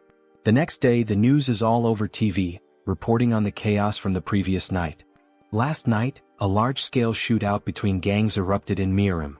The explosion of a gas station triggered a massive fire, and it is estimated that the death toll is in the dozens. The president doesn't believe Joonsoo was involved in the massacre. How did you even survive that? That's why he's in such a complicated situation. It was truly dangerous. Who the hell tried to kill you? Tell me now. That's a long story. Where should he even begin? Suddenly the door is kicked open. The president of the Iron Fist gang steps in and throws a body onto the floor. Both the president and Joonsoo are taken aback by his sudden arrival. The gang leader immediately starts apologizing. He failed to keep his subordinates in check. At least now he knows what happened. Hey you bastard, stop breaking the damn door every time you come in, the president complains. So, was it the Iron Fist gang that attacked you? The president asks, his expression somber. The gang leader responds that it was one of the lower-ranking members of his group. Still, after interrogating the culprit, he managed to obtain some useful information. The guy who set up the trap was desperate for money? Something like that? How did you know? Turns out he had lost everything in illegal gambling and was drowning in debt to loan sharks. Well, the reason for his betrayal is pretty obvious, isn't it? Whatever the reason, it's his fault. Once again, I apologize. Apology accepted. Even as a gang leader, keeping every low-level member under control isn't easy. Iron Fist Kim truly had no knowledge of what was going to happen, because if it hadn't been Joonsoo, he would have been the target of the betrayal himself. He'll take responsibility and track down whoever was behind this malicious plan to have Joonsoo killed. Oh, for that, he already has a piece of evidence that might lead to the culprit. He then shows the flash drive. The president looks at it. Is this a USB? The superhuman who tried to kill Joonsoo had it on him. Do you know how to use a computer? I even have a license for it. Has my time to shine finally come? Aside from my bald head, obviously. After plugging the USB into the computer and searching through its contents, he finally finds something. Alright, this guy was a big deal. He killed at least 20 superhumans. He's a psychopath. Well, his name was Human Hunter, so that makes sense. Forget all that, let's get to what really matters. Let's check his most recent job requests. Alright. His latest request, let's see. This was the last one he received about 5 days ago. The bounty was 20 billion? The president is shocked. 20 billion? Even the protagonist is stunned by the absurd amount. Maybe it would be worth turning himself in just to collect the reward. Who the hell could afford to offer that kind of money? The client was someone from the Ascendant Group? Someone from a major corporation? This person right here was the one who made the request. As soon as the name appears on the screen, Joonsoo recognizes it. Son of a bitch. So it was that bastard. The paladin who had gripped his hand tightly and questioned him. Things just got complicated. So it was that bastard. He's the paladin Joonsoo saw at Juchul's house. Why the hell is that rich kid trying to kill him? Maybe he has a suspicion. Can you pull up the Ascendant Security family tree? Sure, just a minute. Here it is. Just as he suspected. Now he can finally piece together what's going on. Ascendant Security, a private military company under the Ascendant Group, one of the top 5 corporations in Arcane Seoul. Lee Jaeol, the eldest son of Ascendant Security, was originally first in line for succession. However, after receiving the baptism of the order from his old man and becoming a paladin, he was pushed to the very bottom of the inheritance line. Now the only path left for him is to succeed as a paladin. But the Saintess has been obsessed with Joonsoo, calling him the light, the savior. Maybe it's just jealousy. Maybe he's furious that he lost the Saintess' attention and is taking revenge. Watching Joonsoo surpass the baptism and rise to prominence must have driven him mad. Mad enough to order an assassination. The president is outraged. What? To think he would target you just because of his own inferiority? He needs to be taught a lesson, he shouts, furious. But how? The opponent isn't just some heir to a small company. He belongs to a family that owns a major corporation. One wrong move, and the entire company will come after them until nothing is left. That doesn't mean they should just sit back and take it. Yeah, you're right, Joonsoo says, smirking. I have an idea. The president was already expecting that answer. With an almost theatrical reaction, he exclaims, I knew you were plotting something. If we have to take down a big name, let's start by focusing on our expansion. Hours later, Seo Woojin is shouting. That damn bastard. How dare he try to assassinate the Lord Warrior? He slams his fist on the table, shattering it. Joonsoo sighs. Relax. I'm still alive. Woojin looks at him with concern. You're not hurt, are you? Dear viewers, I'm starting to think he has something different about our protagonist, haha. Back to the Manhwa. The other two stare at the destroyed table, stunned. Nothing could be better than having Woojin on their side. He's not just insanely rich, he's also a level 5 superhuman. He won't let this slide. An eye for an eye, as they say. We should hire an assassin to do the same to him. I can't even begin to imagine how much it would cost to put a hit on the eldest son of Ascendant Security, but... Don't worry, Joonsoo interrupts. I have an idea. What kind of idea? I'm going to challenge Lee Jaeol to an official duel. A duel? Woojin questions, clearly alarmed. The other two are equally shocked. This can't be avoided. If he lets him go free, he'll just keep hiring stronger and stronger assassins to try and kill him. But that guy is a coward, he'll probably just hire someone strong to fight in his place. Either way, this world is full of unfair advantages. If he wins the duel, he'll receive a formal apology and proper compensation. Right now, this seems like the most realistic solution, analyzes the gang leader. Joonsoo won't be able to fight him on equal footing, so he'll have to rely on the duel. With clear evidence in his hands, he has more than enough justification to challenge him. If they allow Seoul to send someone in his place and keep the duel private, with only close acquaintances present, he will accept. All right, the president says, preparing to formally send the duel request. We'll also need an official notary. I'll take care of that, Woojin offers. His parents know a lawyer who used to be a Supreme Court judge. All right, thank you everyone. I can always count on you guys. Why are they all looking at him like that? Everyone has a sad expression, almost as if they're mourning him. I'm not going there to die. Don't look so down. Don't kill me off just yet. Are you confident you can win? The gang leader questions. Since your enemy knows your strength, he'll bring in a fighter who's at least level 4. Of course this won't be easy. Especially since he can't use his mutation characteristic in an official duel. This will be much harder than when he had to face that man before. Either way, he can already predict who the fighter will be. So you already know who your opponent will be? Yes, and that's why I need a good amount of preparation. Woojin, can we spar for a bit? Of course. I'll help you with everything I've got, Woojin says, gripping his sword with a happy expression. Thanks a lot, but please take it easy. Last time we fought, you nearly killed me, Joonsoo thinks to himself. 3 days later, they all gather in an arena inside a warehouse. Some spectators are present. We're all cheering for you, Lord Warrior. The president is dressed up like a cheerleader, completely decked out. The gang leader can't believe what he's seeing. And, of course, she's there too, the girl who got the protagonist all fired up. She's in the stands cheering for him. We believe in you. Don't give up. All right, thank you everyone. He trained so relentlessly over the past 3 days that he feels like he's about to drop dead. But thanks to that brutal effort, he has managed to complete his preparations to face the enemy. And there he is, Dusik, the paladin captain of the Order of the Old Father. It's been a while since I've had to participate in a duel, he says, laughing. Oh, Dusik, the paladin captain of the Order of the Old Father. A level 4 superhuman. Captain, you didn't have to come all the way here to settle this. Silence. What makes you think you have the right to speak to me that way? No paladin of the Order will ever lose an official duel while he is captain. Seoul stays silent.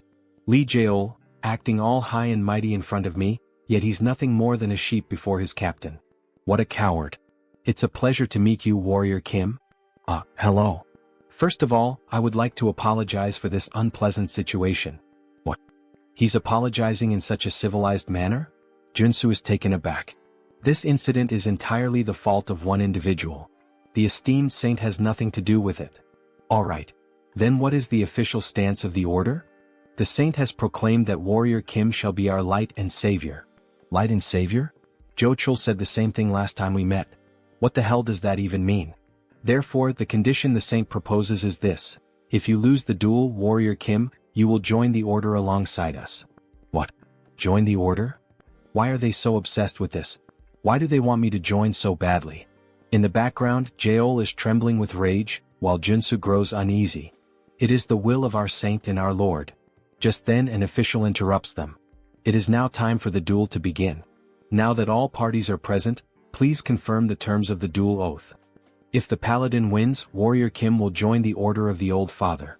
If Warrior Kim wins, Lee Seoul will be prohibited from harming him directly or indirectly, and will also be required to provide financial compensation. Do both parties agree? Both nod in confirmation.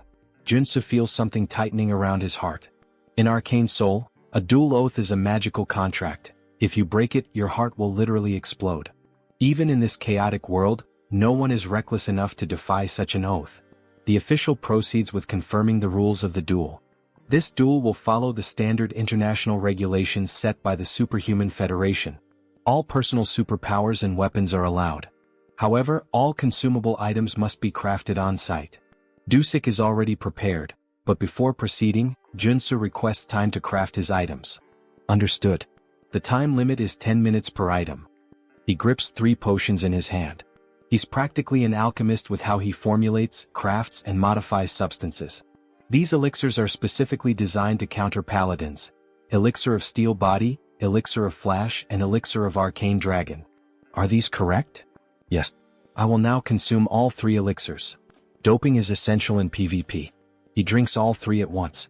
Now that both sides have completed their preparations, The duel is about to begin. 10-9-8-7. Both warriors stand face to face in the arena. Warrior Kim, it is a great honor and privilege to have you join our order. Why not reconsider and join us voluntarily? Just start the fight. Alright, we tried. If you refuse salvation, then so be it. Dusik raises his hammer. It's like watching Thor himself. But there's no need to worry too much. After all, he can't kill Joonsoo. He needs him to join the order. Then suddenly his entire body radiates an overwhelming aura, filling the arena. He looks like a Greek god, just like Thor. Meanwhile, our protagonist remains still, gripping his sword, a mere blade in the face of such power. The mana surrounding Dusik is incredible. He is clearly on an entirely different level. No matter how much Joonsoo has prepared, he cannot win unless he is willing to risk his life. 3-2-1-0. The paladin charges forward like a berserker. Then he vanishes. The only thing left in the arena is a trail of destruction carved into the ground. Joonsoo frantically searches for him. Where did he go? Wait, no. He didn't just disappear. He activated his haste ability. A moment later, Dusik reappears, right behind Joonsoo, hammer in hand. Warrior Kim, you shall ascend and become a god. As he prepares to bring the hammer down. Wait, say that again. I will become a god. Then Dusik strikes Joonsoo, causing a massive explosion of aura that lights up the battlefield as if two nuclear forces were clashing. Kim's friends watch from a distance. What the hell is that? He's insanely strong, comments the president. Did it really end in just one hit? Woojin questions with a worried look, while the gang leader stands there, speechless at such a display of power. However, our girl manages to see what really happened. Look right there. As the smoke clears, the two warriors stand face to face. Kim with his mana barrier raised and Dusik holding a hammer and shield. Becoming a god. Is that what he said? What kind of nonsense is that? Dusik is intrigued. So this kid actually managed to avoid his attack. As expected, he used his sprinting ability right from the start. It's a high-level trait for surprise attacks, but if the opponent is already aware of it, there's no reason not to block it. Then he quickly equipped all his defensive traits: Area Shield, Mana Defense, Protect, Interior Cultivation Technique, and Mana Heart. Yet, even using all of them together, that ability of his was still enough to shatter his triple-layered shield. Congratulations, Warrior Kim. For a level 3 warrior to block his surprise attack. Now he understands why the saint values him so much. Stop talking nonsense and explain. First, he calls me light and savior and now a god? Explain it better. It's exactly as it sounds. You, Sir Warrior Kim, are the hope of our order and the one who will save us from the coming judgment day. Joonsoo can't understand what he's saying. The hope of the old father's order? Now that he thinks about it, the god they serve is dead. In the game's story, a few years later as the plot progresses, the saint performs a revival ritual for her god, triggering a boss battle in the middle of Seoul. A massive octopus appears, wreaking havoc on the city, and it must be stopped. So wait, if they keep mentioning this over and over, does that mean that by savior, they're actually referring to the vessel of God? Yes, exactly, Dusik confirms with a malicious look. A noble sacrifice and sacred devotion. These insane bastards. So in the end, they've just been planning to sacrifice Warrior Kim this entire time? He had actually thought there might be some genuine purpose behind all of this. Your body and soul will become part of the old father and his avatar. Because you will lose this duel, and join our order. Dusik shouts, radiating pure hostility and arrogance. Yeah, go to hell, you bastard. He then charges forward, quickly activating his sprinting trait and striking at Dusik with his sword. However, he isn't fast enough. Dusik easily blocks the attack with his shield. But even so, he is sent flying backward from the sheer force of the blow, eyes wide with shock. What kind of power is this? Then we see the new traits of our protagonist: strike, rush, endurance, strength, super strength, perseverance. Confusing, isn't it? Of course it is. He has swapped out all his traits for those suited to an offensive warrior. Right now he is fully optimized for battle. He lunges at Dusik again, this time fully engaging in the fight. He unleashes a series of swordsman strikes, attacking relentlessly with every warrior trait at his disposal to keep Dusik on the defensive. Then, in an instant, he switches traits again: mountain-breaking swordsmanship, smashing strike. With this, he delivers a relentless barrage of consecutive attacks, putting Dusik under immense pressure. Haha! Your swordsmanship is quite the challenge, isn't it? Alright, this is the chance. Now that Dusik is completely focused on defense, Kim grabs the axe he had equipped and quickly switches his traits once again. Strength, super strength, endurance, strike. Dusik is distracted. Taking advantage of the opening, Kim swings the axe and lands a solid hit on Dusik's left rib, cutting through his skin and drawing blood, forcing him to step back. Finally, things are starting to get interesting, aren't they? He says with a laugh. It's working. The 3 days of preparation weren't in vain, Kim thinks to himself. A flashback begins. The reason he trained with Siu Woojin wasn't just to acquire the right traits for this duel, but also to learn how to switch them instinctively in a fraction of a second. We see him training, shifting his traits while attacking Woojin, and when Woojin counterattacks, Kim immediately switches to defensive traits to absorb the hit. Back to the fight. When facing superhumans far stronger than him, he must use defensive traits at the right moment.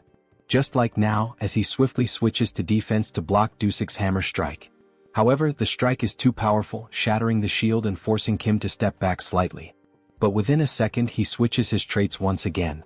Use offensive warrior traits when executing a surprise attack.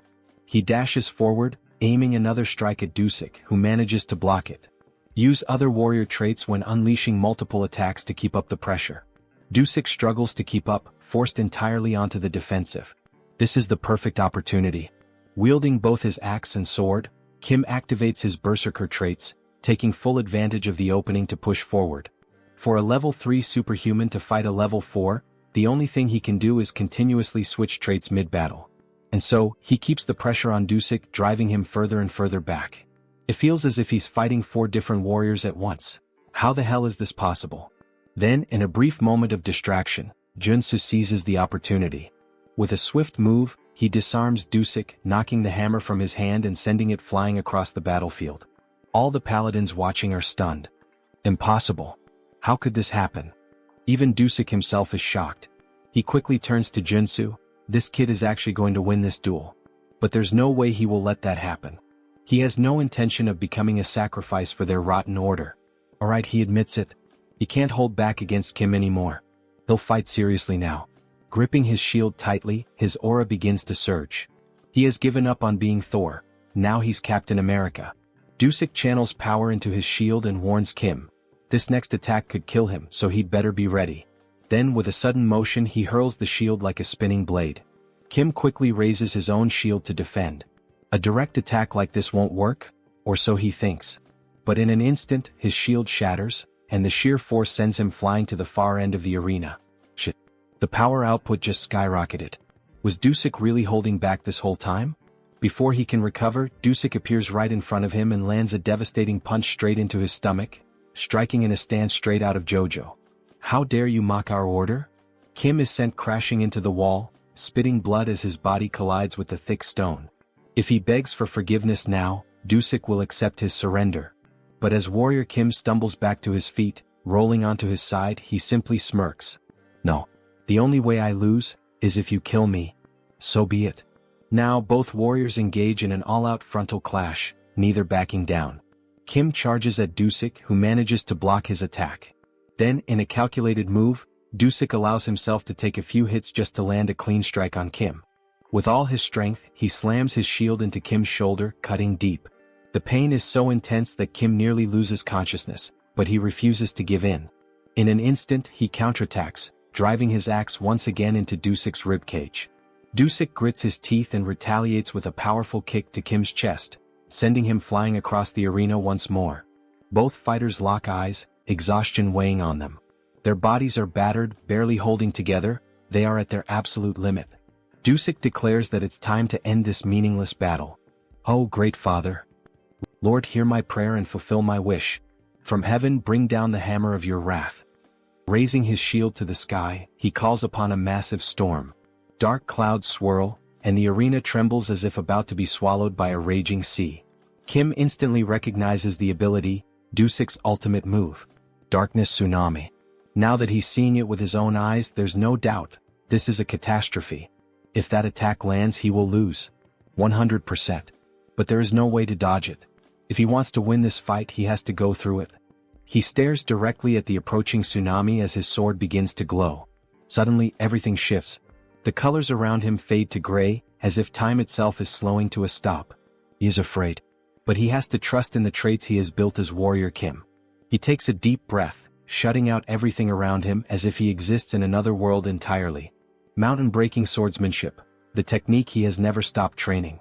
The swordsmanship, sharpened through battles and sparring against Seo Woojin. The Einherjar cultivation technique, honed through years of dedicated practice. Mana heart, which has grown alongside him. Rush, earned through sheer desperate willpower. And finally, the ultimate trait, one that can cut through any material in the universe, flash.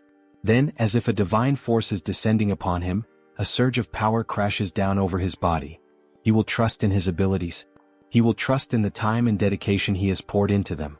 A brilliant four-pointed star flashes for an instant. Kim launches himself forward, dashing headfirst toward the oncoming tsunami. And above all else, he will trust in himself. He charges straight into the massive wave that gave birth to the tsunami. The entire arena is consumed in blinding light. No one understands what is happening. What the hell is that light? What's going on? Kim's friends question in shock. Then finally the light fades. Kim is on his knees, gasping for air, while in the background, Dusik remains standing. Suddenly, Kim starts coughing up blood violently. His body is battered, barely holding on. Dusik speaks, his voice steady. That was a magnificent duel, Warrior Kim. But then the truth becomes clear. A massive hole gapes in Dusik's chest. Kim's power had been so overwhelming that it pierced straight through Dusik's ultimate ability, shattering his shield and tearing through his body. All that remains is an empty husk, standing lifeless. Then the announcement is made. The judge raises Kim Warrior's arm, declaring him the winner of this duel. His friends start running toward him, and in that moment we get a glimpse of the arena, now scarred by the destruction. Joonsoo is happy he did it. He managed to defeat a superior-level superhuman without using the mutation trait. Professor, he really is the best. That was unreal, almost inhuman, our girl remarks, her face lit with joy. He knew he was capable of defeating that paladin, the president says, tears streaming down his face. He couldn't help it, he was simply amazed by what he had just done against that superhuman, adds the gang leader. But suddenly someone shouts, "Son of a bitch." It's Jeol, gripping his axe, ready to strike Joonsoo. Die now, cheater. However, Seo Woojin was prepared. He reacts instantly, protecting his master as we see a punch followed by a blue explosion, sending Jeol flying. He crashes to the ground, landing near other paladins after being thrown several meters. How dare you refuse to accept the outcome? That chief paladin Dusik lost in a fair and honest battle, and yet you still try to attack his teacher? Do you truly wish to meet death now? At last we see Woojin in a fighting stance, his expression filled with rage.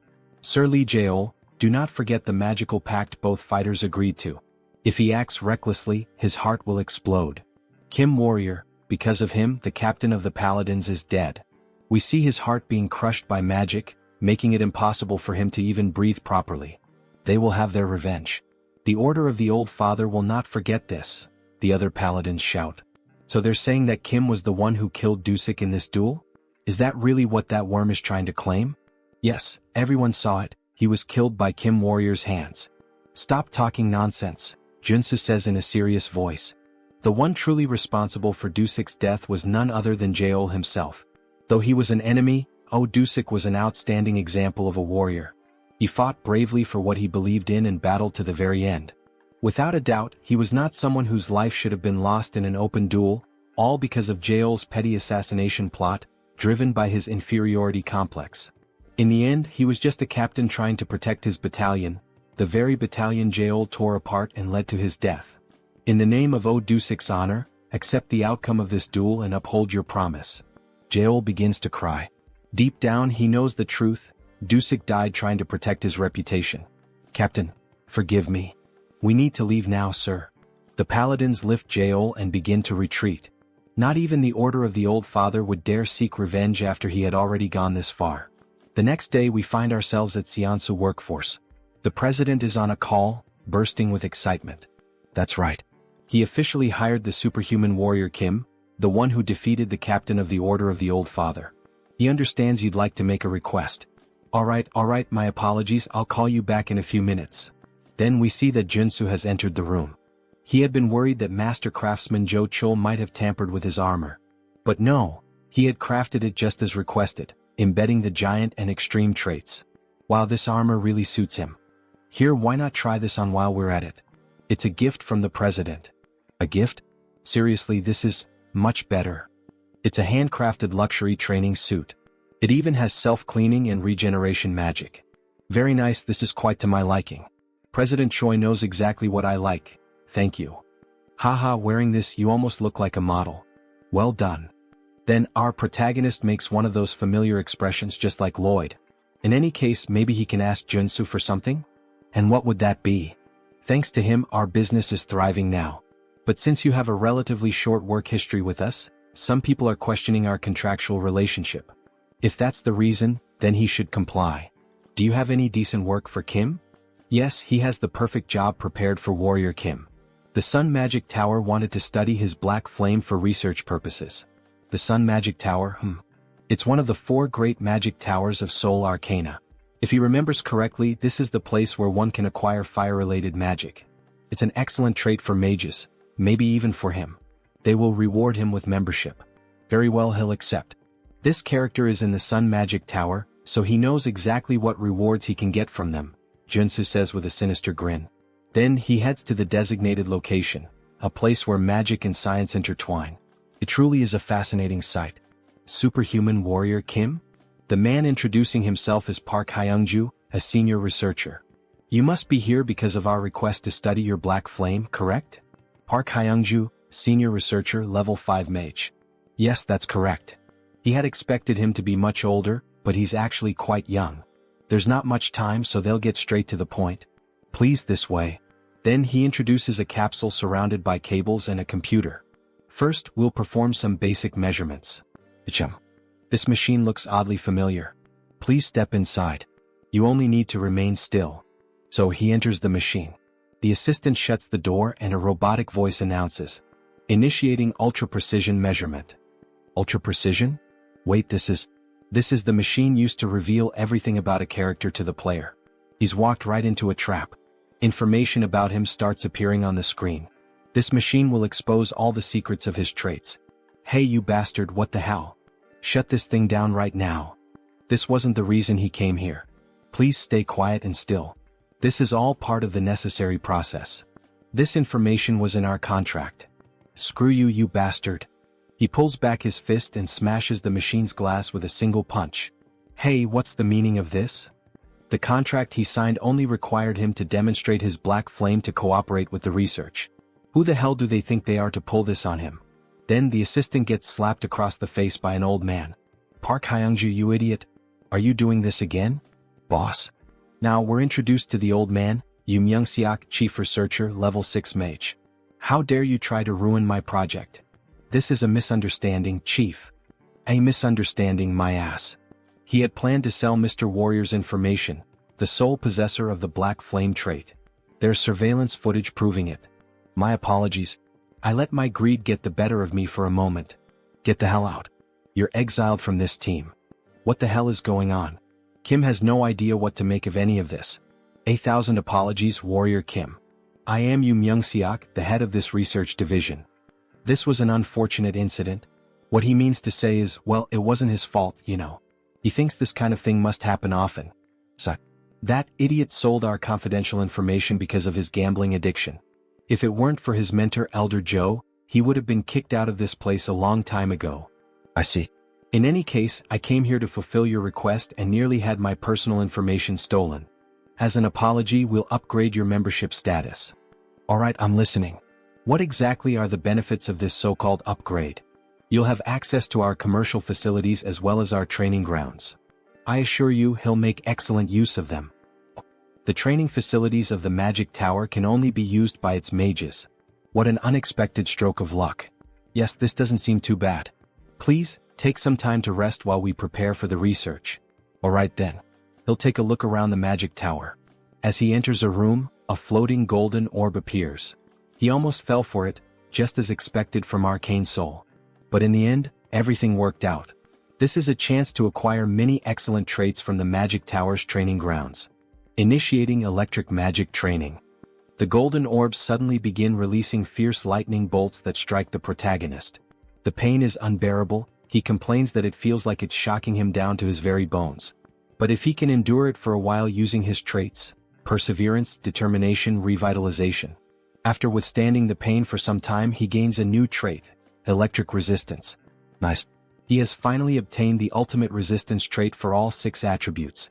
Okay. Even with resistance, this still hurts. You can turn it off now. At this point, he's going to get fried alive. However, something happens. The lights turn red and the robotic voice announces, "Training system has been switched to manual. Warning, warning. The intensity of the electric magic has been adjusted." Wait, what? It said the training was already over.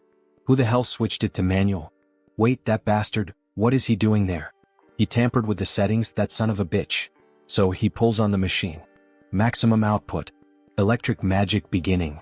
All the golden orbs begin to gather massive amounts of energy simultaneously, and then they release it all at once, like a huge Kamehameha of electricity aimed straight at Joonsoo. Hey, calm down, what the hell is this? Die, you bastard. Then Joonsoo receives an enormous, concentrated surge of energy. Hyungja laughs a lot. This is what happens when someone messes with his business. Now die. However, after a moment he's surprised. What the hell is going on? Is he actually withstanding this massive electric discharge? There's no way he would go down from a simple low-level lightning strike like this garbage. There's a reason he's been training during his free time. We see his trait window showing 5 resistances already acquired. Divine resistance, which he gained by enduring the holy baptism. Fire resistance, obtained by boiling himself in the mana spring. Darkness resistance, earned during the battle against the necromancer Sharon. Cold resistance, obtained in the fierce blizzard of the conjoined ghosts. Earth resistance, which he acquired while trying to escape the magic trap set by the human hunter. And lastly, not least important, electric resistance, which he obtained through the training he just did. With all 6 traits now combined, we see a bright green aura surrounding the protagonist's body, as if he's undergoing some kind of mutation. His body begins to change from the inside. His heart starts beating harder as it draws more blood, more veins connect to his heart to increase its power. Then he finally gains a new trait, magic resistance. A green shield forms around him. How thrilling. This new trait came at exactly the right time. Hyungju can't believe what he's seeing. How is this possible? Can he really block a level 3 magic spell using only his body? Is he even human? This is going to be harder to deal with. Attention. The program is now out of control. Please terminate all training and evacuate the facility immediately. The system is out of control. This is going to get dangerous. In that case, he'll start dodging all the attacks using his perception trait. Then he quickly begins evading all the electric strikes, adding 2 more traits, movement and dash. By using this combo, he ends up gaining another new trait, secession. Good. He managed to acquire this useful trait as well. At this pace, he should be able to obtain the high-class trait, air raid. Damn it, what the hell is going on? Hyungju starts to panic and frantically presses all the buttons. He's really trying to kill the warrior Kim. However, he's stopped by his superior. That bastard of an assistant. He thought he'd heard the warning sounds and came running to check what was happening. What the hell does he think he's doing? Shut it down now before it explodes. Yes, sir. Resetting the training program. The training program has been stabilized. Lunatic. How dare you try to harm Mr. Warrior Kim? Chief, that's not what you think. Harm who? Mr. Warrior Kim? He seems to be unharmed after all that electricity. Well, it was definitely a bit electrifying, no doubt. But it was a good warm-up. Everyone present is left in disbelief at what they're seeing. Chief, please forgive this fool. Please don't expel him from the tower. He has nothing else left in the world. What will happen if he's expelled from the tower, asks Kim. He'll be magically marked in the brain so that he can no longer learn any new magic, just like a thief who loses his hands after stealing. His life as a mage will be over and he'll be useless for the rest of his life. That seems fair considering the trouble he caused Joonsoo. He's already done many bad things. This is just a natural consequence. And look at this, Mr. Kim. It may not be much, but it's a symbol of our apology. This is an elixir. It's a miraculous potion that can take you from 1 HP to full health in a single gulp. Thank you. This gift is like an extra life for him. He needs to calm down. Ah yes. He believes this is the proper compensation. He doesn't want this incident to turn into something bigger. But there's something else he needs to gain from this magic tower. But he must say that although this gift is great, still, it's not enough to make up for the fact that he was attacked twice after visiting this tower. So, could he be informed of what he might need in order to receive proper compensation? He's held on to this request for a long time, ever since he arrived at the tower. It's to experience the 4 magical spells from the 4 great magic towers. Pardon? Is he perhaps saying that he would like to experience the solar explosion? Yes, that's exactly it. Please, fire the solar explosion at him. The doctor is afraid that this request might not be possible. A level 3 superhuman can't withstand the solar explosion for even a single second. Maybe after he becomes stronger and grows a bit more. No. He's certain he can endure it for about 15 seconds. But that's a feat not even a level 5 superhuman can achieve. Alright, but he is different. Then he starts emitting black flame from the palm of his hand. Ah, the black flame, it can burn away an enemy's mana. Maybe with that, he'll be able to withstand the solar explosion a bit longer. But even so, it will still be dangerous. Let's see it, says Kim, excited. And of course, our protagonist clearly has some kind of plan. Then we see a massive cannon being aimed directly at Kim. It's quite terrifying now that he's about to be hit by the solar explosion. But it can't be avoided. There are only 3 ways to obtain the solar explosion trait. First, enter the magic tower as a disciple of a tower master. Second, defeat the tower master in a one-on-one duel. But both of those are only possible for mage-type superhumans, so he can't do either. Alright, pay attention, Warrior Kim. We're about to begin the explosion. Get ready. In any case, there's one reliable way to obtain it. He can use a hidden quest, which is unlocked when he builds enough favorability with the tower master. A man who looks slightly old, dressed like a corporate executive. Then we see the solar explosion starting to activate like a rocket being powered on. In other words, he's putting on a show to prove his worth to him. The solar flare will be activated for 15 seconds. Then, the solar attack is launched. Kim stands with his chest exposed, ready to endure this insane assault. He begins to burn, but he can handle it. Because there's a trait he can obtain, magic armor. Through the trait embedded in his gear, magic armor. Wait, is he actually withstanding it? So they're telling us that this superhuman isn't level 6? He's only a level 3 warrior and yet he's enduring all 15 seconds of our strongest magic? That bastard is level 3? How is that even possible? It hurts. He prepared so much, acquiring all the necessary traits, but even so, it still hurts a lot. Alright, the 15 seconds are over. Shut it down now. Abort the solar eruption. Finally, the machine stopped. We see smoke rising from it after being used. Damn, it's finally over. He really thought he was going to die. Those were by far the longest 15 seconds of his life. Even longer than when the woman's on top, haha. What was his name again? Warrior Kim? Truly very impressive. Then we see the 2 of them having a cup of tea together. That was truly impressive, Mr. Kim. Using the black flame to endure the solar explosion for so long. He will be a great help to our long-awaited project. It would be a great honor if he could help in any way. Favorability increases at this moment. Haha, he enjoyed the words spoken by Warrior Kim. So, he would like to request a favor from Kim. A request, you say? Yes. It worked. I triggered the secret quest. Grandfather, I came because I got a call. Was it you? Yes, and say hello to Mr. Warrior Kim. He's a level 3 superhuman. Nice to meet you. Nice to meet you too. His name is Mage Kim. Magic Kim is the mage-type tutorial character who appears after Iron Fist Kim and Priest Kim. Apologies, he's late. Was he always this gloomy? He's my grandson. He has the potential to become a high-level superhuman, but his growth was halted at level 1. That's strange. He apologizes for being strange. Forgive me for being the shame of this magic tower. That's not what he meant. What the hell is wrong with this kid? So, how does this work, Mr. Kim? He heard that Kim also healed Director Seo's son. He believes, and hopes, that maybe Kim might have some idea on how to awaken this boy. Awaken him, right? Of course I can help. Would be an honor. Is that true? Please help us. If he somehow succeeds, he will be given anything he desires. Anything you say? And we see the protagonist's famous look, as if he had something in mind from the very beginning. This marks the start of the hidden quest of the solar explosion. And a beautiful shot of the prettiest girl in this manhwa. What? Say that again. Warrior Kim wants what? Solar explosion. Should he spell it out for him again? Right, solar explosion. Of course, he can do that for him, since the future of their tower depends on it, but he's not sure if he would be able to use it. That's why he's going to give it to him in the form of a memory chip, right? So he can learn it instantly. Well, fine. If he can solve the problem with his grandson, then his request won't be a problem. Alright, sorry to interrupt you both, but how is Warrior Kim planning to train him and make him awaken? Alright, let's begin. First, we need to figure out what the cause of the problem is. His biggest issue is that he's stupid. The grandfather says harsh words. He needs to become a mage, but he barely knows any math. Meanwhile, the depressed grandson starts tormenting himself. Sorry for being so terrible at math. Alright, of course Joonsoo already understood Mage Kim's problem very well. He's smart enough to have graduated in business administration from Seoul University. However, he gave up on mathematics, which makes him unsuitable for magical research. No matter how hard he tries, he just can't grasp magic. He's just making excuses at this point. Sorry? So, why don't we learn a type of magic that doesn't require mathematical calculations? What did he mean by that?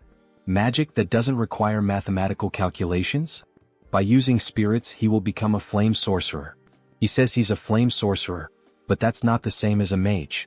So does he prefer to let his grandson remain in that state forever? Or would he rather train him as a flame sorcerer, so that he can unlock his potential? Alright, for now, explain your theory in detail. The problem is the magical enchantment, isn't it? Since he can't perform the calculations for the formula, he can't cast spells. So, just leave that difficult task to the spirit that will assist him. In exchange, he only needs to supply mana directly to the spirit. That's not possible, he has no familiarity with spirits. How is he going to deal with one? He just needs to make a contract with a spirit like he already explained. The boy will only be using the spirit's strength. He inscribes just a single spell into the mana circuit. That way, the user handles the mana, and the mana circuit handles the spell itself. Incredible, he's right to suggest that we capture a spirit and use it as a mana circuit. Or better yet, we could simply transplant it into his circuit. That's right. Truly amazing. An incredible theory. He thought he was a warrior. How does he come up with something like this? Of course, he knows, after all, the guys thought of this in the future of the game. He didn't just come up with this now. And honestly, he doesn't even know what the hell he just said. He just repeated what he saw in the game. But there's a problem. The gate to the spiritual realm is closed at the moment. We can't summon any spirits. So instead, we can use spiritual animals. Spiritual animals? Like a phoenix? That sounds difficult. How are we going to find a legendary creature? Don't worry about that. Warrior Kim has a way. Then we see several phoenixes gathered, flying. Wow. There really is a phoenix valley in a place like this. Even high-level superhumans have difficulty finding places like this, so how? Contrary to the rumors, it was hidden in the alleys. He also found it by accident. My god, he really is one of the luckiest. So, about the promised solar explosion. Yes, he'll make sure to give him one. This mission can only be completed with the knowledge of a sweet spot. By the way, how do you plan to use the solar flame as a warrior? You would like to enhance it? So, he begins producing the black flames. His goal is to create his own polarization. Polarization, he says? That's not an easy task, not by any means. We've spent a whole decade working on it. This won't be easy, but approaching it as a mage and approaching it as a warrior might produce different results, you know? Who knows? Maybe his polarization is better than yours. Really? Then how about we make a 2-year bet? Let's compare the magical tower's polarization with yours and see which one is better. That sounds fun. How much are we betting? If Warrior Kim wins, the director will grant him one wish. But if the director wins, Warrior Kim will join the magical tower's security team. Alright, that sounds like a fair bet. Don't forget this promise. Another chance to benefit from the magical tower of the sun, hee. Alright, now it's time for the verification. Then we see Kim waiting near the operating room. That was incredible, superhuman Kim. And to think that he paved the way for flame sorcery in our magical tower. Hello, boss. Yes, that's what happened. But first, we need to hope that the operation is successful. Indeed. But about that mage who was expelled earlier. That failure?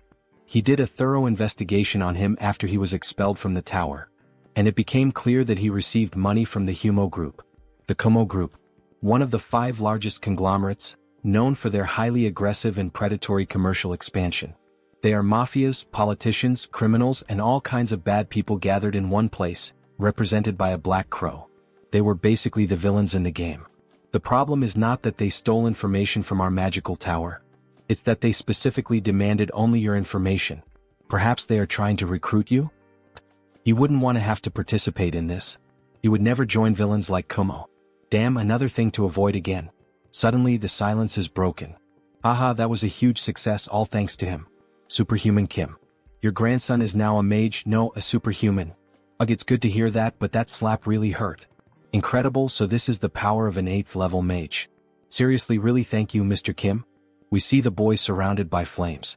Mr. Mage Kim. What the hell is this? Is he already as strong as Joonsoo? Starting at level 3? This is the power of genetics. Joonsoo took so long to reach this level. He feels so strange while being able to use magic so easily.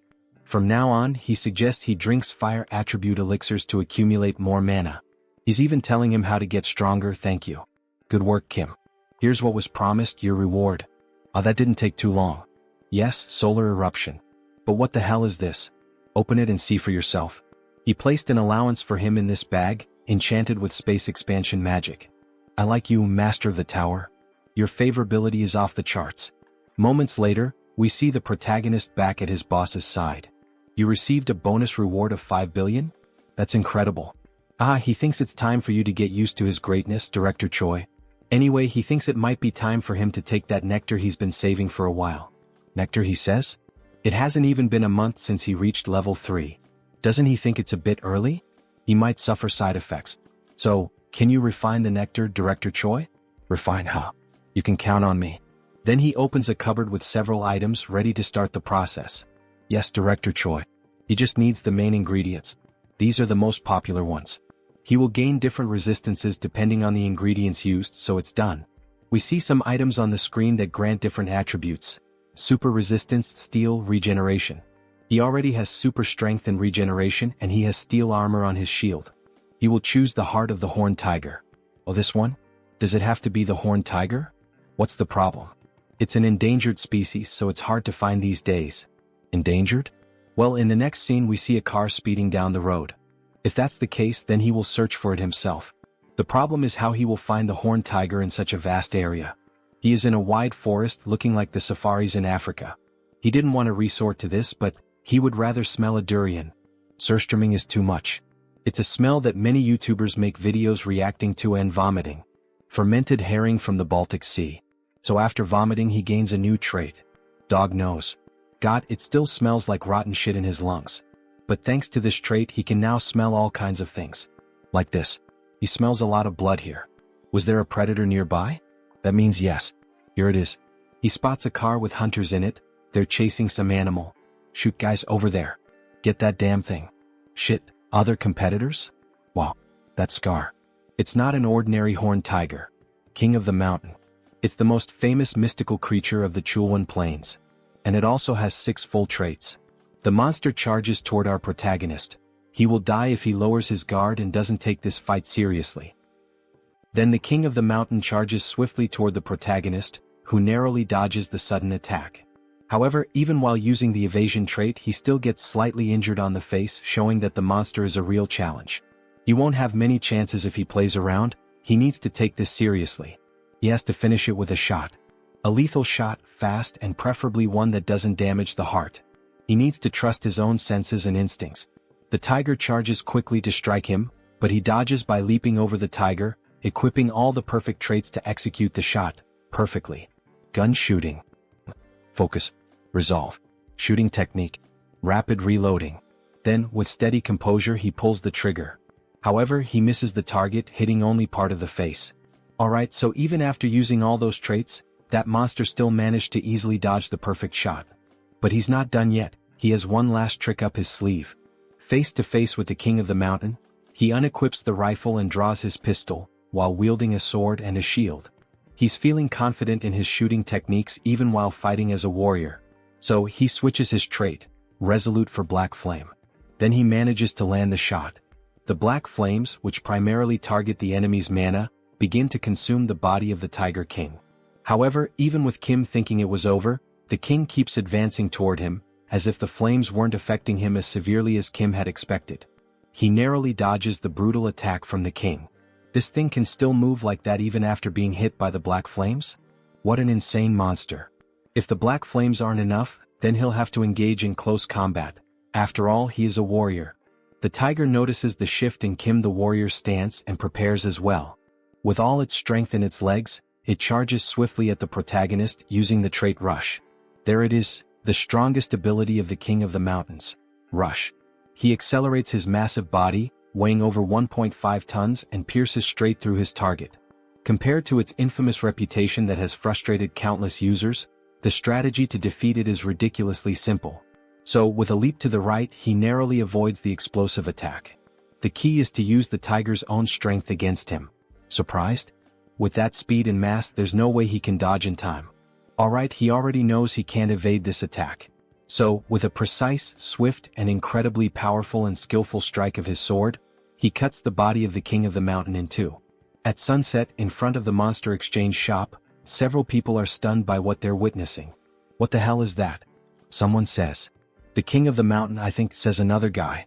Hell yeah, that's right, that's the king of the mountain. Look at his heart right here, living proof. Wow, impressive, say the onlookers. He handled it himself because he was worried a contractor might try to scam him, and he ended up gaining a trait in the process. The trait, Butcher. It's a 1+1 event. He only needs the heart of the king of the mountains, so he's planning to sell off the rest of the body. Anyone interested in buying? Let's see how much the king of the mountain is going to go for. 1 billion. Someone wants to buy the Tiger King's carcass for that amount. Another man raises the bid to 2 billion, then 2,200 million, and then 2,500 million. Good. Then suddenly, a woman announces an offer of 5 billion. Everyone is left speechless by the outrageous amount she offered. Joonsoo quickly accepts the offer. 5 billion, it will be sold for 5 billion, it's hers. Alright, she's going to transfer the money right away. We see Warrior Kim holding up a sign with his bank account number, like a ring girl during a match. Here's your bank account number. The other bidders walk off, grumbling, whatever. That offer was rude. Alright, one question. By the way, did he actually hunt the king of the mountain by himself? Yes, he did. Kim was just lucky that day. There's no such thing as luck when it comes to hunting monsters, especially not the king of the mountain, who has been a challenge to countless hunters for years. All of this was earned thanks to his hunting skills. Here, this is her business card. She would appreciate it if he could give her a call later. Then we see who she is, Young Jin Young. Hunter Association. So, she's from the Hunter Association? That look in her eyes feels familiar to Joonsoo. Until next time, bring us an even bigger monster. Alright, thank you. Maybe she's just a very wealthy character from the game's story. Then a notification pops up on his phone confirming the completed transfer. 5 billion won, which would be roughly $3.7 million in the real world. The king's heart and 5 billion won. This was certainly quite a fortune. So, 2 days later we see Warrior Kim holding something in his hands. Just by looking at it and analyzing its color, he can tell the nectar was well processed. A shade of yellow that's almost golden. Director Choi added the king's heart into the nectar mix, so there won't be any side effects. He seems so confident in his own skills when producing this nectar that Kim feels he can trust the quality of a product made by the director's hands. Still, he feels a bit nervous. After all, this nectar was extremely difficult to obtain, and the benefits it offers are incredible. Even so, he equips a few traits in advance just in case something goes wrong. Then finally he drinks the nectar in a single gulp. Smoke begins to rise from his mouth and from all over his body. It's extremely hot, hot like lava. It burns from the inside all throughout his body. Then we see the nectar entering his lungs, passing through his heart, and beginning to circulate throughout his entire body. His body is evolving. A hormonal shift is being detected. Adrenaline secretion is accelerating. The activation of his body is increasing efficiency. The effect is working. Mana circuits are being restructured. We see his entire body being transformed from the inside. He leveled up. Level 4.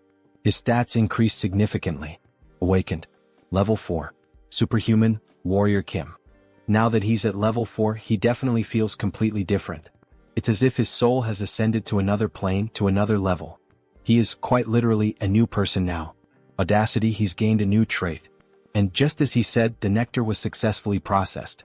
Thank you, Director Choi. There's a reason why he went out on his own, hunted the monster himself, and even sold the items by himself. With the 3 traits he gained in battle, strength, super strength, and pressure, and if he can also acquire traits through his equipment using this diamond which he runs along his clothing, he ends up obtaining 2 more traits. Robust and giant, the same ones he had requested from the blacksmith. The preparation work is complete. Now it's time for the final stage. We see all 6 traits equipped at the same time. Then he begins to grow in size by activating the giant trait. However, the system reports, status condition. Significant damage detected in muscle fibers. We see all his muscle fibers tearing apart as he becomes stronger. His skeletal structure is being readjusted. Then, with all 6 traits equipped, the system begins merging them to create a new trait. The traits are resonating, fusing into something new. Then a new trait is acquired. Giant strength has been obtained. He finally achieved this trait. We see Warrior Kim completely pumped up, his body muscular and massive, looking like those strong anime characters with small heads. Giant strength. It's a high-level ability for a warrior, a legitimate S-rank ability. Holy shit. He's the size of a mutant. Let's see how strong he really is. Then, with just a single punch in the air, testing his body's movement and strength, he crushes it with nothing but the shockwave. What insane power. However, we notice his face looks quite exhausted. The system notifies, significant damage detected in muscle fibers. Recovery is required. But he's clearly experiencing some side effects. As expected, in order to use this trait he needs the diamond body, which makes his body more resistant, or the invincibility trait, which boosts his regeneration. But these two traits are high level. We see his body slowly returning to normal. He could learn from their equipment just like he did with the two new traits, but he has a problem. He no longer has any diamonds. He used up all he had this time. Well, no problem. Because he knows exactly where to get more diamonds. Alright, we don't have any more diamonds available. Kim is stunned. Seriously, none left? No, they'll be replenished next month as soon as possible. But he thought the Shinwon market would have everything he needed. Next month? That's so late. I need them as soon as possible. Then Warrior Kim, the old man, begins speaking softly, as if to ask if Kim has an interest or urgency in obtaining the crystals. So, he could accompany him to extract some diamonds. He says, "Mine?" He doesn't remember that from the game. This is a route that can't be leaked under any circumstances. So, Warrior Kim, are you interested? Of course, Kim replies. Let's go ahead.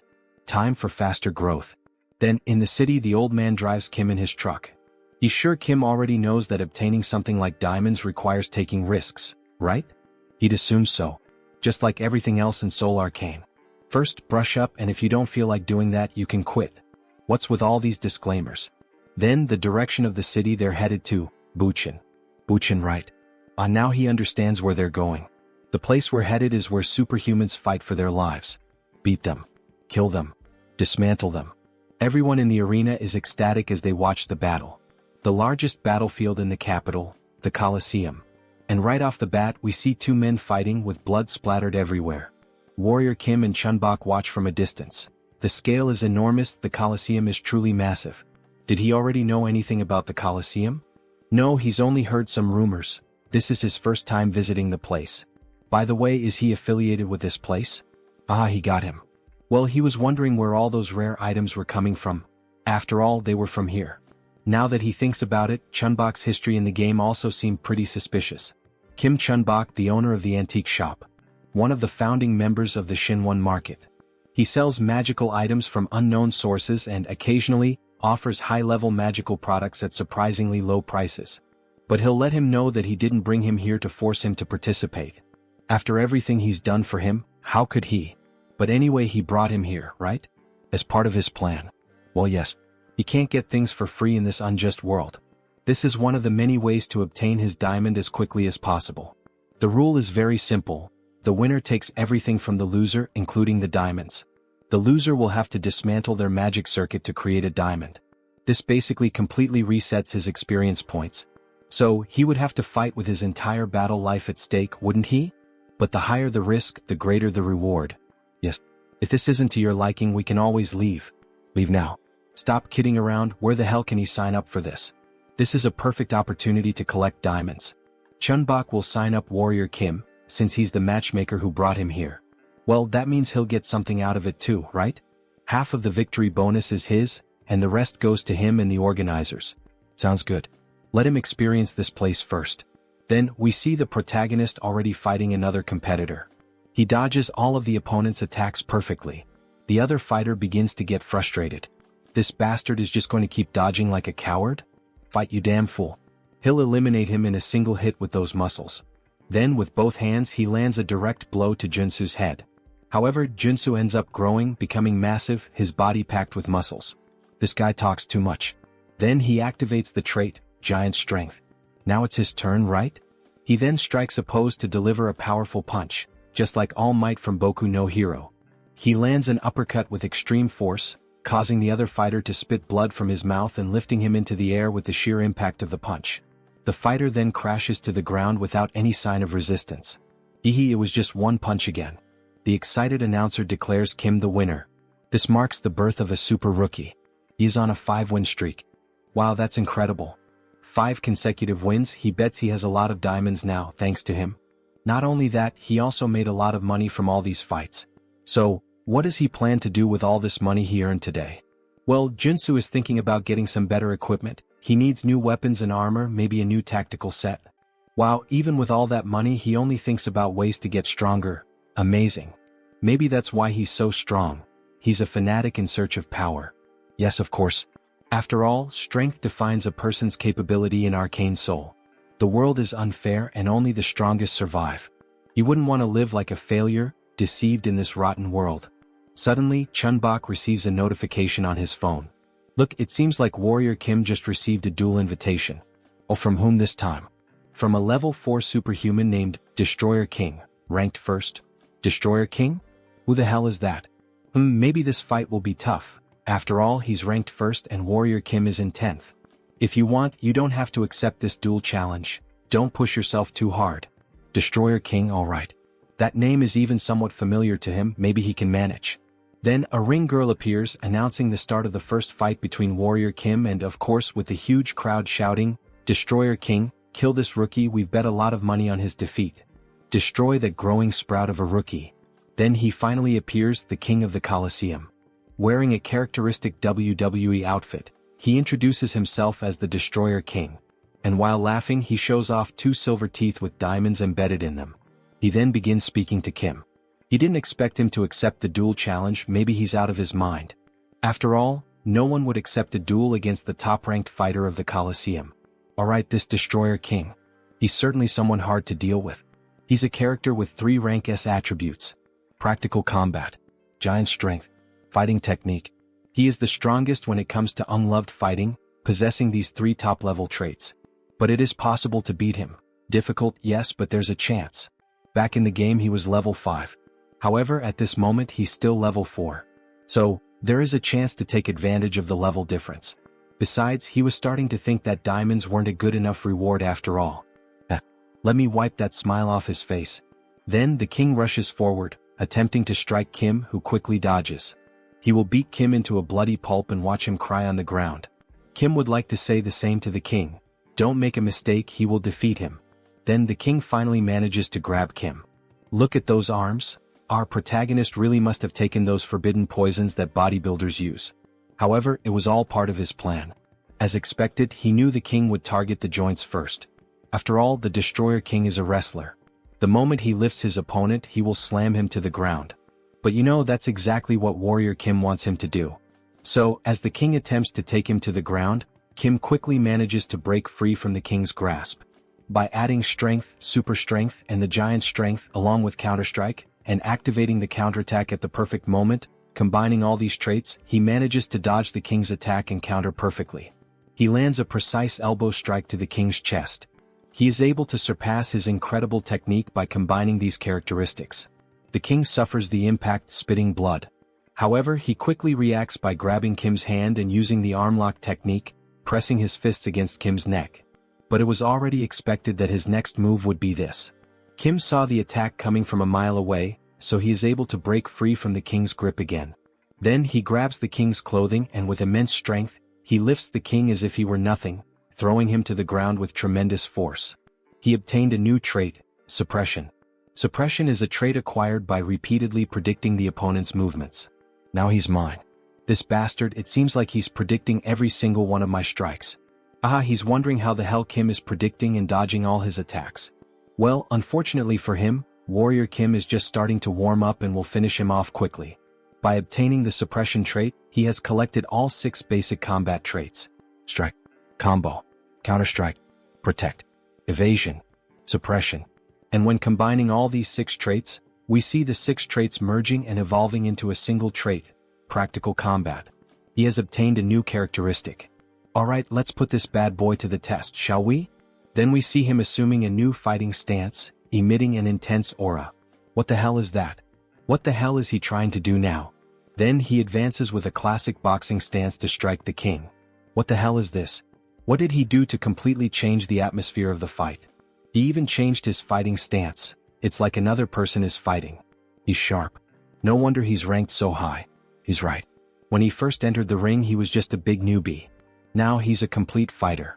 Now that he has gained practical combat experience.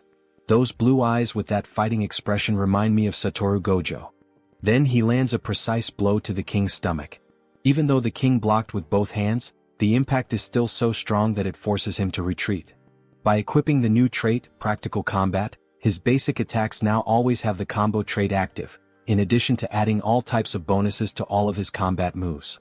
So now he can use 6 traits at the same time, taking up only 1 slot, leaving 5 more free slots to add more damage or defense. However, the king gets angry and tries to return the punch, but Kim easily dodges the attack. And while using Practical Combat, if he combines other lower-level traits once again, even the Destroyer King won't be able to stand against him. Then he grabs the king's arm and applies an arm lock, pressing with all his strength as the king groans in pain. Touch the ground if you don't want him to break your arm. Surrender now. Shit. Fine, he gives up, he surrenders and taps the ground 3 times. And the winner of this historic match is Warrior Kim, announces the announcer. To the surprise of everyone in the Coliseum, he has risen to first place in the Superhuman Level 4 Division rankings. He's really in great shape with a muscular body. Then, everyone in the Coliseum begins to clap for his performance. This is crazy Warrior Kim. He arrived today and has already become the new king. No, now he will be known as the Warrior King. Warrior King, Warrior King. Everyone starts cheering, calling him Warrior King. Joonsoo feels shy about the current situation. What kind of humiliating name is this? Stop calling him that. However, we know he likes it, he's just embarrassed. Alright, now let's begin, announces the announcer. Let's start the process of creating diamonds, here we go. Will he accept and lose all the strength he has gained so far? After all, the diamond creation system resets all the experience earned. Or maybe he will use the other option.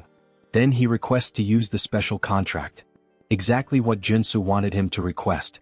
Alright, are you really sure you want to use the special contract? The announcer asks. The special contract is an agreement made with the organizers when the Destroyer King became the level 1 fighter. The condition is that, if the Destroyer King is defeated, the organizers will provide the diamonds in his place. However, this is only possible with the winner's consent. Will Warrior Kim accept these conditions? If he accepts these terms, they promise to give him 10 diamonds. Even the announcer gets excited. Wow, this is an unprecedented deal. Considering that it is expected to extract 3 or 4 golds from the Destroyer King, it's a good deal. He suggests that Warrior Kim should accept the offer. However, Joonsoo doesn't think it's enough, he wants more. Both the former king and the announcer are surprised by Warrior Kim's audacity in refusing the offer. The mana and experience points of a level 4 superhuman are at stake. He can demand more and take advantage of this unique opportunity. Alright, in order to accept this agreement he would like to add one more term. But this does not involve diamonds in the discussion. So what would he like to add to the contract? He wants the item he was using when he first appeared in the game. If he gives him the Steel Fist, the item he has been hiding all this time, he will accept the conditions presented. Give me that damn SS level magic weapon. He is perplexed by the proposal. What did he just ask for? Steel Fist? He has no idea what that is. It's too late to act as if he doesn't know anything. He saw the look of surprise and suspicion on his face. He will accept nothing less than the 10 diamonds and the Steel Fist. If he doesn't accept, he will lose all his mana and experience points.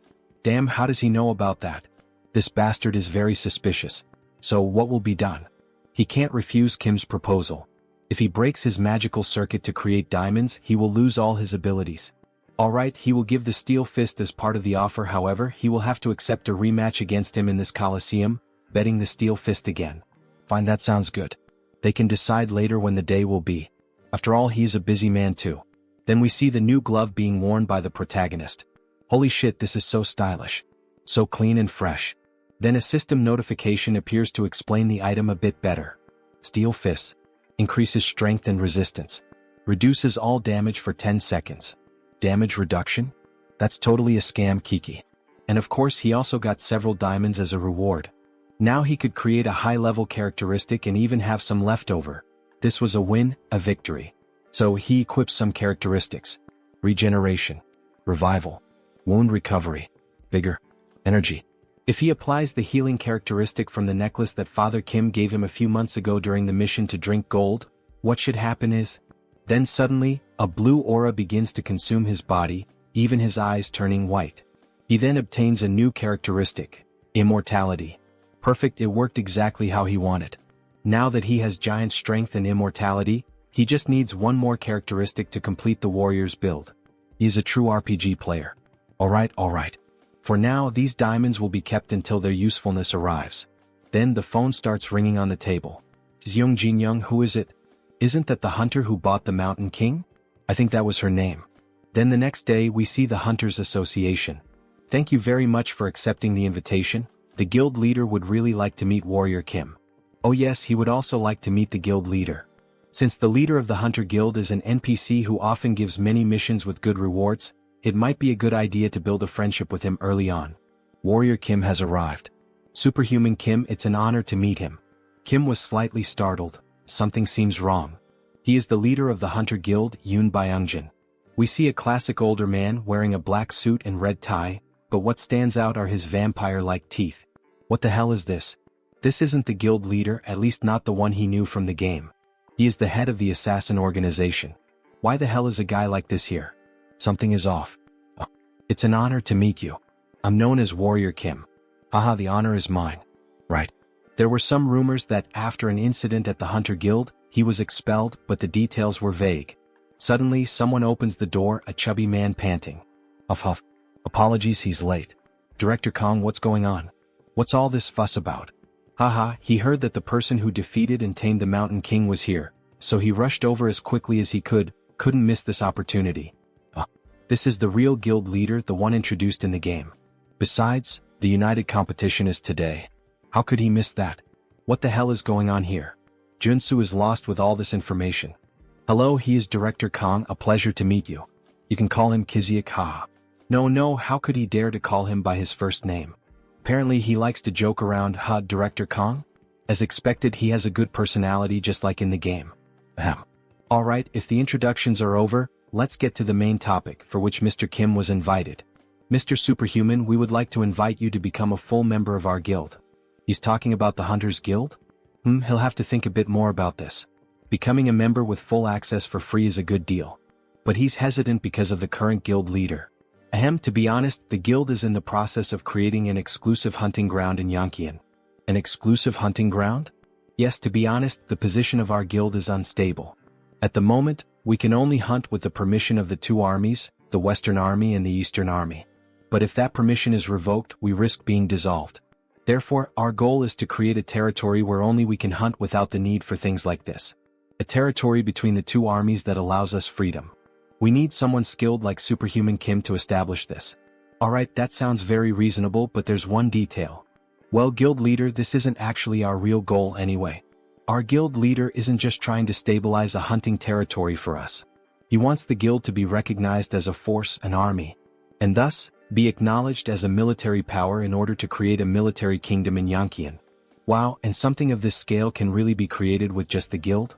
Aren't the generals of the two armed forces people with great influence due to their history of independence and militarism?